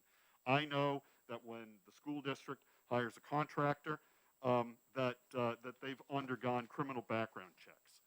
That I know that when I send my child to a public school in the morning, it's on a school bus that meets specific requirements for public public safety. And when they walk into the school building, they're not walking into a place that's going to have the roof collapse on their heads, but it's something that's been inspected by the local building inspector on an annual basis, and then also every year by the Joint Loss Committee in New Hampshire to make sure those buildings are safe. So absolutely, I think that's expected. Okay, I'm going to call it quits on this one right here. It's been 30 minutes with Representative Luno taking questions, and we have all these to go through here. No, and I thank you, Mr. Chair, and I thank the members of the committee for all the very thoughtful questions. This is an important issue. Obviously, we went beyond, I think, the EFA program, but this is the stuff we're here to talk about. So thank you very much for the opportunity. Thank you very much. We'll call forward Representative Tim Horrigan. This morning earlier, we were looking at the content of an adequate education and looking at those learning domains in it. I think after looking at the cards, one of the areas I'm going to put back in is cursive writing and manuscript, penmanship for some of you. And it's a real battle up here trying to figure out. Welcome, Representative. Welcome. Can you hear me? So I'm Representative Timothy Horrigan from Stratford County District 6. That's the towns of Durham and Madbury. It's 2/3 of the Oyster River Cooperative School District, and I'm a proud former student of that cooperative school district. I think in fact, in retrospect, I went to several different types of school, a non-secular private school, a religiously connected private school, and a conventional public school, and also 1 year for a state school in Britain when my dad was a visiting professor in England. But anyway, I think the education I got in the conventional public school, we like to dump on them, but it was probably of all those institutions, that's probably where I learned the most, in the Oyster River Cooperative School District. So that's, I remember my dad, my late father, who was a professor of accounting at UNH, and he certainly would object to calling those voucher programs educational savings accounts, because they're absolutely not savings accounts at all. I remember the voucher bill that Reverend Luno talked about. I vaguely remember that from when he was a rep. So this is an issue that's been bouncing around for a long time, and I see there's a number of children are taking the day off from school to, or at least the afternoon off, to watch proceedings. I was 17 when my dad was first in legislative. Our next door neighbor we were very close to was my father's predecessor, and my father took us down to see Representative Leon Crouch in action a few times. So it was a valuable learning experience. I'm glad to hear it. Maybe some of those children will someday be members of this body. So that said, I think you don't have to look. I think this program is a fiasco. You don't really have to look much farther than the Children's Scholarship Fund's New Hampshire's website to see why it's a fiasco. And I don't want to impugn their integrity. They're an honorable group of people. They do a pretty good job of administering the RSA 77G program. But they're a small and obscure, politically well-connected organization. They were awarded a no-bid contract to be in charge of a very ill-conceived and poorly designed entitlement program, and of course, you probably all remember how State Commissioner Frank Edleblut predicted not long ago about 28 children would take advantage of the EFA program this school year. The CFSH's website states, and I absolutely believe them, that 1,856 children are currently enrolled in the program. So the commissioner's estimate was off by a factor of 60. So this program is 6,000% over budget. So that's pretty alarming right there. The DOE has very limited oversight over this, aside from some rather rudimentary rules over CSF-NH. CFA-NH, I mean, there's good people running the organization, but they just get a fixed percentage of taxpayer money to spend, so they really have no incentive to rein in the costs of this program. And they also have really no incentive to ride herd too hard on either families or educational providers. I mean, there are some rules to the educational providers. There are some things you can't. In fact, I guess anytime you make rules like that, whereas a government, non-government organization, sometimes what's in and what's out is kind of funny. Like we have school uniforms can be bought with EFA funds, but not sports teams uniforms. And you can't buy any type of shoes, even though I think every school that has a school uniform has some rules about what shoes you can wear with it. So there's a lot of I mean, that's probably true of any program that's arbitrary, but there isn't a whole lot of outside oversight over this organization, so we're pretty much at their mercy. But a bigger problem is separation of church and state is mandated by both the New Hampshire and United States Constitution, our Constitution, and there's statute law to go with it. Very specifically bans taxpayer funding of religious schools, and that's I know we've debated that issue in the House because I was testified against a hearing trying to eliminate that, but Part 83, Article 83, Part 2nd of the state constitution states in part very clearly, no money raised by taxation shall ever be granted or applied for the use of the schools or institutions of any religious sect or denominations. That's pretty unambiguous language. It's been there since the 19th century. But CSF, on the other hand, and they're very specifically, quite openly devoted, they make no bones about it, they're devoted to promoting religious education. You need to look no forward than, well, their glossy reports always have pictures of parochial school students on them. We need to look forward in the home page where they're very large, very lovely portrait of very adorable, very beautiful sisters. They appear to be aged about, they seem to be aged about 9 years old, plus or minus a couple of years. They're students at a Manchester parochial school. They're wearing school uniforms. Those could quite, I say very likely in my written testimony, but they could conceivably have been purchased with EFA dollars. And of course, as you all know, regular public school students, their families have to buy all their own clothes, so like the state doesn't buy them any outfits. And then this picture has also come by video. The girls' parents, their older sisters, and a local multimillionaire all expound upon the awesomeness of private schools and the horribleness of public schools. So I'm not a lawyer or a constitutional scholar, and I don't blame CFS NH for doing what it is. I think they're acting in good faith. They're taking advantage of the opportunities we gave them. But CSF NH activities have never been seriously challenged in state or federal court, but it's unclear to me how they can do what they do without violating Article 83, Part 2nd of the state constitution, because they're very clearly collecting taxpayer money and distributing it like pretty directly to parochial schools. I know it's not just religious schools, but that's like a major focus of their mission. So anyway, there's a lot of other things I could say about the what's wrong with the EFA program, but I think it's wasteful, it's unconstitutional, it's poorly conceived. So the first step in putting an end to this wasteful program is by passing HB 1683. So I urge you to find it ought to pass.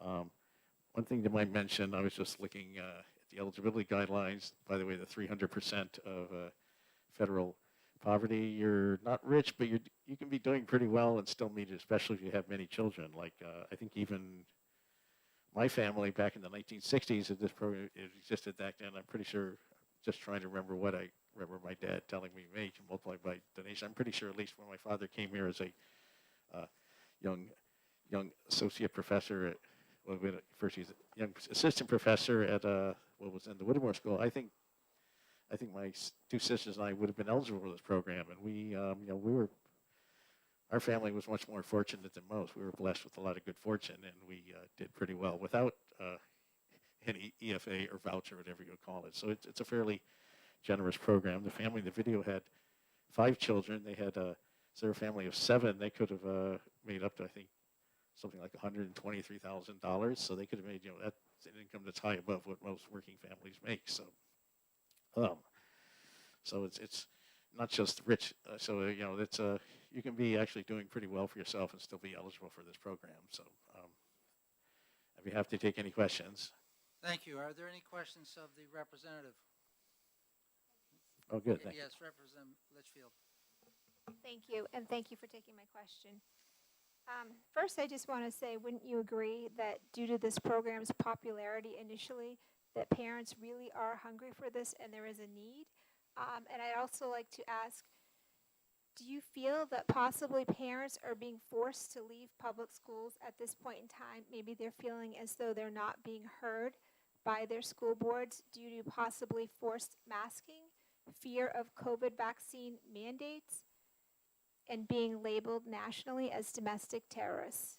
Well, I'm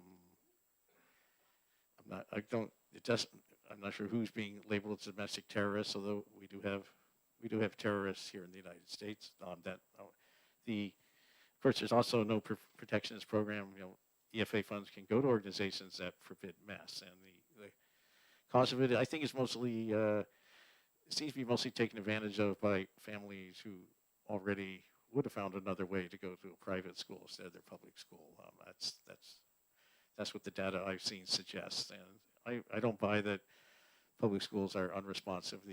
So when I was attending the Oyster River schools, of course, my mom and dad were both big, were very persistent, and it could be a big pain in well, I don't want to say that here, but the big pain in what. But I don't recall that I don't recall my school, and of course that was a long time ago, being unresponsive to parents' needs, and I don't think they're unresponsive now. As for the masking, that's a controversial thing, but it's it's a safety precaution that's just being imposed because we have a pandemic, which presumably will settle down eventually. I don't think it's done so yet.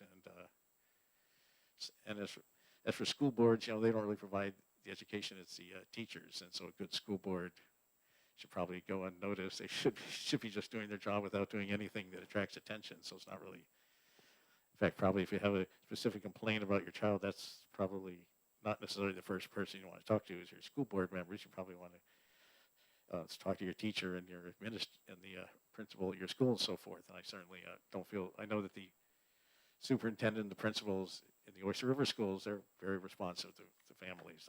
Thank you very much, Representative. Are there further questions? Not seeing. Thank you very much. All right, thank you. Kate Baker, Demers.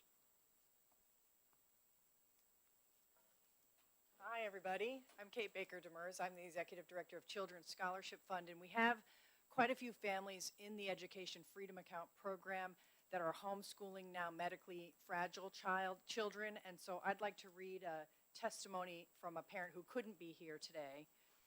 She says, I'm disheartened to see the efforts of some of our New Hampshire leaders to eliminate the beneficial Education Freedom Account program. I'm a licensed teacher in the state of New Hampshire, and after having children of my own, decided it was in their best interest to have an alternative education path. Just as adults have a variety of skill sets that lend themselves to various careers, so children have different learning styles.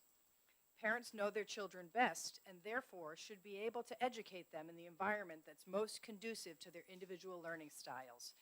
The dollars allocated for a child's education should therefore be able to follow each individual student so they have the best opportunities to learn in the most effective manner.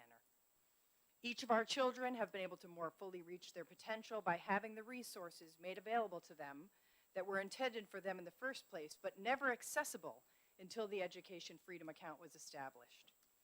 It's common sense to allow education tax dollars to follow a student that they were meant for, rather than being allocated only to a building.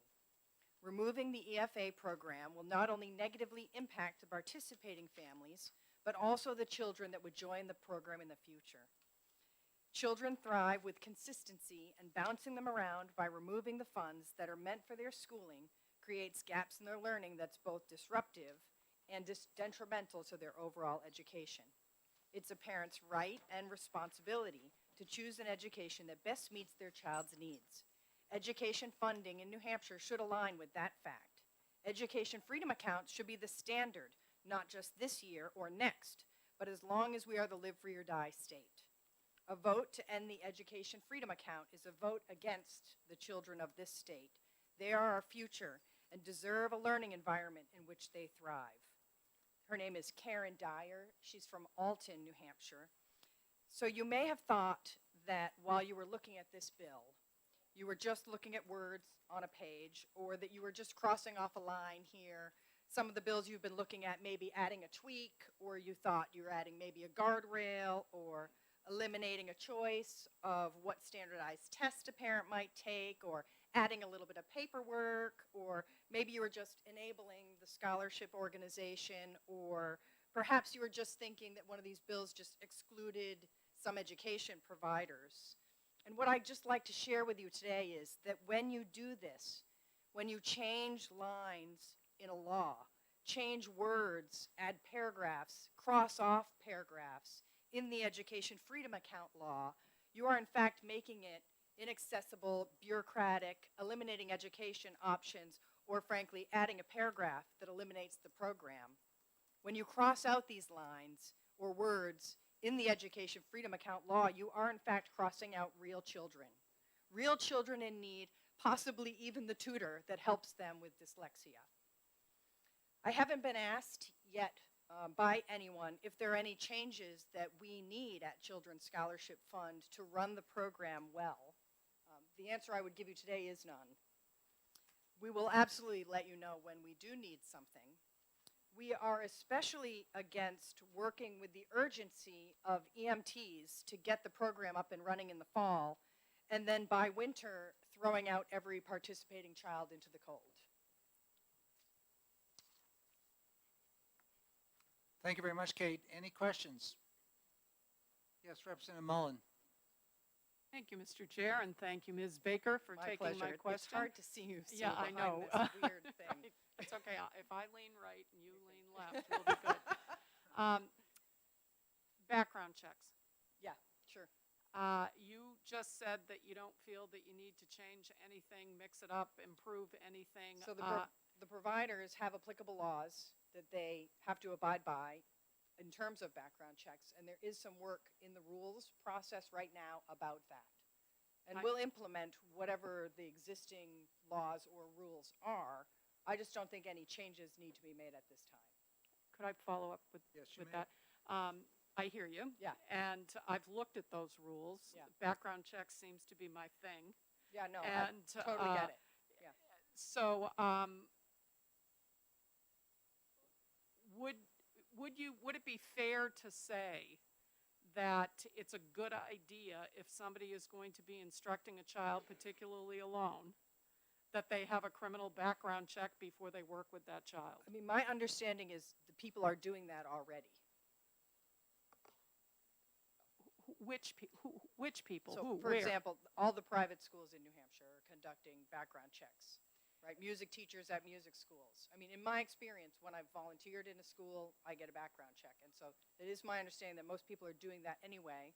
Although, again, I'm not up to speed on what you're referring to. Okay, so Yeah. follow up. We're Yep. asking them to comply with the existing laws that pertain to them. So my Yeah. my response to that would Yeah. be that if they're already doing it, great, because it's not going to be an issue for them or anybody else if they're already doing it. But Yeah. I'm concerned and I'm interested. My question to you, because Yeah. it's going to make me ask one, Yeah. is what Can't is your talk in the mic and see you at the same time. That's okay. Representative What Mullen. is your response It's so to what's your response to individual service providers that don't belong to any private school? Or I'm concerned about the vetting. Yeah, so, of so you're those talking about individuals. like a music teacher, like you're a piano teacher and you teach piano. I mean, as a parent, if I'm signing my child up at a place like that, I'm asking them to do that, and I'm also checking the sex offender registry. And we are doing that type of due diligence on our own. When we're onboarding providers, we're checking the existing databases that are available to be sure that someone doesn't show up on those registries. And so that's my answer to your question. Yeah. Thank you very much. Further questions? I like the good questions, so I'm happy. Well, you've got me here for a minute, everybody. Kate, all You've got- questions are good questions. Okay, thank you. Not that Oh, your no. question wasn't. That's a good question, too. I mean, deep questions is what I like. No, you don't have time for this. Well, yeah. Chairman Ladd, I Representative know. Lakes, you have a question. Yes, can you give us an idea of the percent of kids who are taking advantage of the EFA program, who are special needs? And in particular, well, I guess it's two questions. The other is those who were at some point in the public school before leaving.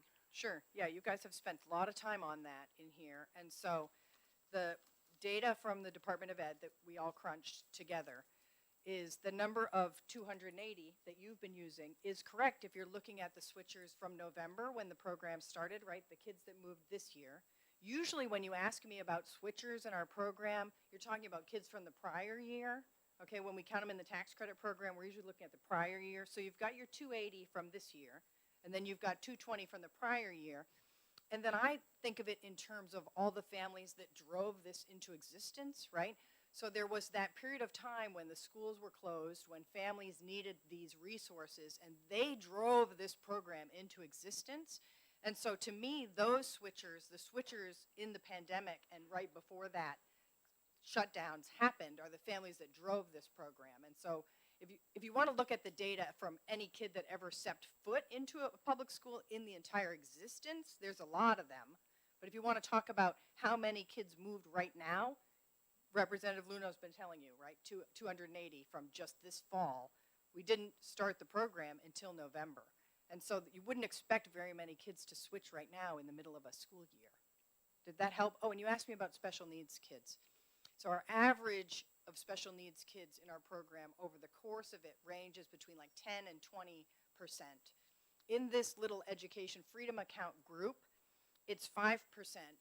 But remember that we're not qualifying kids for special education. We're qualifying them for the differentiated aid piece, and they have to provide us special documentation for that. So there might be a family in the program who has a child with special needs, who's using the program to meet those child's special needs, but they haven't given us the documentation to get the differentiated aid, right? So we're qualifying the kids for differentiated aid, not special ed services. So what we have is 5% of the kids are qualified for that differentiated aid based on the documentation they gave us. That doesn't necessarily mean that there aren't more children that have special needs in the program. A lot of the providers, I don't know if you've looked at the list, but a lot of the providers are people who are doing special ed services. And I'm seeing a lot of that. Thank you very I love much. these questions. Anyone else? While you have me on the hot seat? Great. I'm sorry, I should have Representative called on Sadi. you. That's for Representative Ladd to Thank you, call Mr. on Chair. Generally speaking, are the students happy with the program who are in it? I mean, yes, we've been a little bit slow in approving expenses because for each transaction that goes through the digital wallet, my team asked themselves a series of like 7 qualifying questions, and we're also Googling all of the items that are in there to make sure that they are an educational expense. In addition, matching them with the appropriate grade level and the core knowledge subject, which you talked about earlier. So I wish we could be a little bit faster for the families. I get a lot of messages saying, it's taking you too long to approve my order. It's taking us about 2 weeks to get through the queue of orders that's sitting there. I wish we were a little bit faster. It's also a little bit slow when we give the Department of Education our list. It takes a full 30 days after that for them to run their cross-checks on the SACIDs, the unique pupil identifiers, which you guys have talked about in here, and then to say to us, yes, this child is qualified in the program. I wish that was a little bit faster also, but I appreciate the steps that we're taking that are as you've been talking about in here, accountability and transparency, right? The fact that the DOE is cross-checking the SACIDs is a really important piece, and they'll say, okay, we've got an anomaly here, or a district will write to me, we've got an anomaly here where the kid isn't enrolled in our district and in your program, and then we got to find out, does the child not belong, or did they mean to transfer? And so that's a little bit of a slow process, but I think all of those pieces are doing exactly what it was designed to do. He's gonna kill Representative us. Moffett He's has a gonna kill question. us. Are you done with the questioning, Representative Sadi?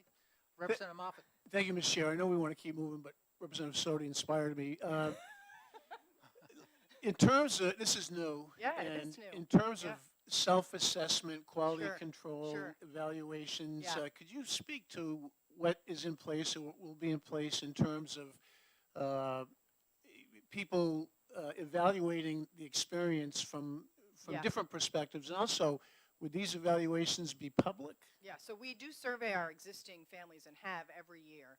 And we were publishing on the website when people were interested in that. And so we're glad to continue to do that. But we want to survey the families because we want to know from their perspective, one, how are we doing, right? How can we improve? What do they want to see that's not a part? Like there's been some things that people have hoped would be allowable that are not allowable. And so I think we can collect that feedback. Some of the questions I like to know is, why are you here, right? Why did you choose this program? Was there something that in your experience that made you come to us, right? For example, how else would I know that so many children come to us because they experienced bullying or discrimination, or so many kids come to us because they were below grade level and want a smaller class size, right? That's how we find out all that information. And so we survey the families every year. We do it towards the end of the year, right? So we get some good feedback from the experience they had. And then we could publish it, I mean, like our annual report on the website. Okay, thank you. That was my Yeah, question. it would is be if- anonymous, so we could do that. If the anonymous evaluation is good or bad, Sure. people can look at it. Sure, Okay, yeah. I'll give people your number too if they want to complain about me. I'm just teasing. I'm just Thank- teasing. thank you. I'm just teasing. I'll give them Glenn's number actually. When a child or a family apply for an EFA, Sure. is there a component or element within that application that answers the question that you just indicated you wish you could get, saying why I'm coming after an EFA? There isn't a question asking why they're there. There's a question asking what they want to do with the money, Yeah. you know, and we ask them why they're there after they're in. To that, Bill, you talked about at one point, right? If you asked them the question and required it when they entered, they might not be as truthful as when they're there, right? After, if you've decided, you might apply for something and then decide not to take it, for example. So I did have a family who applied for the Education Freedom Account and got it. I talked to the dad on the phone and said, oh, you know, you have a 15-year-old sophomore, like, is she struggling? I said, is she struggling? You know, are you sure you want to transfer? And he decided to stay at the school where she was instead of choose the Education Freedom Account. We don't need to survey him at that point when he's like, should I do something? I'm exploring. You survey him after he says, okay, he didn't. They stayed in their public school. They decided to stay there. Once they move to the program, then it makes sense to say to them, why are you here? Right? So that's where we survey them. So why are you here when you're there? Once you've made the leap. Thank you, Kate. Yes, Representative Hobson. Thank you, Mr. Chair, and thank you for your testimony today. I was wondering, I'm very interested in a report that shows, you know, what data you're collecting, and I was wondering if, by any chance, you could elaborate on what types of expenses you might see the most of. Sure. So right now we're seeing the most of private school tuition, and then tutoring after that, and then computers and books predominantly. But that's also data that we can bring at the end of the year to look at. I know I'm expected to bring that to the Oversight Committee, and so that might be a good time for everyone to just come to the Oversight Committee and discuss, you know, those pieces. What I like about this program is that we can track down to the pencil what everyone did with this money and then look at it and see, is it doing what we wanted it to do, right? Is it meeting the goals from when you put this program into place? And is there anything that we would change or do differently? And so it's been a lot of tutoring, a lot of special ed services, a lot of tuition, a lot of books, a lot of laptops. People did not have access to laptops or technology or iPads like you might think they do, right? Because it's easy for us to get one. You think everybody has one. People do not have access to, and you want to do online classes. So many homeschoolers want to do online classes and never had access to the appropriate technology to be able to do that. They did put in the rules, just so you know, the cap of 1 every 3 years. And so I think that was a reasonable way to meet the need, but also make it so that it's not over the top. Thank you. Good? You We're guys going to good? move on to some Okay, other. fine, love it. Yeah. Bye-bye. Thanks, Kate. Lorraine Lindenberg. She'll be back. Deborah House. She's not here either. Oh, okay.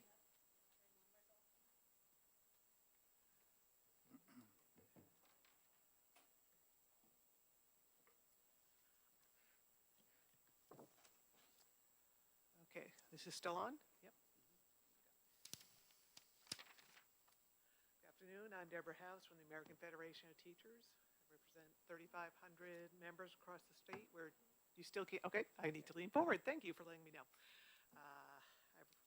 Deborah House from the American Federation of Teachers. I represent 3,500 members across the state where teachers, para-educators, school support staff, public employees, and I'm here today to speak in support of this bill. I will try not to repeat too much of what has been said already. The representative has gone over the legislative history of this bill very thoroughly, so I will dive right in. The money that is being spent on this is going to help a very small number of students.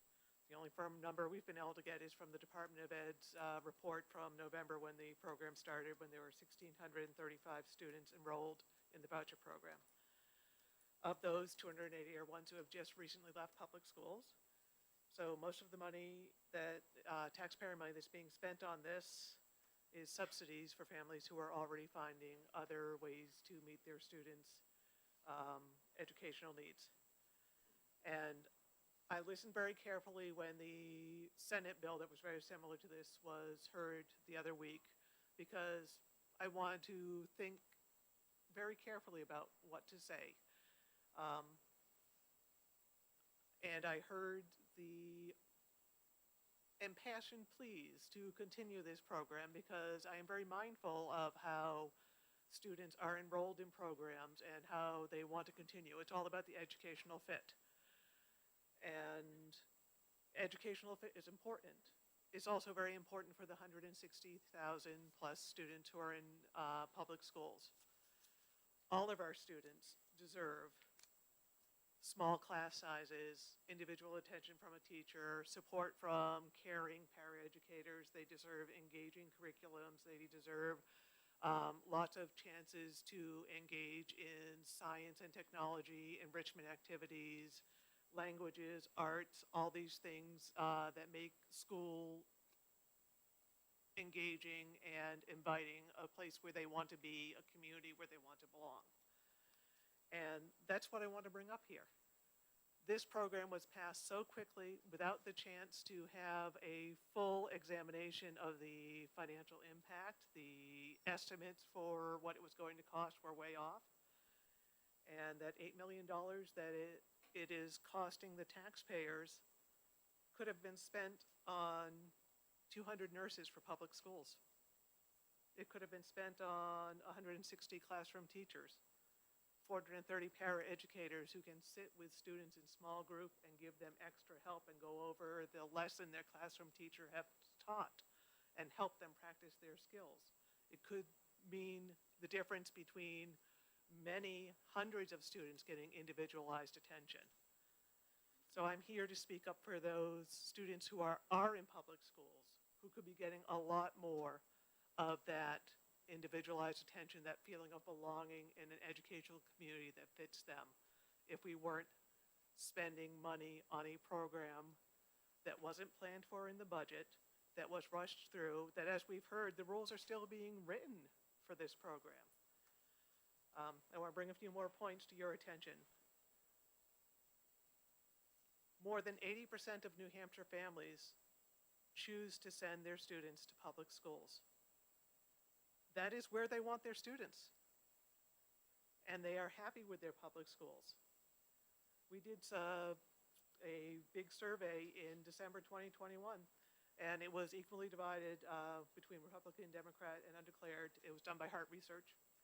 And overwhelmingly, voters in New Hampshire want to see stronger investment in public schools to benefit all students. 74% say we need greater investment in our public schools. 72% want better public schools for all instead of vouchers for a few. And nearly 6 out of 10 are concerned that their tax dollars are going to increase because of voucher programs. So the message to us was clear. We want to see our public schools strengthened. We don't want to see tax money going for families that make what are private education choices for a different solution, which they're entirely entitled to make. But our public money needs to stay in strengthening our public schools for all of our students, so they can all have that wonderful fit, not just the towns that happen to be blessed with good property tax bases. And that's really all I want to say, and I will cede my time to the many others who want to speak, unless there are questions. Thank you very much. Are there any questions? Yes, Representative Lakis. No, I'm eating. Since you brought up money, does it, I'm not sure how to ask this. I had it, I'm sorry. It's okay, I'll try it.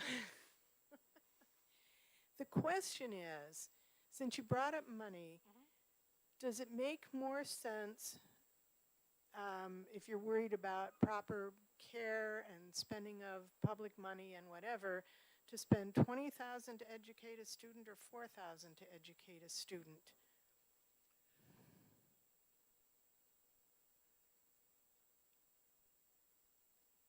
The thing is that we don't parcel out the money individually when we're talking about the police department or the fire department or the road department. We don't divide their budgets by the number of taxpayers in town and give each person an individual account to go build their part of the road that they use. You know, that's a common good that we all use. The schools work the same way, and it's an economy of scale. If you have one student leave, you don't reduce your costs by that much. Sorry, I forgot to lean into the mic. Okay, because schools do run on an economy of scale, and you do reduce your costs some when one student leaves, but not necessarily enough by the amount of money that you have just removed from the pool.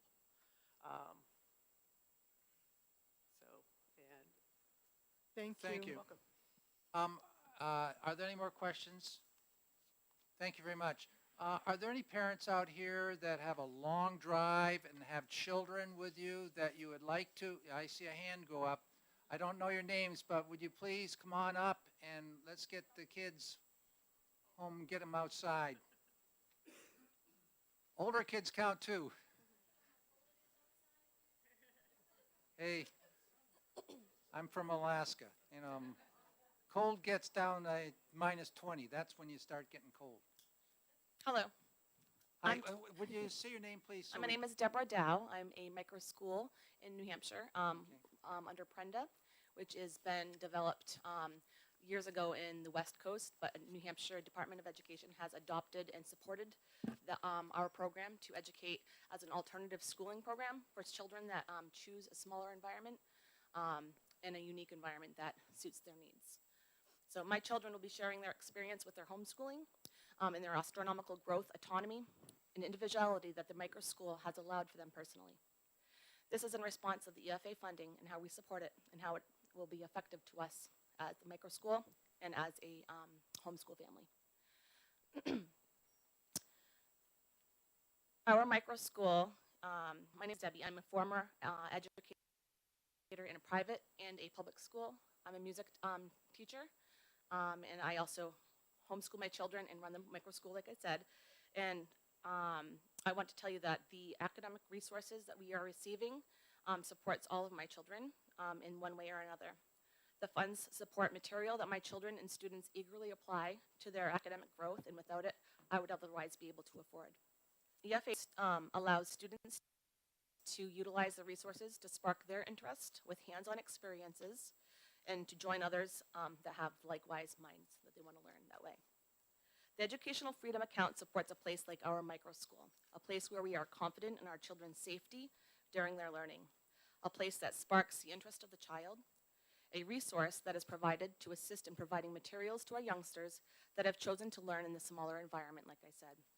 It is a place where students are not measured in comparison to others, but are measured on how they show their personal competencies. The EFA helps support a place that they do not need to be molded to fit in a box, a place where the test scores show only the personal growth and not comparison to others. Our place is a place where hands-on experiences allow for individuality, uniqueness, and pride. Please support the EFA so programs like mine can celebrate children and their abilities, feed their desire to learn, and support our future. EFA has supported our youngest citizens. Please be mindful when considering the individuality, uniqueness, and of each student's academic journey. I don't know if I answered all, gave enough information to tell you who I was, but my kids have prepared something for them to share with you guys for their experience. Thank you. You're welcome. Are there any questions from Yes. Hi, good afternoon. Were your children out of school when you started this program, or did you take them out of school? So my children attended public school. And right before this program started? Before the program started, I was homeschooling. Thank you. Yep. Thank you very much. They'll probably do better than I did. Did a fine job. Thank you.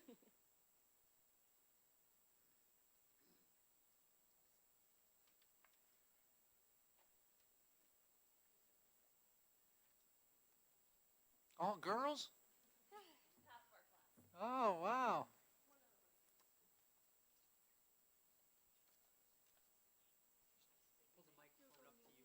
Yeah, yeah, and the red light, that's on, okay.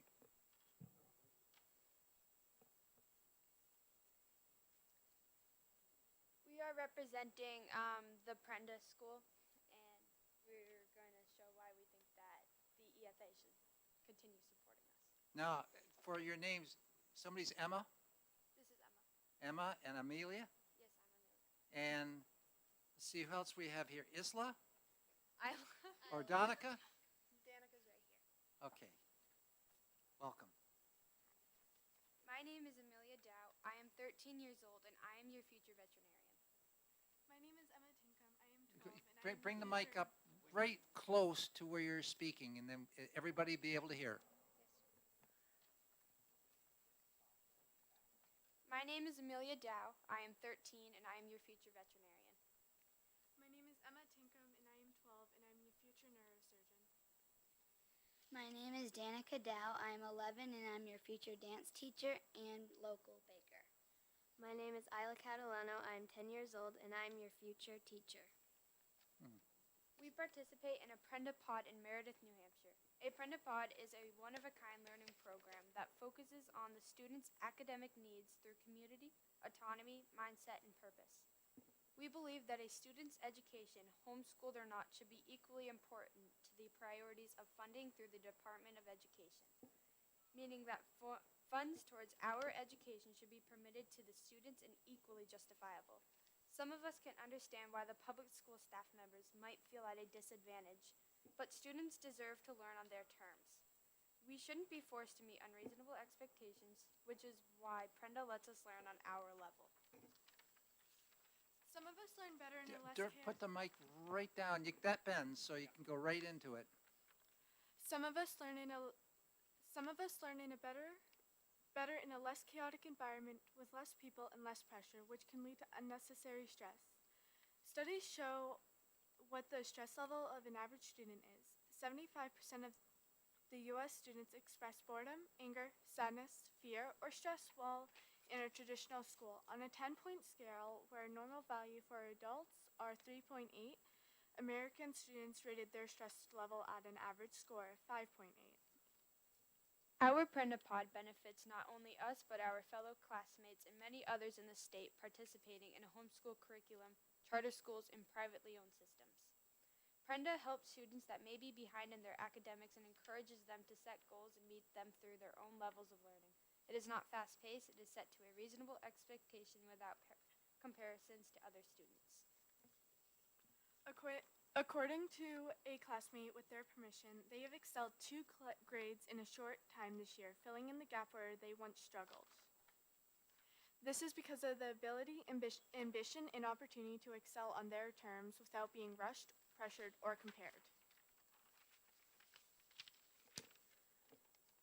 Our daily activities include a variety of options that expose us to learning opportunities that would not otherwise be offered in the public school. For example, I want to be a veterinarian, therefore I am able to have hands-on experience with the farm animals at my school. I am able to order with the EFA funds, labs, and hands-on activity kits that will further my knowledge and understanding of animals. This typically would not be an option if I was in a traditional school. This is feeding my desire to learn at my pace with the program of my choice.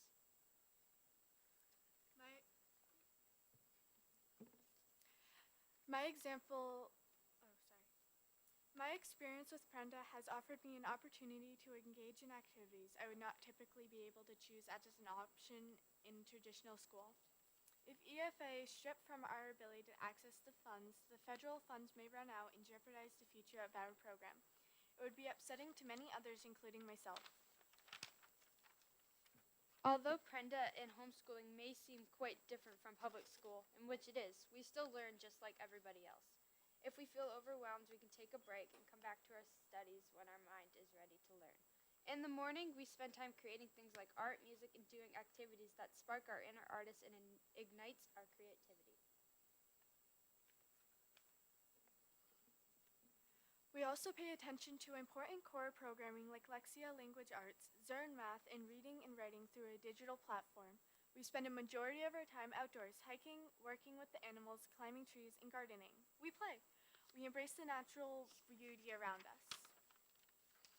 We learn, and we work with each other as a community through unplugged opportunities that encourage alternative learning environments. EFA offers us a multitude of opportunities that provide us a creative new way to learn that promotes individuality, community, and encourages autonomy and the ability to take control of our academic journey. With EFA, we know we can have support in educational materials and resources that will further our learning interest.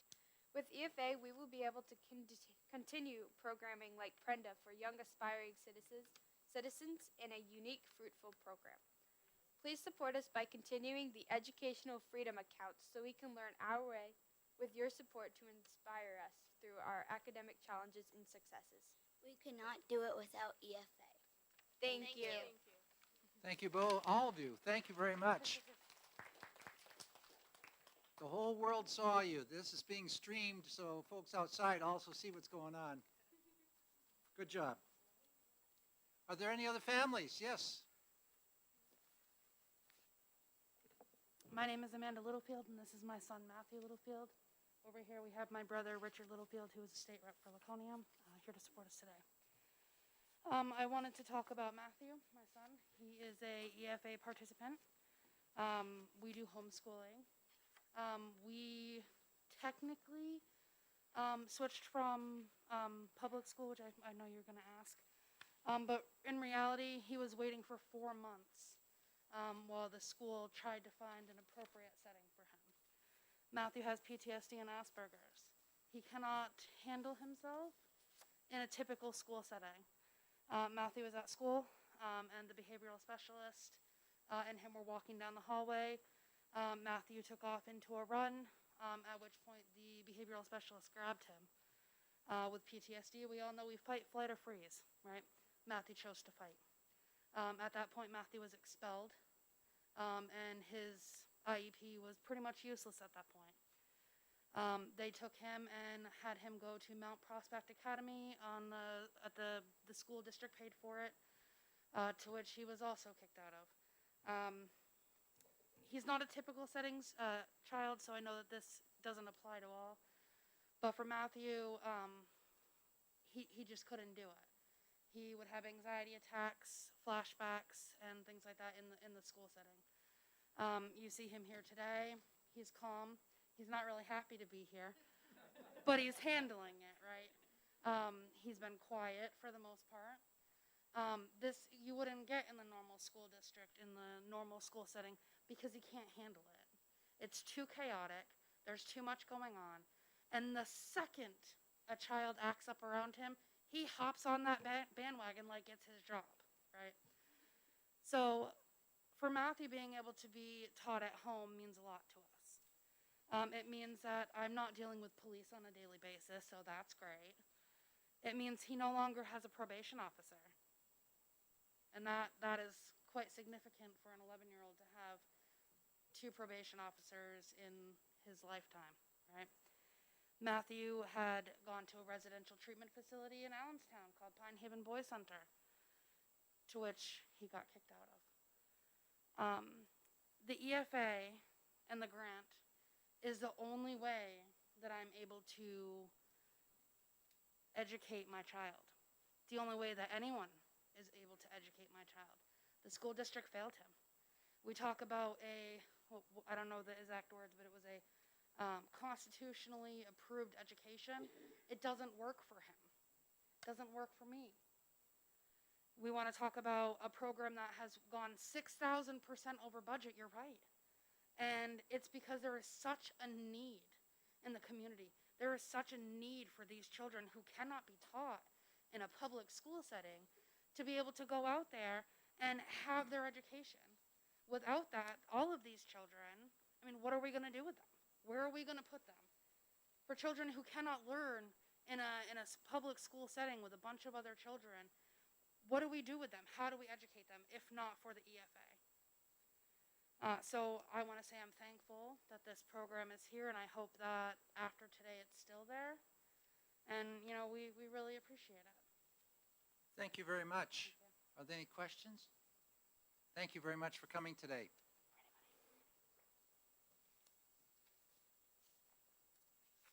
Okay, any other families here? Come on forward.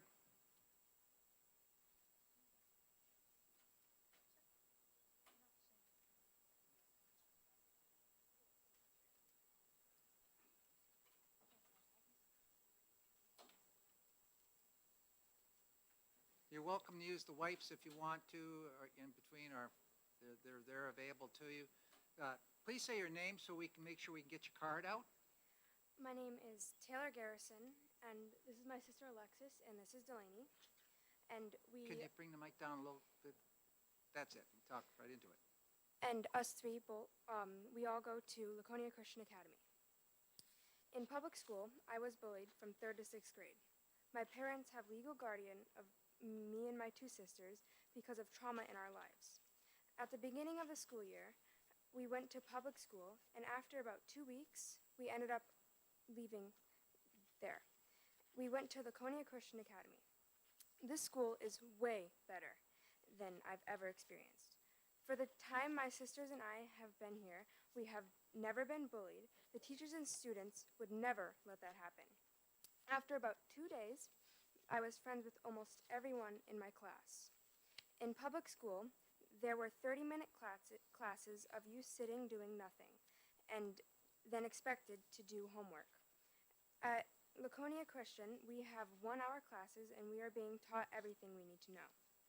When I was online during COVID, I was very behind in every class, and we weren't being taught anything. I ended up going to summer school for 2 weeks last summer, and I learned more there than I've learned online. At Laconia Christian, I've learned more there than I've ever learned. Right now, I have all A's and B's in every class, and I could barely get to an A in any class in public school. My youngest sister, Delaney, could barely even say her ABCs, and now she's really good at saying them. If it weren't for the education freedom accounts, my sisters and I would never have the education opportunity we have now. Please vote no on this bill. Thank you very much. How old is Delaney? 7. Wow. Congratulations. Thank you very much. Any questions for folks? Not seeing. Thank you very much. Chair, should I speak now? Sure, go ahead.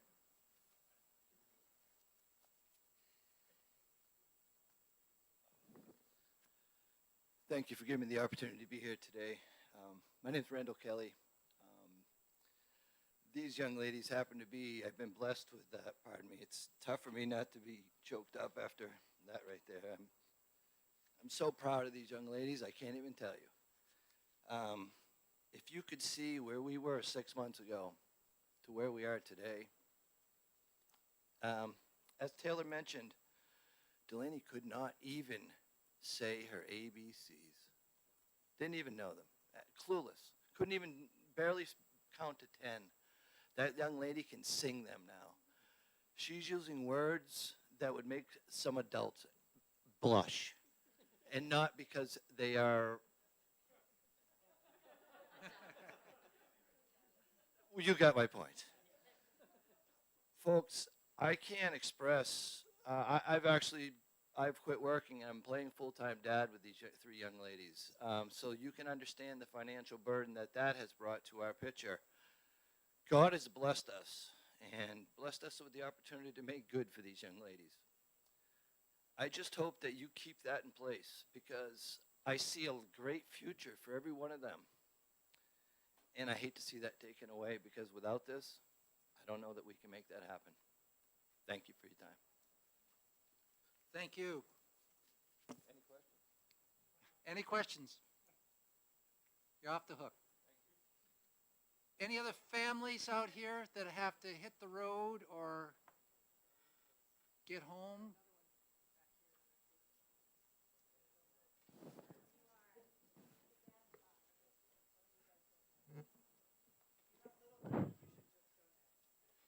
My name is Michael from Deering, New Hampshire. This is my one of 5 kids, Judah. He came out here with me today. He's very excited to be here, right, Jude? He really wants to go home. You know, I was really glad that the statistic that said 6,000% over budget, and just to repeat that, you know, just to see the amount of interest. You know, I think it might be a testament just to make us think that, you know, what kind of product is the public school giving us. You know, I think too that kids that come from a homeschool or a private school environment into this program shouldn't be penalized for trying to escape a subpar product in the public schools. New Hampshire in 2020 had a the families that homeschooled was 6.3% in New Hampshire, and you know I find it interesting in Massachusetts, where I personally do a lot of my work. The percentage of Massachusetts of homeschooled kids is 12.1%. It actually went up 800-fold, 800% increase. So if it's happening in Massachusetts, you know, you can imagine it's happening here in New Hampshire and all over New England. And parents are looking for an alternative to the public school. And I think the difference of educating a child for $4,000 as opposed to $20,000 is a big deal. And it actually can be done for much less than that as well in a private school environment. I have a 16-year-old son that's a bona fide professional carpenter. And I can really direct his education at a very efficient rate, and he's going to be a very successful young man. You know, I think a lot of the public schools are losing trust with many of our families, and we see this with, you know, parents showing up now to school committees all over the nation, right? And I know this from my work in Massachusetts, where a lot of parents are upset with CRT, and congratulations to New Hampshire for passing a bill that opposes CRT. But also the CSE, the Comprehensive Sex Education. You know, a lot of parents think that that's not age appropriate. They think it's not medically accurate. They think it's not evidence-based. And it's really making a lot of parents lose trust in the schools. The social emotional learning, these surveys that go to these kids without parental consent and really target kids based on, you know, not being a part of the group think. And this is really the main point I want to make, is that the public schools have taken such a large step away from so many families that have different belief systems, different morals, that we shouldn't be penalizing these families for the fact that the public school has left them regarding their convictions. The Cato Institute just said that New Hampshire, out of all 50 states in the Union, is the freest state out of 50, and that's even above Florida.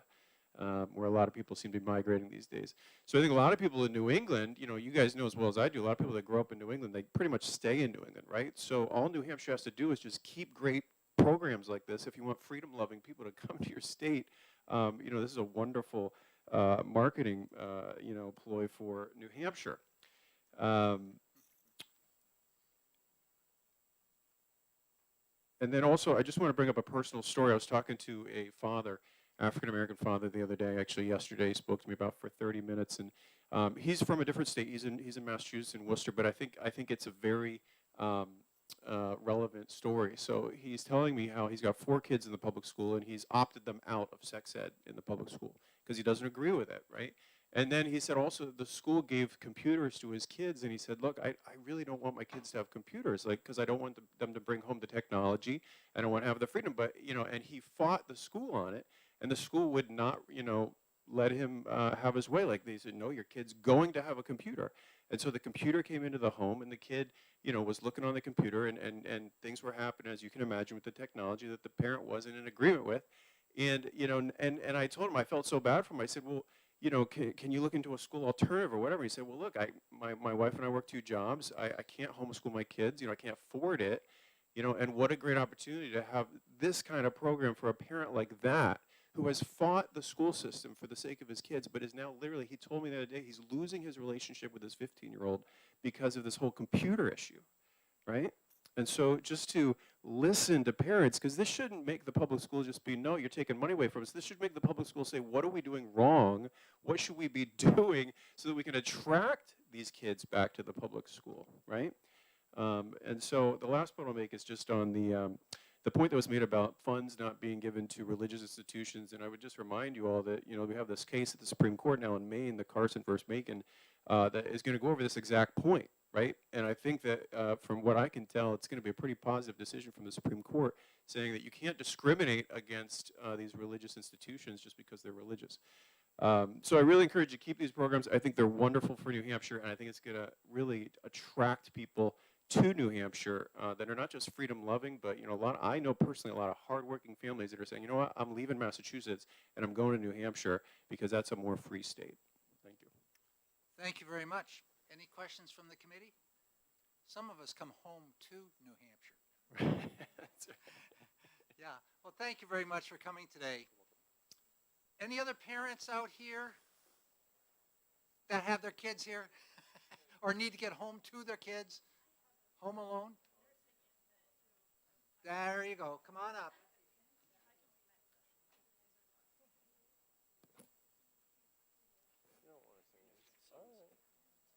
Yeah. Yes.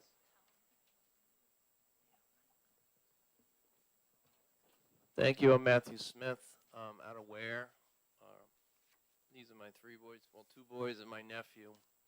I have custody of. I'll keep it brief. This has been my kids attend Concord Christian Academy. I've struggled to keep them in school for how many years? It's been 6, 7, 8. Two are honor students. Lucas, my great nephew, he started a year ago. His grades have gone up drastically from where he was. His reading comprehension, his arithmetic. I attributed a lot of it to the teachers at CCA. There's a lot of dialogue there. We don't have any real experience with public schools as far as they've been in private since, but I've pretty much moved mountains to keep them there. I know we do pay plenty of taxes, and it goes towards public schools. I'm trying to think what else. Like I said, I'm a little nervous about this. I used to disarm bombs, and I don't like public speaking. Do you have anything to add, boys? Like, thank you for those who. It has really helped us quite a bit. It really is. Actually, it's kept us in our house this year. As everybody knows, things have gone up quite a bit. I don't know what we'd do without it, and it's given us some lateral movement. Takes a little bit of stress off of me. I know that for sure.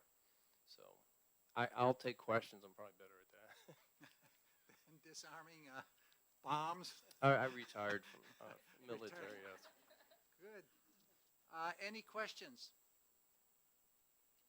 Not seeing any. Thank you very much. Thank you for having us. Yeah. Guys, have a good day. Yep. Same to y'all. Can I just add, thank you for taking your nephew. I'm over in the corner. I know how hard it is these days to even raise 2 children on your own, and you've taken a third one in when obviously things are tight for you. So good for you for taking in a child that obviously needed love from somebody other than where he started, and it was very nice of you to do this. So I just want to say thank you, because I know it's hard, and there are far too many children out there who need what you're giving to your nephew. It was my dying sister's last request. Wow. I actually just got my mom in December. She's on a couch right now, but we're trying to make it. So, It's all about family. This is not a dress rehearsal. Yeah. Thank you. Thank you.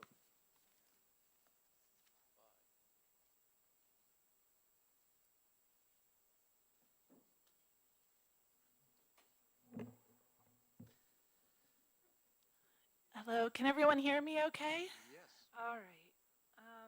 So I'm here to ask, please do not. Can you give us your name, please? Oh, I'm first? sorry, yes. My name is Jenny Janis, and I'm asking for you to please not repeal the EFA. It has been absolutely life-changing for my family. I'm so pleased to be able to speak to you all in favor of the education freedom accounts. They have been such an extraordinary benefit to my family. In my original remarks, I wasn't going to address this, but I do want to say that we live in a lovely part of New Hampshire. We absolutely adore it. The school district is failing there. The scores are not going to probably lower quartile, the lowest quartile, and we love it there. We love that we're a part of the revitalization of this part of New Hampshire. We're very involved in the community, but it is only because we homeschool that we're able to be a part of it in that way. So living where I am, I would have to move to have that constitutional right without homeschooling and the EFA. As a little background about my family, my husband and I have been married 12 years. We have 5 kids, ages 1 through 10. We're both public schooled. He is now a lawyer, and I am a therapist trained at the doctorate level with a master's in clinical psychology. I'm also a former public high school teacher. Despite our aptitude for schooling, both my husband and I found that we struggled throughout our schooling in different ways, and we learned over time, as we both have professional degrees, how to learn in a way where we could excel. So when we were married and we had children, we decided we wanted them to homeschool as well. So I am one of those who always intended to homeschool, but many of you may realize that the choice to homeschool means that you have significant financial sacrifices you make. Generally, you have to, someone has to stay home. And I was offered my dream job, and we would have been doing very well between the two of us, but instead we said, we're going to do this. I stayed home, and we sent my husband off to law school. So he was working full-time and doing law school while I was at home homeschooling these kids. So while we have the professional degrees and all, we have really worked for that, and we are now on a budget. Always on a budget, something to think about is that it takes a lot of time to be able to homeschool. You're already sacrificing the one income, and then it takes a lot of time to find used resources, the well-priced classes, my kids use the same notebooks since they were in kindergarten, and the oldest one is 10. I literally bought new notebooks for the first time this year. We just had bought a book pack and we used it, because to us it was this important to give them the differentiated instruction, especially having been a public school teacher. All the more so, I had found how restricted I was in trying to give the children that I really adored what they needed. So I made those sacrifices so the children can do that. Now, I mean, when this EFA happened, I was like, oh my goodness, for a fraction of the cost of one public school student, these kids are thriving. I wasn't able, even though we do very well because we have 5 kids, because the ways we did this, because we have student loans and things, I wasn't able to afford a computer and a printer. So no, I couldn't do online classes. I couldn't figure out how to get the free typing club class to go on the one little Kindle we had. Like, that didn't work, And so now we have all these resources. It didn't cost a lot. It didn't cost a lot to the taxpayer, and this will benefit the New Hampshire taxpayer. These kids will benefit New Hampshire, and this program will benefit New Hampshire because it is allowing so many kids to thrive. So, yeah, we got a printer, we got a computer, our first one in 10 years. What did we get? We got Hooked on Phonics app. It costs $12.99 a month, but I couldn't do it. I didn't have a computer. I couldn't do it. What else we do? My kids have done, they have a gym class now, so mom's not out there trying to kick the soccer ball to them like I know what I'm doing. I'm like out there on the street, like, yeah, kick it with the side of your foot. I don't know what I'm doing. So they're out there with someone who can really teach them some things, because we all need some help. We all need a little help. I'm quite good at this in many ways, math and science and even French. I teach them French. I can do that. But I can't teach them gym class. I need to pay someone. So, this has been absolutely everything. And for this small amount, it's everything we need to be able to give these children who will benefit other children, who will benefit New Hampshire's economy, who will benefit New Hampshire's communities. And our family is also able to live where we live and benefit our community, which we're very invested in and very involved in because of the EFA supporting us. And I want to make one more point, which is that when you start homeschooling, it's not very expensive. A kindergartner does not need much. You do a little reading, you do a little writing, you do a little math, you're good to go. But a 10-year-old who's fairly advanced in several subjects, and an 8-year-old who's starting to explore things, they need more. So even if you have I've been in homeschooling the whole time, it was starting to become almost undoable. Because as you go and you have more needs, your financial needs get greater. So the EFA provided me something where I had no solution. I wasn't sure what I was going to do. And the kids love it. Next time I'll bring one. She'll tell you. Thank you very much. Thank you very much. Are there any questions from the committee? Yes, Representative Woodcock? I think I heard you correctly. Good afternoon. I think I heard you correctly. I just want to be sure. You said your children were already being homeschooled prior to the program. That's what I said. I'm not sure I could continue homeschooling them. Okay, thank you. Any other questions? Thank you very much. Thank you. Any other parents? Yeah, I know probably a lot of parents out there, but that need to get home. Okay, you put your hand down. Good afternoon. My name is Allie Taylor. My family and I live in Manchester. We are property taxpayers in Manchester, and we are in Manchester School District. We found it very interesting that both of the assistant principals at the public schools that our children have attended have had their own children in private school. That tells a lot. Thank you for your time and hearing my thoughts today regarding HB 1683. It's my strong belief in the live free or die state of New Hampshire that the educational choices for children belong to their parents. Who better knows a child and his unique needs better than mom or dad? As the mom of 4 boys ages 11 to 23, our family has taken different educational approaches along the way. Our boys have attended public school, private school, and even been homeschooled early on.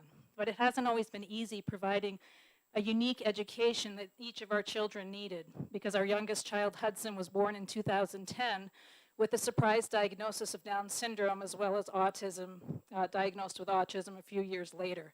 So our lives drastically changed. Today, Hudson is nonverbal and incontinent at age 11 with several other medical diagnoses. So I'm a full-time caregiver these days.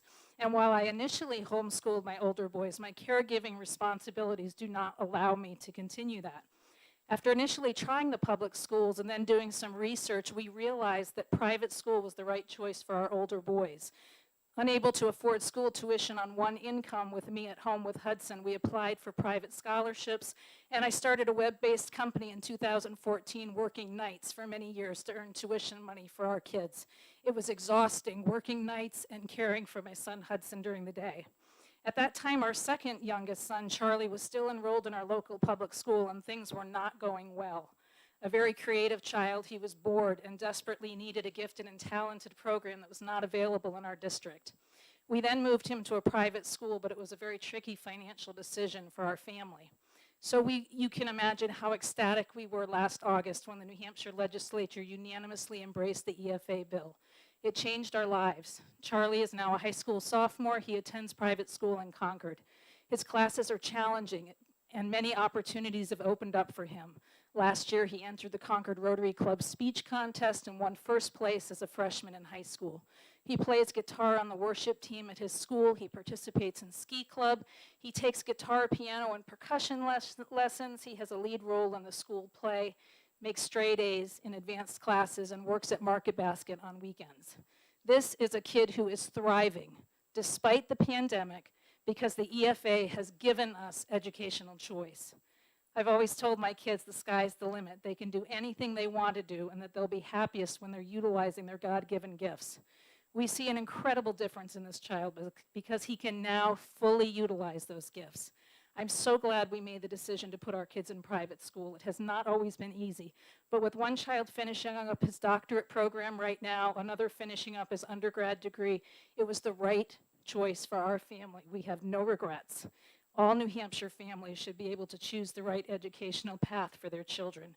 It shouldn't have to be a struggle like it was for ours. Please support New Hampshire families and educational choice for every child by voting no on HB 1683. Thank you. Thank you very much. And thank you for all the sacrifices you've done for the kids. It's my pleasure. Yep. Any questions? Any questions? Not seeing you. Thank you. Thank you.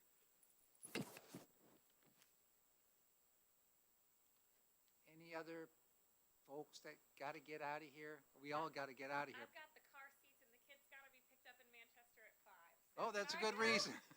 One second.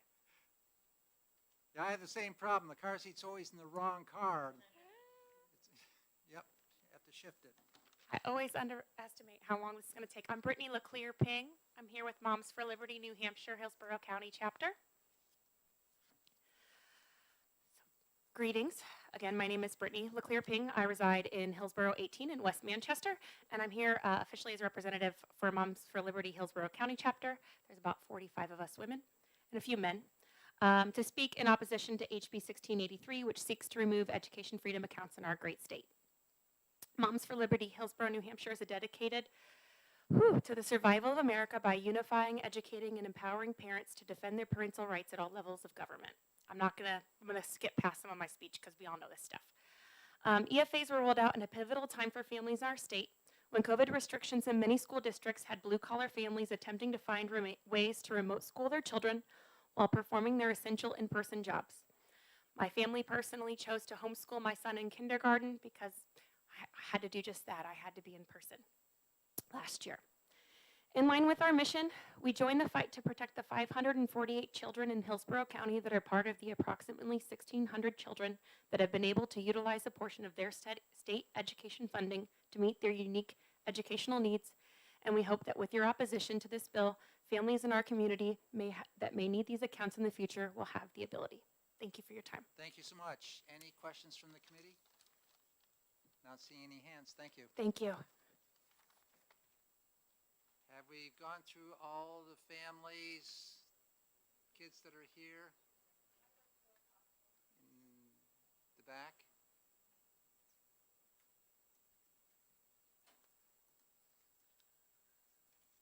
Okay, first time here. Thank you for hearing my testimony today. My name is Melissa Lewis, and I have 4 daughters that have been in New Hampshire school system, whether attending public school or homeschooling from 2012 through today. Today I'm going to highlight the journey of my eldest daughter, Evie, who, thanks to the Children's Scholarship of New Hampshire and the Educational Freedom Accounts, is able to attend 9th grade at High Mowing School, a Waldorf boarding and day school in Wilton, New Hampshire. Evie, the eldest of 4, has always been an intuitive, empathetic young child. An artist from the start, I quickly saw that she learned the most by interacting with the world around her. She communicated easily with adults and children in our community, from the library children's director, the town rec program instructors, or a homeschool co-op led by parents. Trained as an early childhood educator myself, I could tell that by age 6, Evie was not picking up on things like reading and math where she should be. At the time, our local school district in Goffstown would not test her for a delay unless we enrolled her in public school. We did that the following year when Evie was given an IEP for an undiagnosed learning disability, what I suspect was and is still today dyslexia and dysgraphia. Evie would go through the next few years struggling with anxiety and depression, all while continuing to make strong connections with teachers and tutors, many whom to this day still say she was their most outgoing and favorite student. Her ties and interest in forming community connections remained. By 6th grade, Evie was vice president of her student council, acting in the Manchester Community Theater, and helping teach children's acro at our local dance studio. However, I stayed true to the fact to her IEP team that when the day came when I felt my daughter's sense of self had been lost, I would pull her from the school. That day came when, after severe concerns with mental health for well over 2 years, daily tears and frustration over the lack of help from teachers and what she was supposed to be receiving academically from the school, I felt my daughter's spark had long been lost to a system where she was getting forgotten. Her gifts pushed aside and not valued from the staff that was overworked and didn't have time to provide what Evie needed to learn in a healthy way. After talking with the CSF director, Kate Baker, we realized that we may just be able to make High Mowing School, Evie's dream school, a reality for Evie for high school if we qualified for the new Educational Freedom Account. Evie wrote a scholarship essay for the school, attended a virtual interview, and was over the moon when she was told by the teachers that they knew she would offer a lot. Evie has worked hard since September. She has long days and homework that involves essays, reading, math, French, but also painting, handwork, an independent study of ballet. Her days are filled with science, foreign language, treks outdoors, daily community cleanup, and her favorite, circus arts. Yet she comes home eager to go back the next day. Expecting to hear of her academic struggles from her teachers at the first student-teacher conferences in October, I instead was met with these words from her teachers. Evie is in touch with nature. She cares for those students around her. She is bubbly but focused. Evie values the school and its mission. I see her becoming an emerging leader of the school and her class. Evie is kind and caring. She is dedicated, and while she may struggle with some of the content, she is the first to offer to participate or demonstrate in class. Evie is going to succeed not because of grades, but because she has a desire to learn and she is passionate about her education. I wholeheartedly believe that my daughter is in this school that is the best fit for her, that without the educational freedom account and the funds provided, Evie would not be able to attend the school where she is valued. Her gifts are celebrated and not discouraged. The teachers can see how she learns best and take this into consideration for assessing her work and the curriculum throughout the year. Evie has a new take on life and her future, and it is because she was given this chance. Thank you for this opportunity to speak and to support children and students in New Hampshire like Evie that want to learn but need the freedom of choice to find the right educational path for them. Thank you very much. Are there any questions from the committee? Not seeing any. Thank you. Is Todd out there? Todd from New London? You have to tell me how to say your last name here, Todd.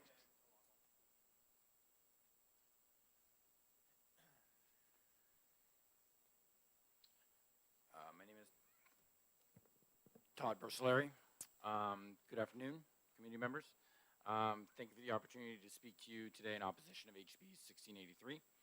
I am a licensed New Hampshire teacher. I'm also the assistant director and one of the middle school teachers at Newport Montessori School. It's a nonprofit, non-public school with 108 students. Our school enrolls pre-kindergartners through 8th grade. We currently have 12 families using EFA monies to supplement their tuition payments to our school. And our school's highest tuition rate is $8,600 a year. Non-public school has always been an option for affluent families, and with the help of scholarship funds like our school's in-house tuition assistant program, which we do a lot of fundraising for, and the Children's Scholarship Fund, low-income families are able to meet tuition payments. The EFAs have leveled the playing field for middle-income families who sometimes make just a bit too much money to qualify for need-based scholarships, but are yet far from affluent income levels. I have here a portion of a testimony from a family member of one of our students. He's a 5-year-old. His name's Carter B. Both of his parents are incarcerated, and his 71-year-old grandfather is his legal guardian. This has actually been emailed to all of you, but I'm just going to read one paragraph, an excerpt from it. So again, this is from a family member of Carter B. We implore you to please vote against eliminating the Education Freedom Accounts. Please keep the Education Freedom Accounts program for Carter and his grandpa and for all the other New Hampshire families that have relied on these accounts this year to allow them the ability to choose a school that fits their child's educational needs better than some of our public schools are currently able to do. Keeping this program will not only help the children who need a method of education more conducive to their specific needs, but will also take the pressure off public schools trying to accommodate large class sizes full of a wide variety of learning styles and needs. Public schools will be able to focus more on mainstream education and improve areas of education they are already good at, while private schools, homeschools, etc., can focus on meeting individual students' more specific educational needs. Keeping this program is not only an investment today in all New Hampshire children, in public and alternative educational environments, but also will be an investment in New Hampshire's future when today's children become tomorrow's valuable members of our state's adult citizenship. So, thank you very much for giving me the time today. We urge you to vote no on 1683. And I can take any questions. Thank you, Todd. Are there any questions? Not seeing any. Thank you very much. Thank you. Seth Codes.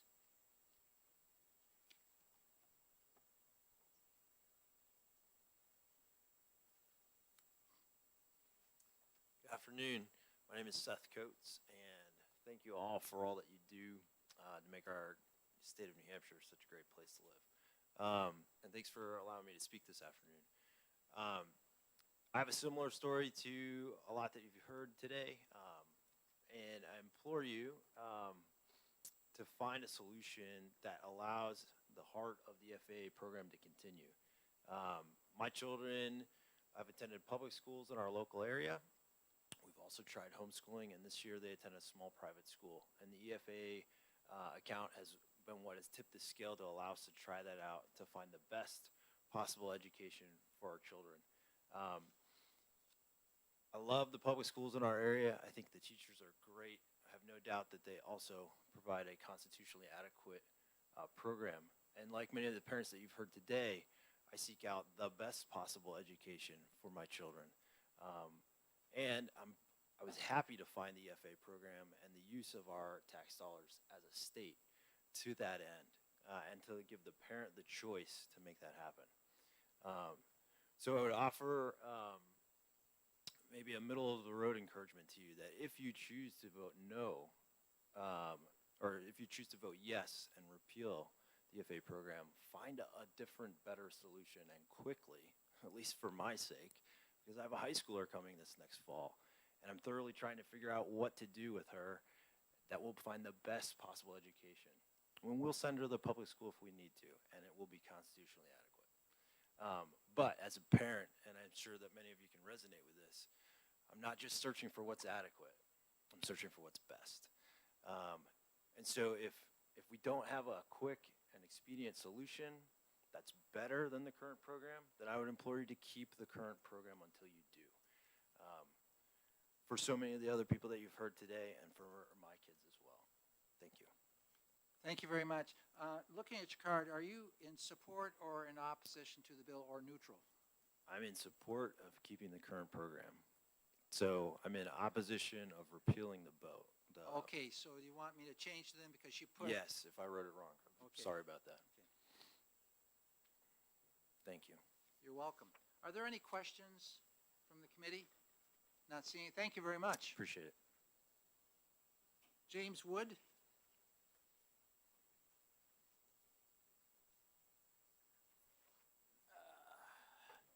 Good afternoon. I'm James Wood from Merrimack, New Hampshire, and I support parents and whatever they want to do with their children. As a taxpayer, my wife and I both have no children. We've lived in the state for over 20 years. I understand the need to send children to the best education possible. I spent 22 years in the military, traveled around the world, saw lots of different people, saw different places. And something's fundamentally wrong in our country when you start seeing us drop down around the world, when you start looking at the educational levels of the kids coming from our high schools. I saw it in the military. I saw people coming without any real fundamental values. I don't know what it caused. I don't know where it comes from, whether it's in home or something in school, but there's just something missing. I support kids because I understood what it's like, because I suffered from dyslexia for more than 6 years when I was growing up, and teachers couldn't understand, and my mother was the only thing that I had to move forward, because they were saying, we don't know what to do with them. We don't know what to do with them. And I went from year to year, but still pushed through the educational system until I got to 5th grade, and one teacher said, this kid can't write his name. I'd write letters backwards. I couldn't add or subtract because I was adding numbers because I thought a 3 was an 8, or I saw things upside down and backwards. I know what it's like to be one of those kids that gets pushed through the system. And then that teacher said to my mom, you need to get him some help because things were going downhill relatively quick. So my father worked at Ford plant, making $95 a week, and there was 7 of us in the house. So you tell me how my mom and dad were going to support sending me to special education. My mother did all she could to take care of 5 kids and a guy that worked 3 jobs trying to make ends meet. So I know what these parents are going through. I know what it's like to be that kid sitting in that classroom being pushed through because we were in an expedited educational system. We need to get you through. We have a lot of kids in this class. We don't have time to spend a lot of time with you. And I understood that too. I understand that now because I can see that. But I tell you right now, these educational savings accounts are important because you can see the families that are helping. There's no better return of investment on our tax money than putting into these kids. We could spend money on highways. We could fix potholes. But once these kids get through those grades, they never gain the fundamental knowledge again that you miss by the early formative years. The formative years are the most important building blocks to build their education. So I stress everyone to think about when you're looking at money as a sole driving factor for everything, we need to find the money. Beg, borrow, or steal, whatever we have to do, we need to find money. And if there's a structural problem in the program between the House and the Senate or the people in these, we need to come together as a group and realize the things we're trying to do is what's best for the kids and best for everybody in the state of New Hampshire, because like they were saying, we will benefit from these children far longer because they're going to be taking care of us when we can't take care of ourselves. So if we don't equip them with all the tools that they need to, we're in trouble as a society. And you can see that now by how many homeless people there are who can't find jobs because they have no hope, because a lot of them don't have any reason to have hope. So I'm for structurally doing whatever we need to do to keep these kids in whatever they need to do, whatever we have to do. Thank you. Are there any questions from the committee? Thank you very much for your service. Louise Spencer?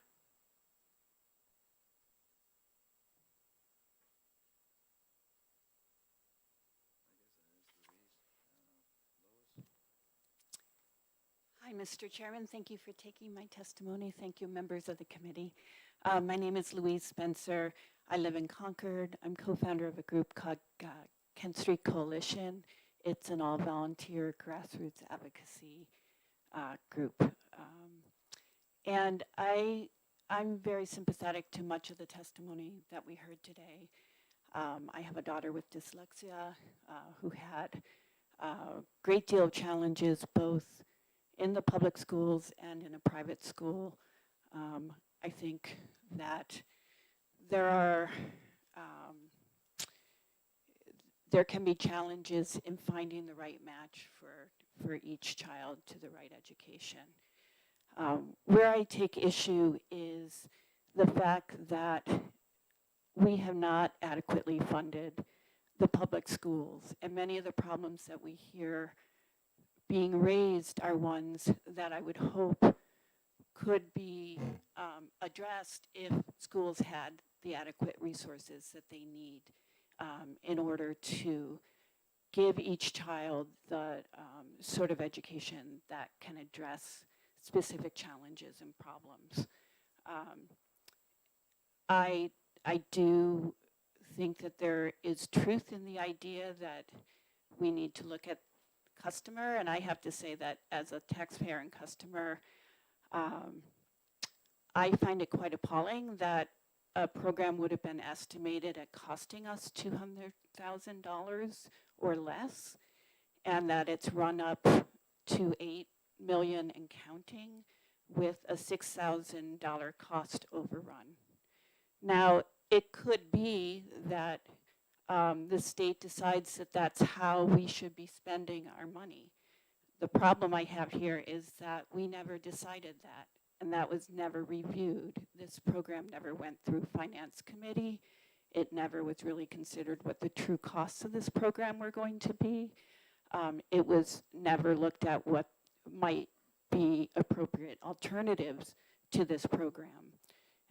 And so it may be that it represents a certain interest in the program, but as taxpayers, and I would think every Granite Stater would want the legislature to do its due diligence in reviewing a program and the true costs that a program will have in the context of the money that we have available to fund education, public education, overall as a state. And I really take issue with the fact that that was never done with this program. So I just want to point out that there are many people who are paying attention to this bill, and lots of reasons that many of them could not be here today. Some of that has to do with COVID and whether people are feeling comfortable being in a smaller, closed environment.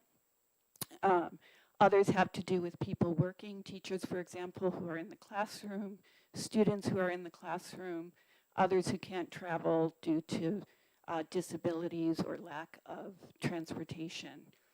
So I would like to point out a few things. One is that if you go onto the record where the public testimonies can be submitted, we find that 911 people, as of just a few moments ago, signed in support of this bill. If you take into account the additional ones that signed in on the blue sheets, that adds, that comes to 917 people supporting this bill. If you then look at those opposed, signed in, 204 opposed, plus on the sheets 30. So that's 234 people opposed to this bill. There were 33 testimonies submitted online, 27 in support, and 6 opposed. We heard today 16 testimonies in support. Again, thank you, much of it very powerful. We heard 4 in support. Did I say 16? We heard today opposed to the bill, and then 4 in support of the bill. So that brings it to 31 total testimonies in support and 22 opposed. So I think it's important that we recognize that there are many, many Granite Staters who, for a variety of reasons, are opposed to this bill. I appreciate the testimony of the last gentleman about, can we come together and try to find solutions to meet the needs of all of our children across the state. I think that's really important. But as it stands right now, with this legislature choosing not to put money that would fund an adequate education for every child attending public school, I think we need to err on the side of repealing this bill, which is currently taking money away from the public schools that is much needed. So thank you very much. Appreciate it, the opportunity to testify. Thank you for your testimony. Are there any questions? Not seeing you. Thank you very much. Thank you. Do we have some folks here? Kirsch? Is it Doug or? Oh, yeah, there are 2 of you? Want to do it as a team relay here? Walter. You're Walter? Yes. You want to go up and sit with her? No. Oh, you're good. Welcome. So I'm Dorcas Kirsch, and I guess as I put down representing my God, my Lord and Savior, Jesus Christ, but I guess he was represented a little bit. When you take God out of the equation, I don't know what people expect. I'm just going to read this because I said I'd be quick. This is Zechariah 8:16. These are the things that ye shall do. Speak ye every man the truth to his neighbor.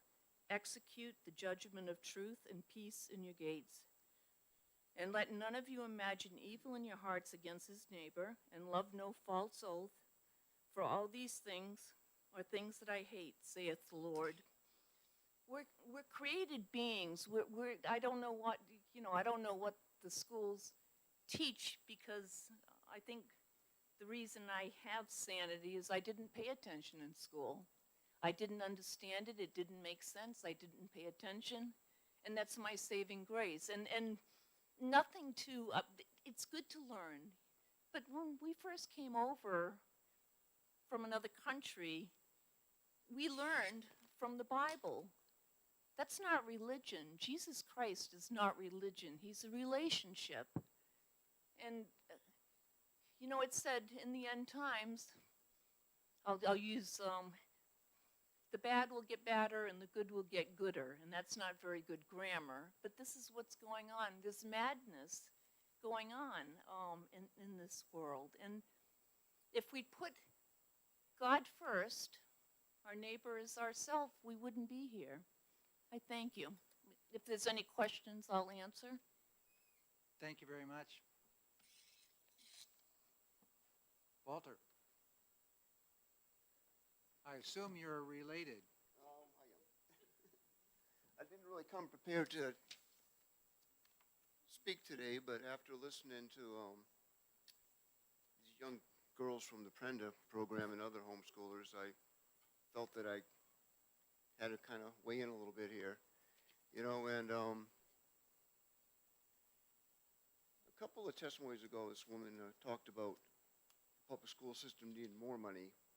You know, and it seems like it's always about money. Money, money, money. Let's get as much money as we can. Right now, I think roughly $20,000 per student is being spent through the public school system.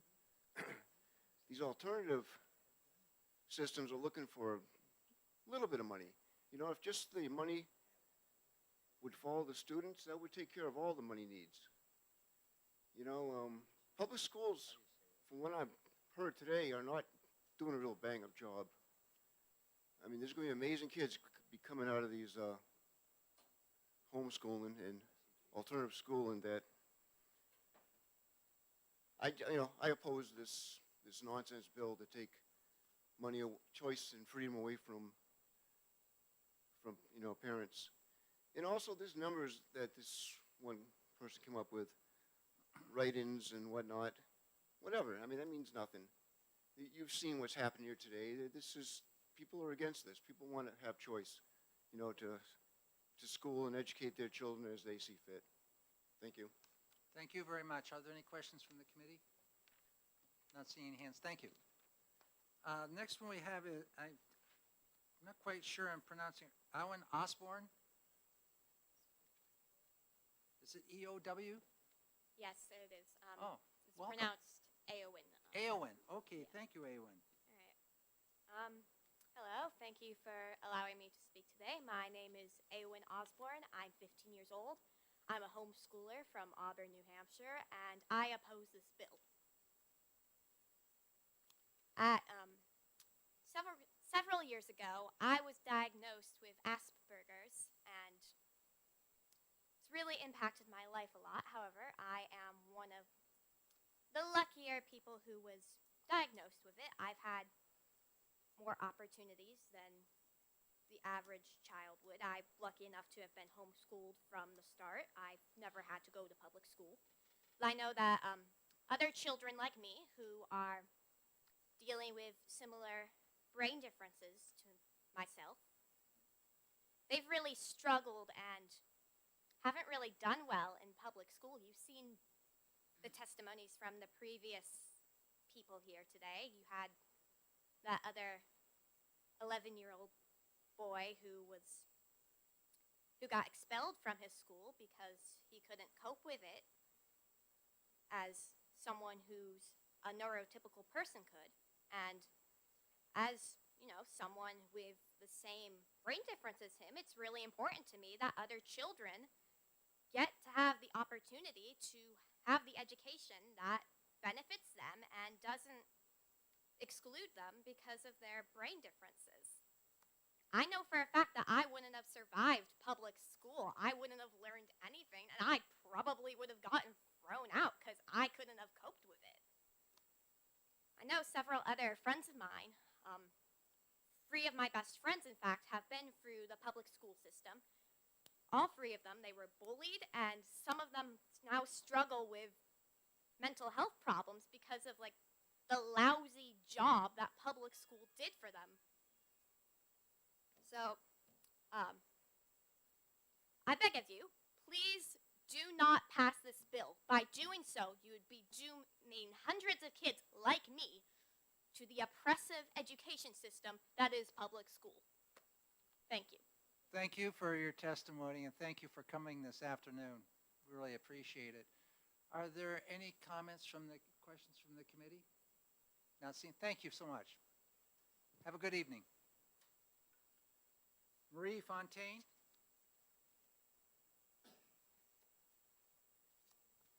Hi, thanks for having me today. I'm going to make this fast since it's way later than I expected. My name is Mari. I live in Manchester. I have a 10-year-old son that loves to learn. Like many families, the past 2 years have been extremely difficult for our son in his education.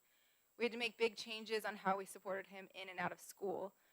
When the pandemic happened, he was in a private school, but everything went remote. And I was building decks with my husband for our construction company. So it was like a really hard situation. I had to bring my son to the job site. The clients were getting upset. It was really difficult. I had to stop working. So having education freedom accounts was something that offered support for families like ours that were struggling to provide the best opportunities. Public school system was not working at the time. They were also remote. And a lot of what I was seeing happen in the public schools don't align with our values. And I was really dismayed at seeing some of the low test scores, large class sizes. So once I stopped working, we really took a lot of time to find the best opportunities we could for our son so that he could still have a normal life during everything that was happening. So he's doing so great. I can't imagine going back and putting him in a situation. He's thriving right now. So I oppose Bill 1683, and I thank you for your time. Thank you for coming. Any questions from the committee? Thank you. Taylor Garrison? Go on. Okay. Alexandra Wing?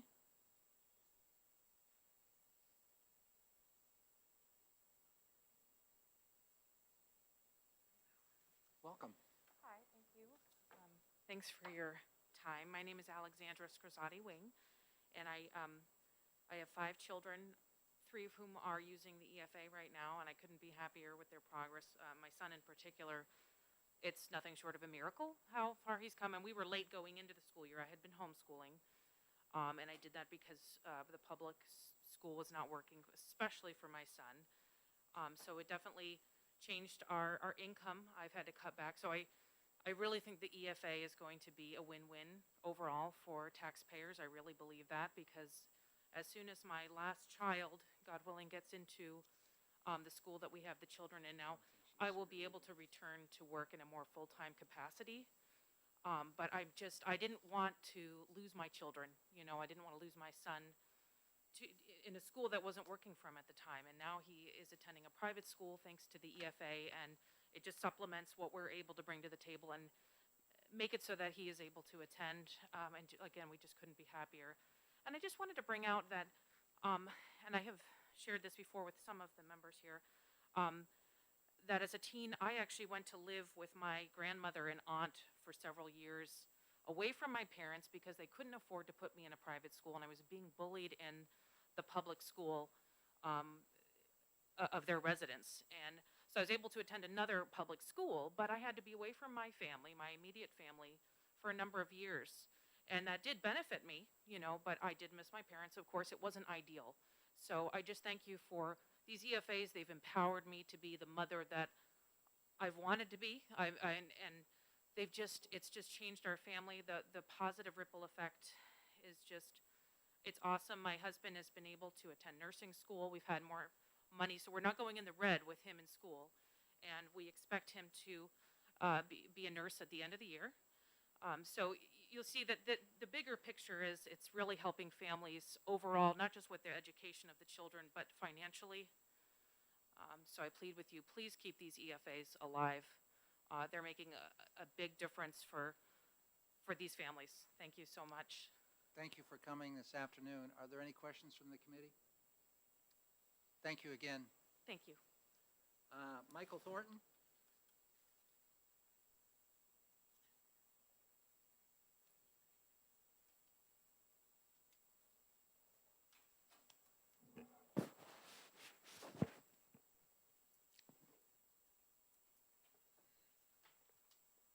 Michael Thornton, Milford, New Hampshire, speaking for our family. Chair, please strike the word at the bottom of the card without prejudice. And don't let this be a condemnation of the state of education in New Hampshire. Thank you for the reading test.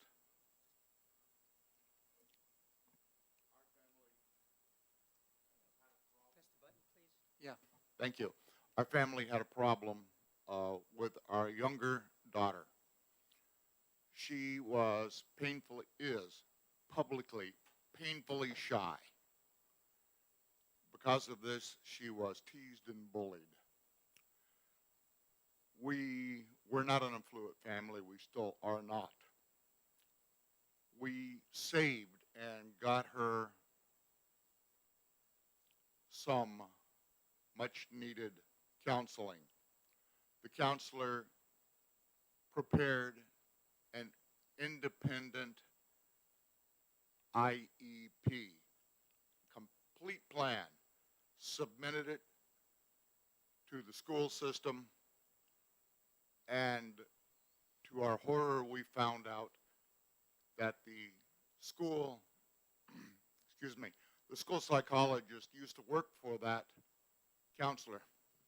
And because he did not like her, our daughter, and her qualified plan were dismissed, he directed her teachers, and her fellow students to pull her out of her shell by calling on her every opportunity.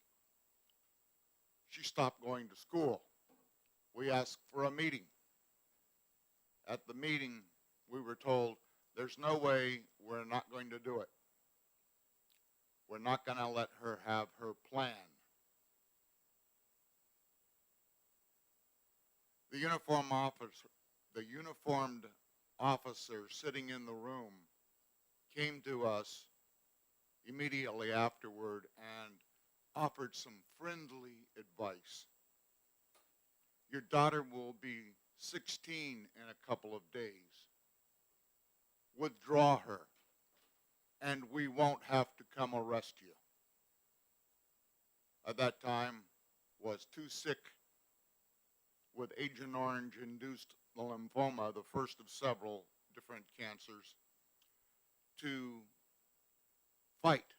We had no money for professional lawyers who would be able to rebut what was being done. Instead, we did our best. We taught her to teach herself. When her fellow classmates graduated, she was discouraged. So she went down and tested with the GED. When she got her results, she felt a little redeemed. She did not get her GED. After being forced out in the 9th grade, she found out that her own teaching of herself had resulted in this. She missed by 3 points in one, the mathematics. On the rest, she maxed the test. Today, she still struggles with shyness. She's an excellent person, a wonderful citizen. The system doesn't work for every child. It can't. There needs to be some mechanism, because the law says what the law says, and the results we give the children should reflect that. We can do better. This is a first step. Welcome. Any questions? Thank you very much, Michael. Michael, are you in support of this bill to repeal, or are you in opposition to the bill? You've written down here that you... I asked you to strike that word at the end. It is obvious that our family would have benefited greatly by the current state of affairs, and we would welcome it remaining. Okay, thank you. Would you please, thank Thank you very much. The next person is Kelly Santos. Kelly, you had down 10 minutes. You know, can you cut it a little short, please? No, my back can't handle 10 more minutes. No. So, thank you so much for having spent your afternoon listening to all this testimony. It's so important. I brought my children with me, but in a different format because no way would they sit this long. So, you've seen these pictures before, some of you. And since the last time I spoke in front of the Education Committee, I've actually had a conversation with my youngest son's kindergarten teacher where they're suggesting occupational therapy for him. We suffer from a congenital disorder. It's a connective tissue disorder where your ligaments and tendons don't quite work. And what that leads to is low muscle tone. So we have to work twice as hard to get half as far. So when that comes to writing, your body isn't properly aligned, you're not able to sit up very well, and that happens to my oldest as well. So they need additional support. That is not the only support they need. My oldest has been diagnosed with specific, I can't see everybody, sorry. Two specific learning disabilities, one in reading, one in written expression. He also has ADHD, sensory processing disorder. So he brings to school a whole host of items. We were in the public school, and I was the first to be there at the end of the first day of school with my camera so I could get them coming off the bus with their big smiles. And I'm grieving the loss of my oldest not being part of the 5th grade farewell at his school with his Cub Scout buddies.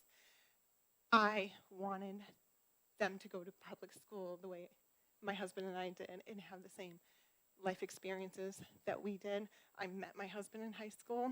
I met him when I was 15 years old. And I didn't marry him till I was 30. That's a whole nother story. So we did remote learning for 4th grade due to the pandemic. We are not interested in homeschooling. This is not an option for us. My son has been a priority in my life, of course, but then he was in public school in 1st grade. I'm volunteering at the school each Monday. His teacher explained that she's going to call a meeting because he's having trouble with his writing. She can't read anything that he writes, is what she said. So I come to a room that looks pretty much like this, big group of people talking about my son, psychologists. I didn't know who they were. And I trusted them. My trust was misplaced. And I thought they were doing what was best for my son. And the more I learned, the more I understood they were not following the child find mandate. They were not offering FAPE, which is the constitutional right to a free and appropriate public education. So let's talk about, you are not allowed to ask the public school system for the best education. This is the first rule of IEP process. The only thing you can ask for is a free and appropriate education. The psychologist refused to test him when I brought her a $5,000 neuropsych evaluation that we paid for. We were told we do not accept his learning disabilities because he is able to pass, which, according to the IDEA law, that doesn't matter if he can pass. That's not a true statement. I was also told by the director of special education, only the parents can refer him to special education. Also not true. His 1st grade teacher referred him to special education. But now he was in 4th grade, no IEP, a 504 that wasn't benefiting him, and he had asked me if he could speak to somebody because he was so sad. So public school did not work for him. It failed him. It did not provide him. And then if we were to get an IEP, then it would become my responsibility to ensure that that was being followed. I would now need to become the school's checks and balances. I would need to make sure that they were delivering it on that IEP, that I was keeping every email, every paperwork, every phone call, and during these meetings with a psychologist that told me he was not meeting my expectations. So really, I don't want to hold you up. So I came here today to talk numbers, actually, and math is not my strong suit, so please forgive me. We're going to just try to do a quick math. Let's talk about who's taking the money away from the public school for a minute. The EFA is for low-income parents. I don't know if that's clear. So a family of 4 like us, the limit is $78,600, okay? So I am sending my son to a private school in which he is given Orton Gillingham along with all the other students in his class. He is not singled out. I had asked the school for this after the neuropsych evaluation. They denied him. So he walks in the door, he gets his needs met at the private school. The cost of the private school for 2 children, I need my glasses, is $20,516.81. What we received for 2 children from the EFA was $9,200. I have written out, and I can provide to the committee a budget for a family of 4 based on tuition. So after we paid for the registration materials and tuition, the required t-shirt, the computer, and the outdoor gear required, we then had a budget of $57,681 for the year. Using not only my specific monthly budget or yearly budget, I went and looked at averages. So I have a website here where I found most of our information. But just based on $1,500 a month, that would equal $18,000 a year. Property taxes, $5,500. We do pay property taxes. We actually have a tenant unit, so we're paying for that as well. We pay health insurance, private health insurance. We pay for car insurance because the yellow bus doesn't come to our house anymore. We pay for fuel for that car, maintenance on that car.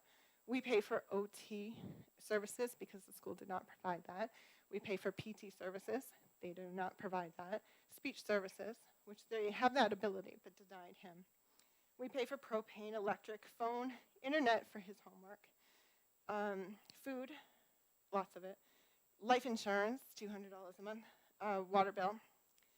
So our family's year-end balance comes to negative $1,440. The Hudson school system, typically their year-end surplus is over $700,000. I also have a copy of their history, historical fund balance and year-end transfers, which I can provide to the committee as well. Now, in this budget, it does not include medical and dental expenses that are not covered by insurance. You have a genetic disorder, you need a few extra MRIs, you need a few extra CAT scans, you need a few extra things. This does not include emergencies, it does not include clothing, it does not include savings, it does not include birthdays and Christmas. This does not include that $5,000 neuropsych evaluation. It does not include lawyer fees if I did decide to fight the school. It does not include pets. It does not include streaming services.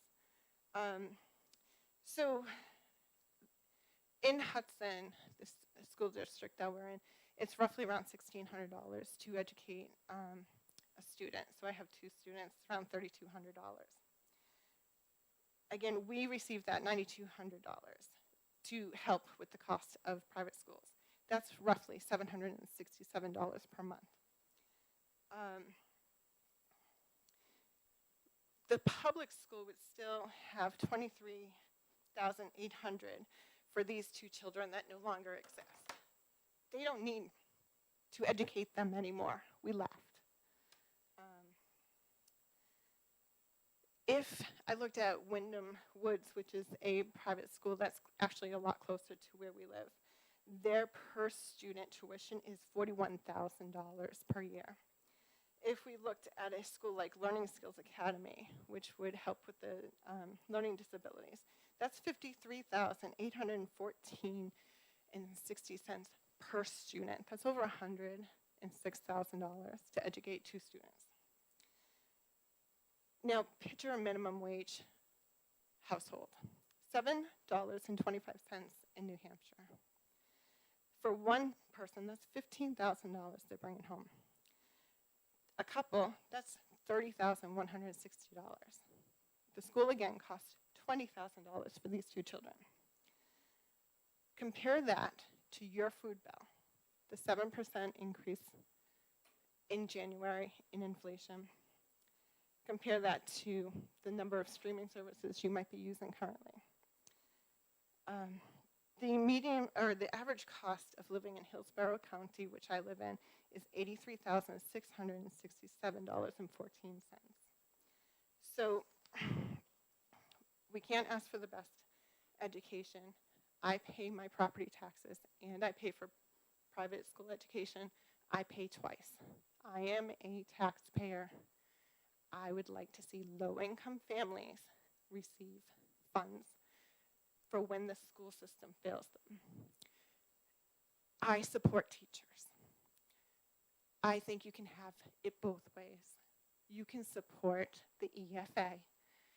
You can oppose this bill, and you can support teachers all at the same time. It's not one way or the other. It really isn't. There are over 1,600 students that ran to this program, parents who need this to survive. We are low-income people trying to take money from our taxes to go to the school to help us survive. In order to make the $78,600, a family would need to make $37.79 an hour. That's not too bad, right? Or that's 2 people at $18.90 an hour. But you take $20,000 off the top. That doesn't leave much. We'd like to just buy some clothes.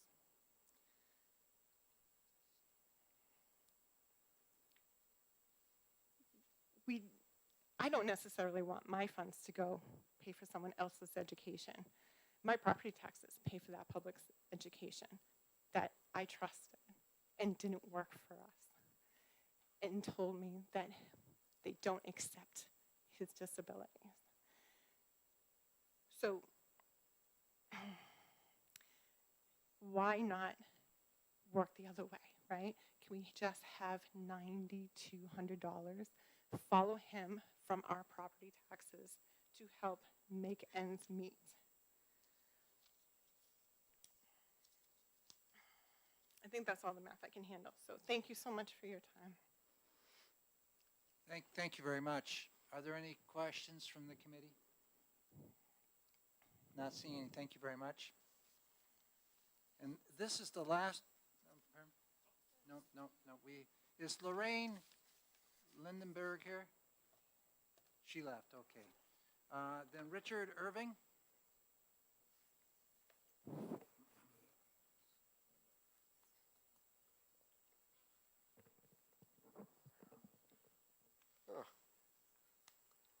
Thank you, Mr. Chair and committee members. I may not know much about this H-Bill 1683, but I know this. I'm one of the people who are opposed to this bill as for our students at school. And I would ask that you turn down this bill and to protect the EFA for all students of New Hampshire. That is all I'm going to say to you all. Thank you. Thank you very much. Any questions? Any questions? No, no questions. I don't have any more pink cards up here. Is there anybody out there that did not?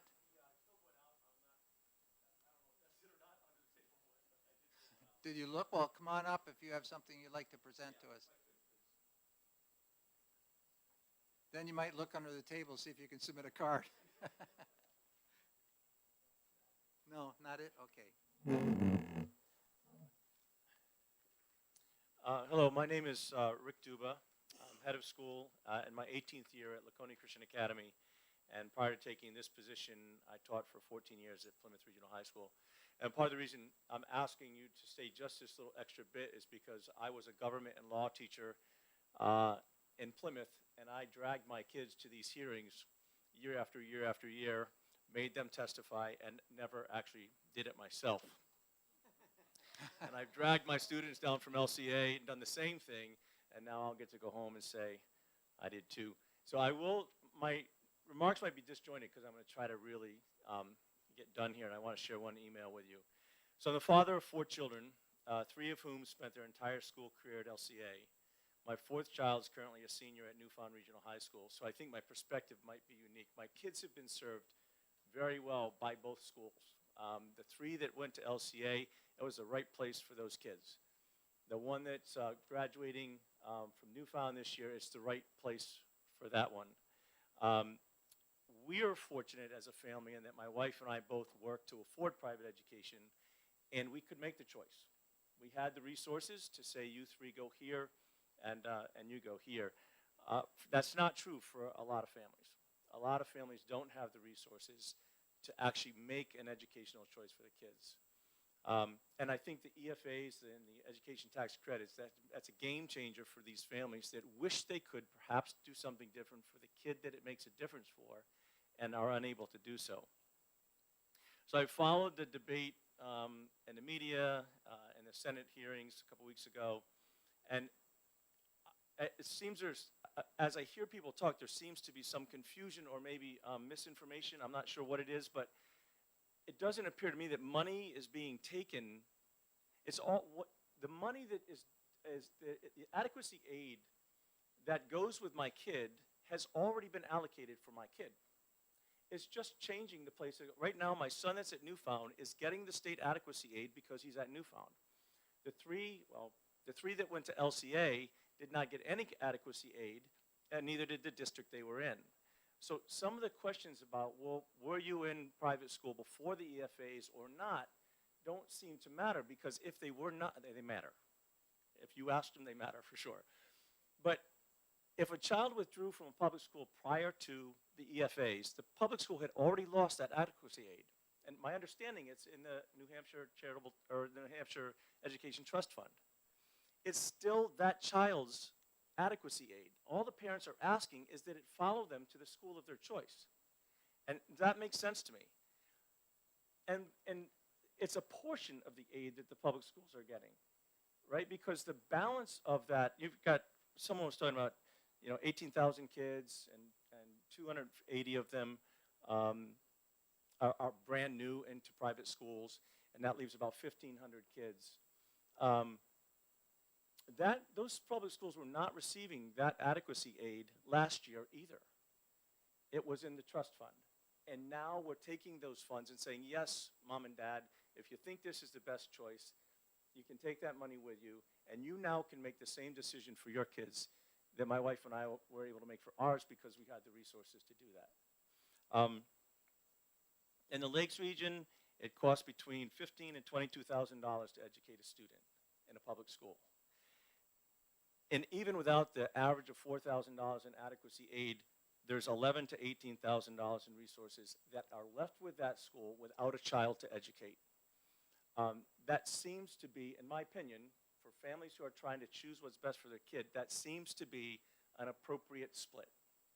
I continue to pay property taxes in the town of Bristol, and will do so for as long. I'm not going to leave the state of New Hampshire. I love it up here, so Bristol will have my property taxes forever. And I won't have kids in that school, and I have no problem with that. I think that's a fair thing to ask of me. I benefit from living here. I benefit from living in that town, and I want to support that school. But I do think it's fair to allow parents to have an option. It's not a lot. It's a small portion of what it costs to educate a child that they're able to take with them. So as I consider the positive impact of the EFAs have had on students enrolled in my school, and honestly, I know some of you may not like to hear this, but the relatively limited impact on the public schools, I wonder if this debate hasn't become more about the freedom to choose than it is about money. When you look at, I mean, I just got an email from one of my teachers, I won't tell you the district, but they're putting a bond out to spend $22 million on a STEM building. And we're talking about $1.8 million this year that didn't get stolen from anyone. I saw the signs at the Senate hearing, stop the steal. The money's not being stolen. The money's being allocated differently than it was being allocated before, unless I misunderstand something. And I will stand corrected if I do. It's really not an us against them, private against public. I've done both. I love both. It's really about choice and giving parents an opportunity that some parents don't have without the help that the EFAs provide. So I want to encourage you to put your support behind parents and kids, not relatively well-funded public institutions. And if I could just share a real quick, hopefully it comes up. You know, do I have to identify the person? Okay, or the town? Okay, then I can read it. I'll skip some stuff. This is a parent who is in our school because of the EFAs and is moving out of state. And we do an exit survey with all our families, and this is what she said. She said, I filled out a survey. We've been overwhelmingly happy with the 2 years the boys have been at LCA. We employ 2 state-certified special education teachers. Heather's one of them. So Heather's done so well with Gabe, and it's been nothing short of a miracle to watch him grow academically, socially, as well as in his faith. When he transitioned from his previous school, his spirit was broken. He hated school, learning, and emotionally was in a tough spot. Almost from the moment he started, not once did he flinch when it came time to go to school. He has found his quirky humor and love for learning again. The kid can't keep a secret and has found trust and compassion in Heather and tells her everything. Blake has turned into a preteen overnight. He's grown a strong faith foundation and devotion to God. A kid who 2 years ago struggled to write a sentence and wouldn't be caught reading anything but graphic novels has been struck by LCA's humanities class. He has found engagement in the subjects to sustain his fleeting attention. They both love their time at LCA, and I can only hope to find a schooling that will meet all my kids' needs after our move. So if you have any questions related to our school's experience with the EFA, we'd be happy to address them. Thank you very much. Are there any questions from the committee? Not seeing any. Thank you very much. Thank you guys for sticking around so long. You're more than welcome. Have a good drive. Safe drive. This concludes our hearing today, and I appreciate all the members of the public that hung around here and hung in. We do appreciate it, and thank you for your participation. Thank you all. This hearing is closed.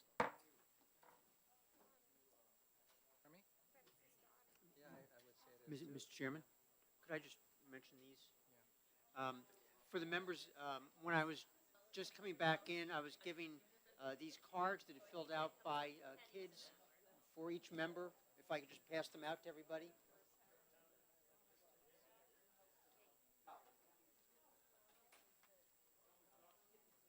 As a reminder again,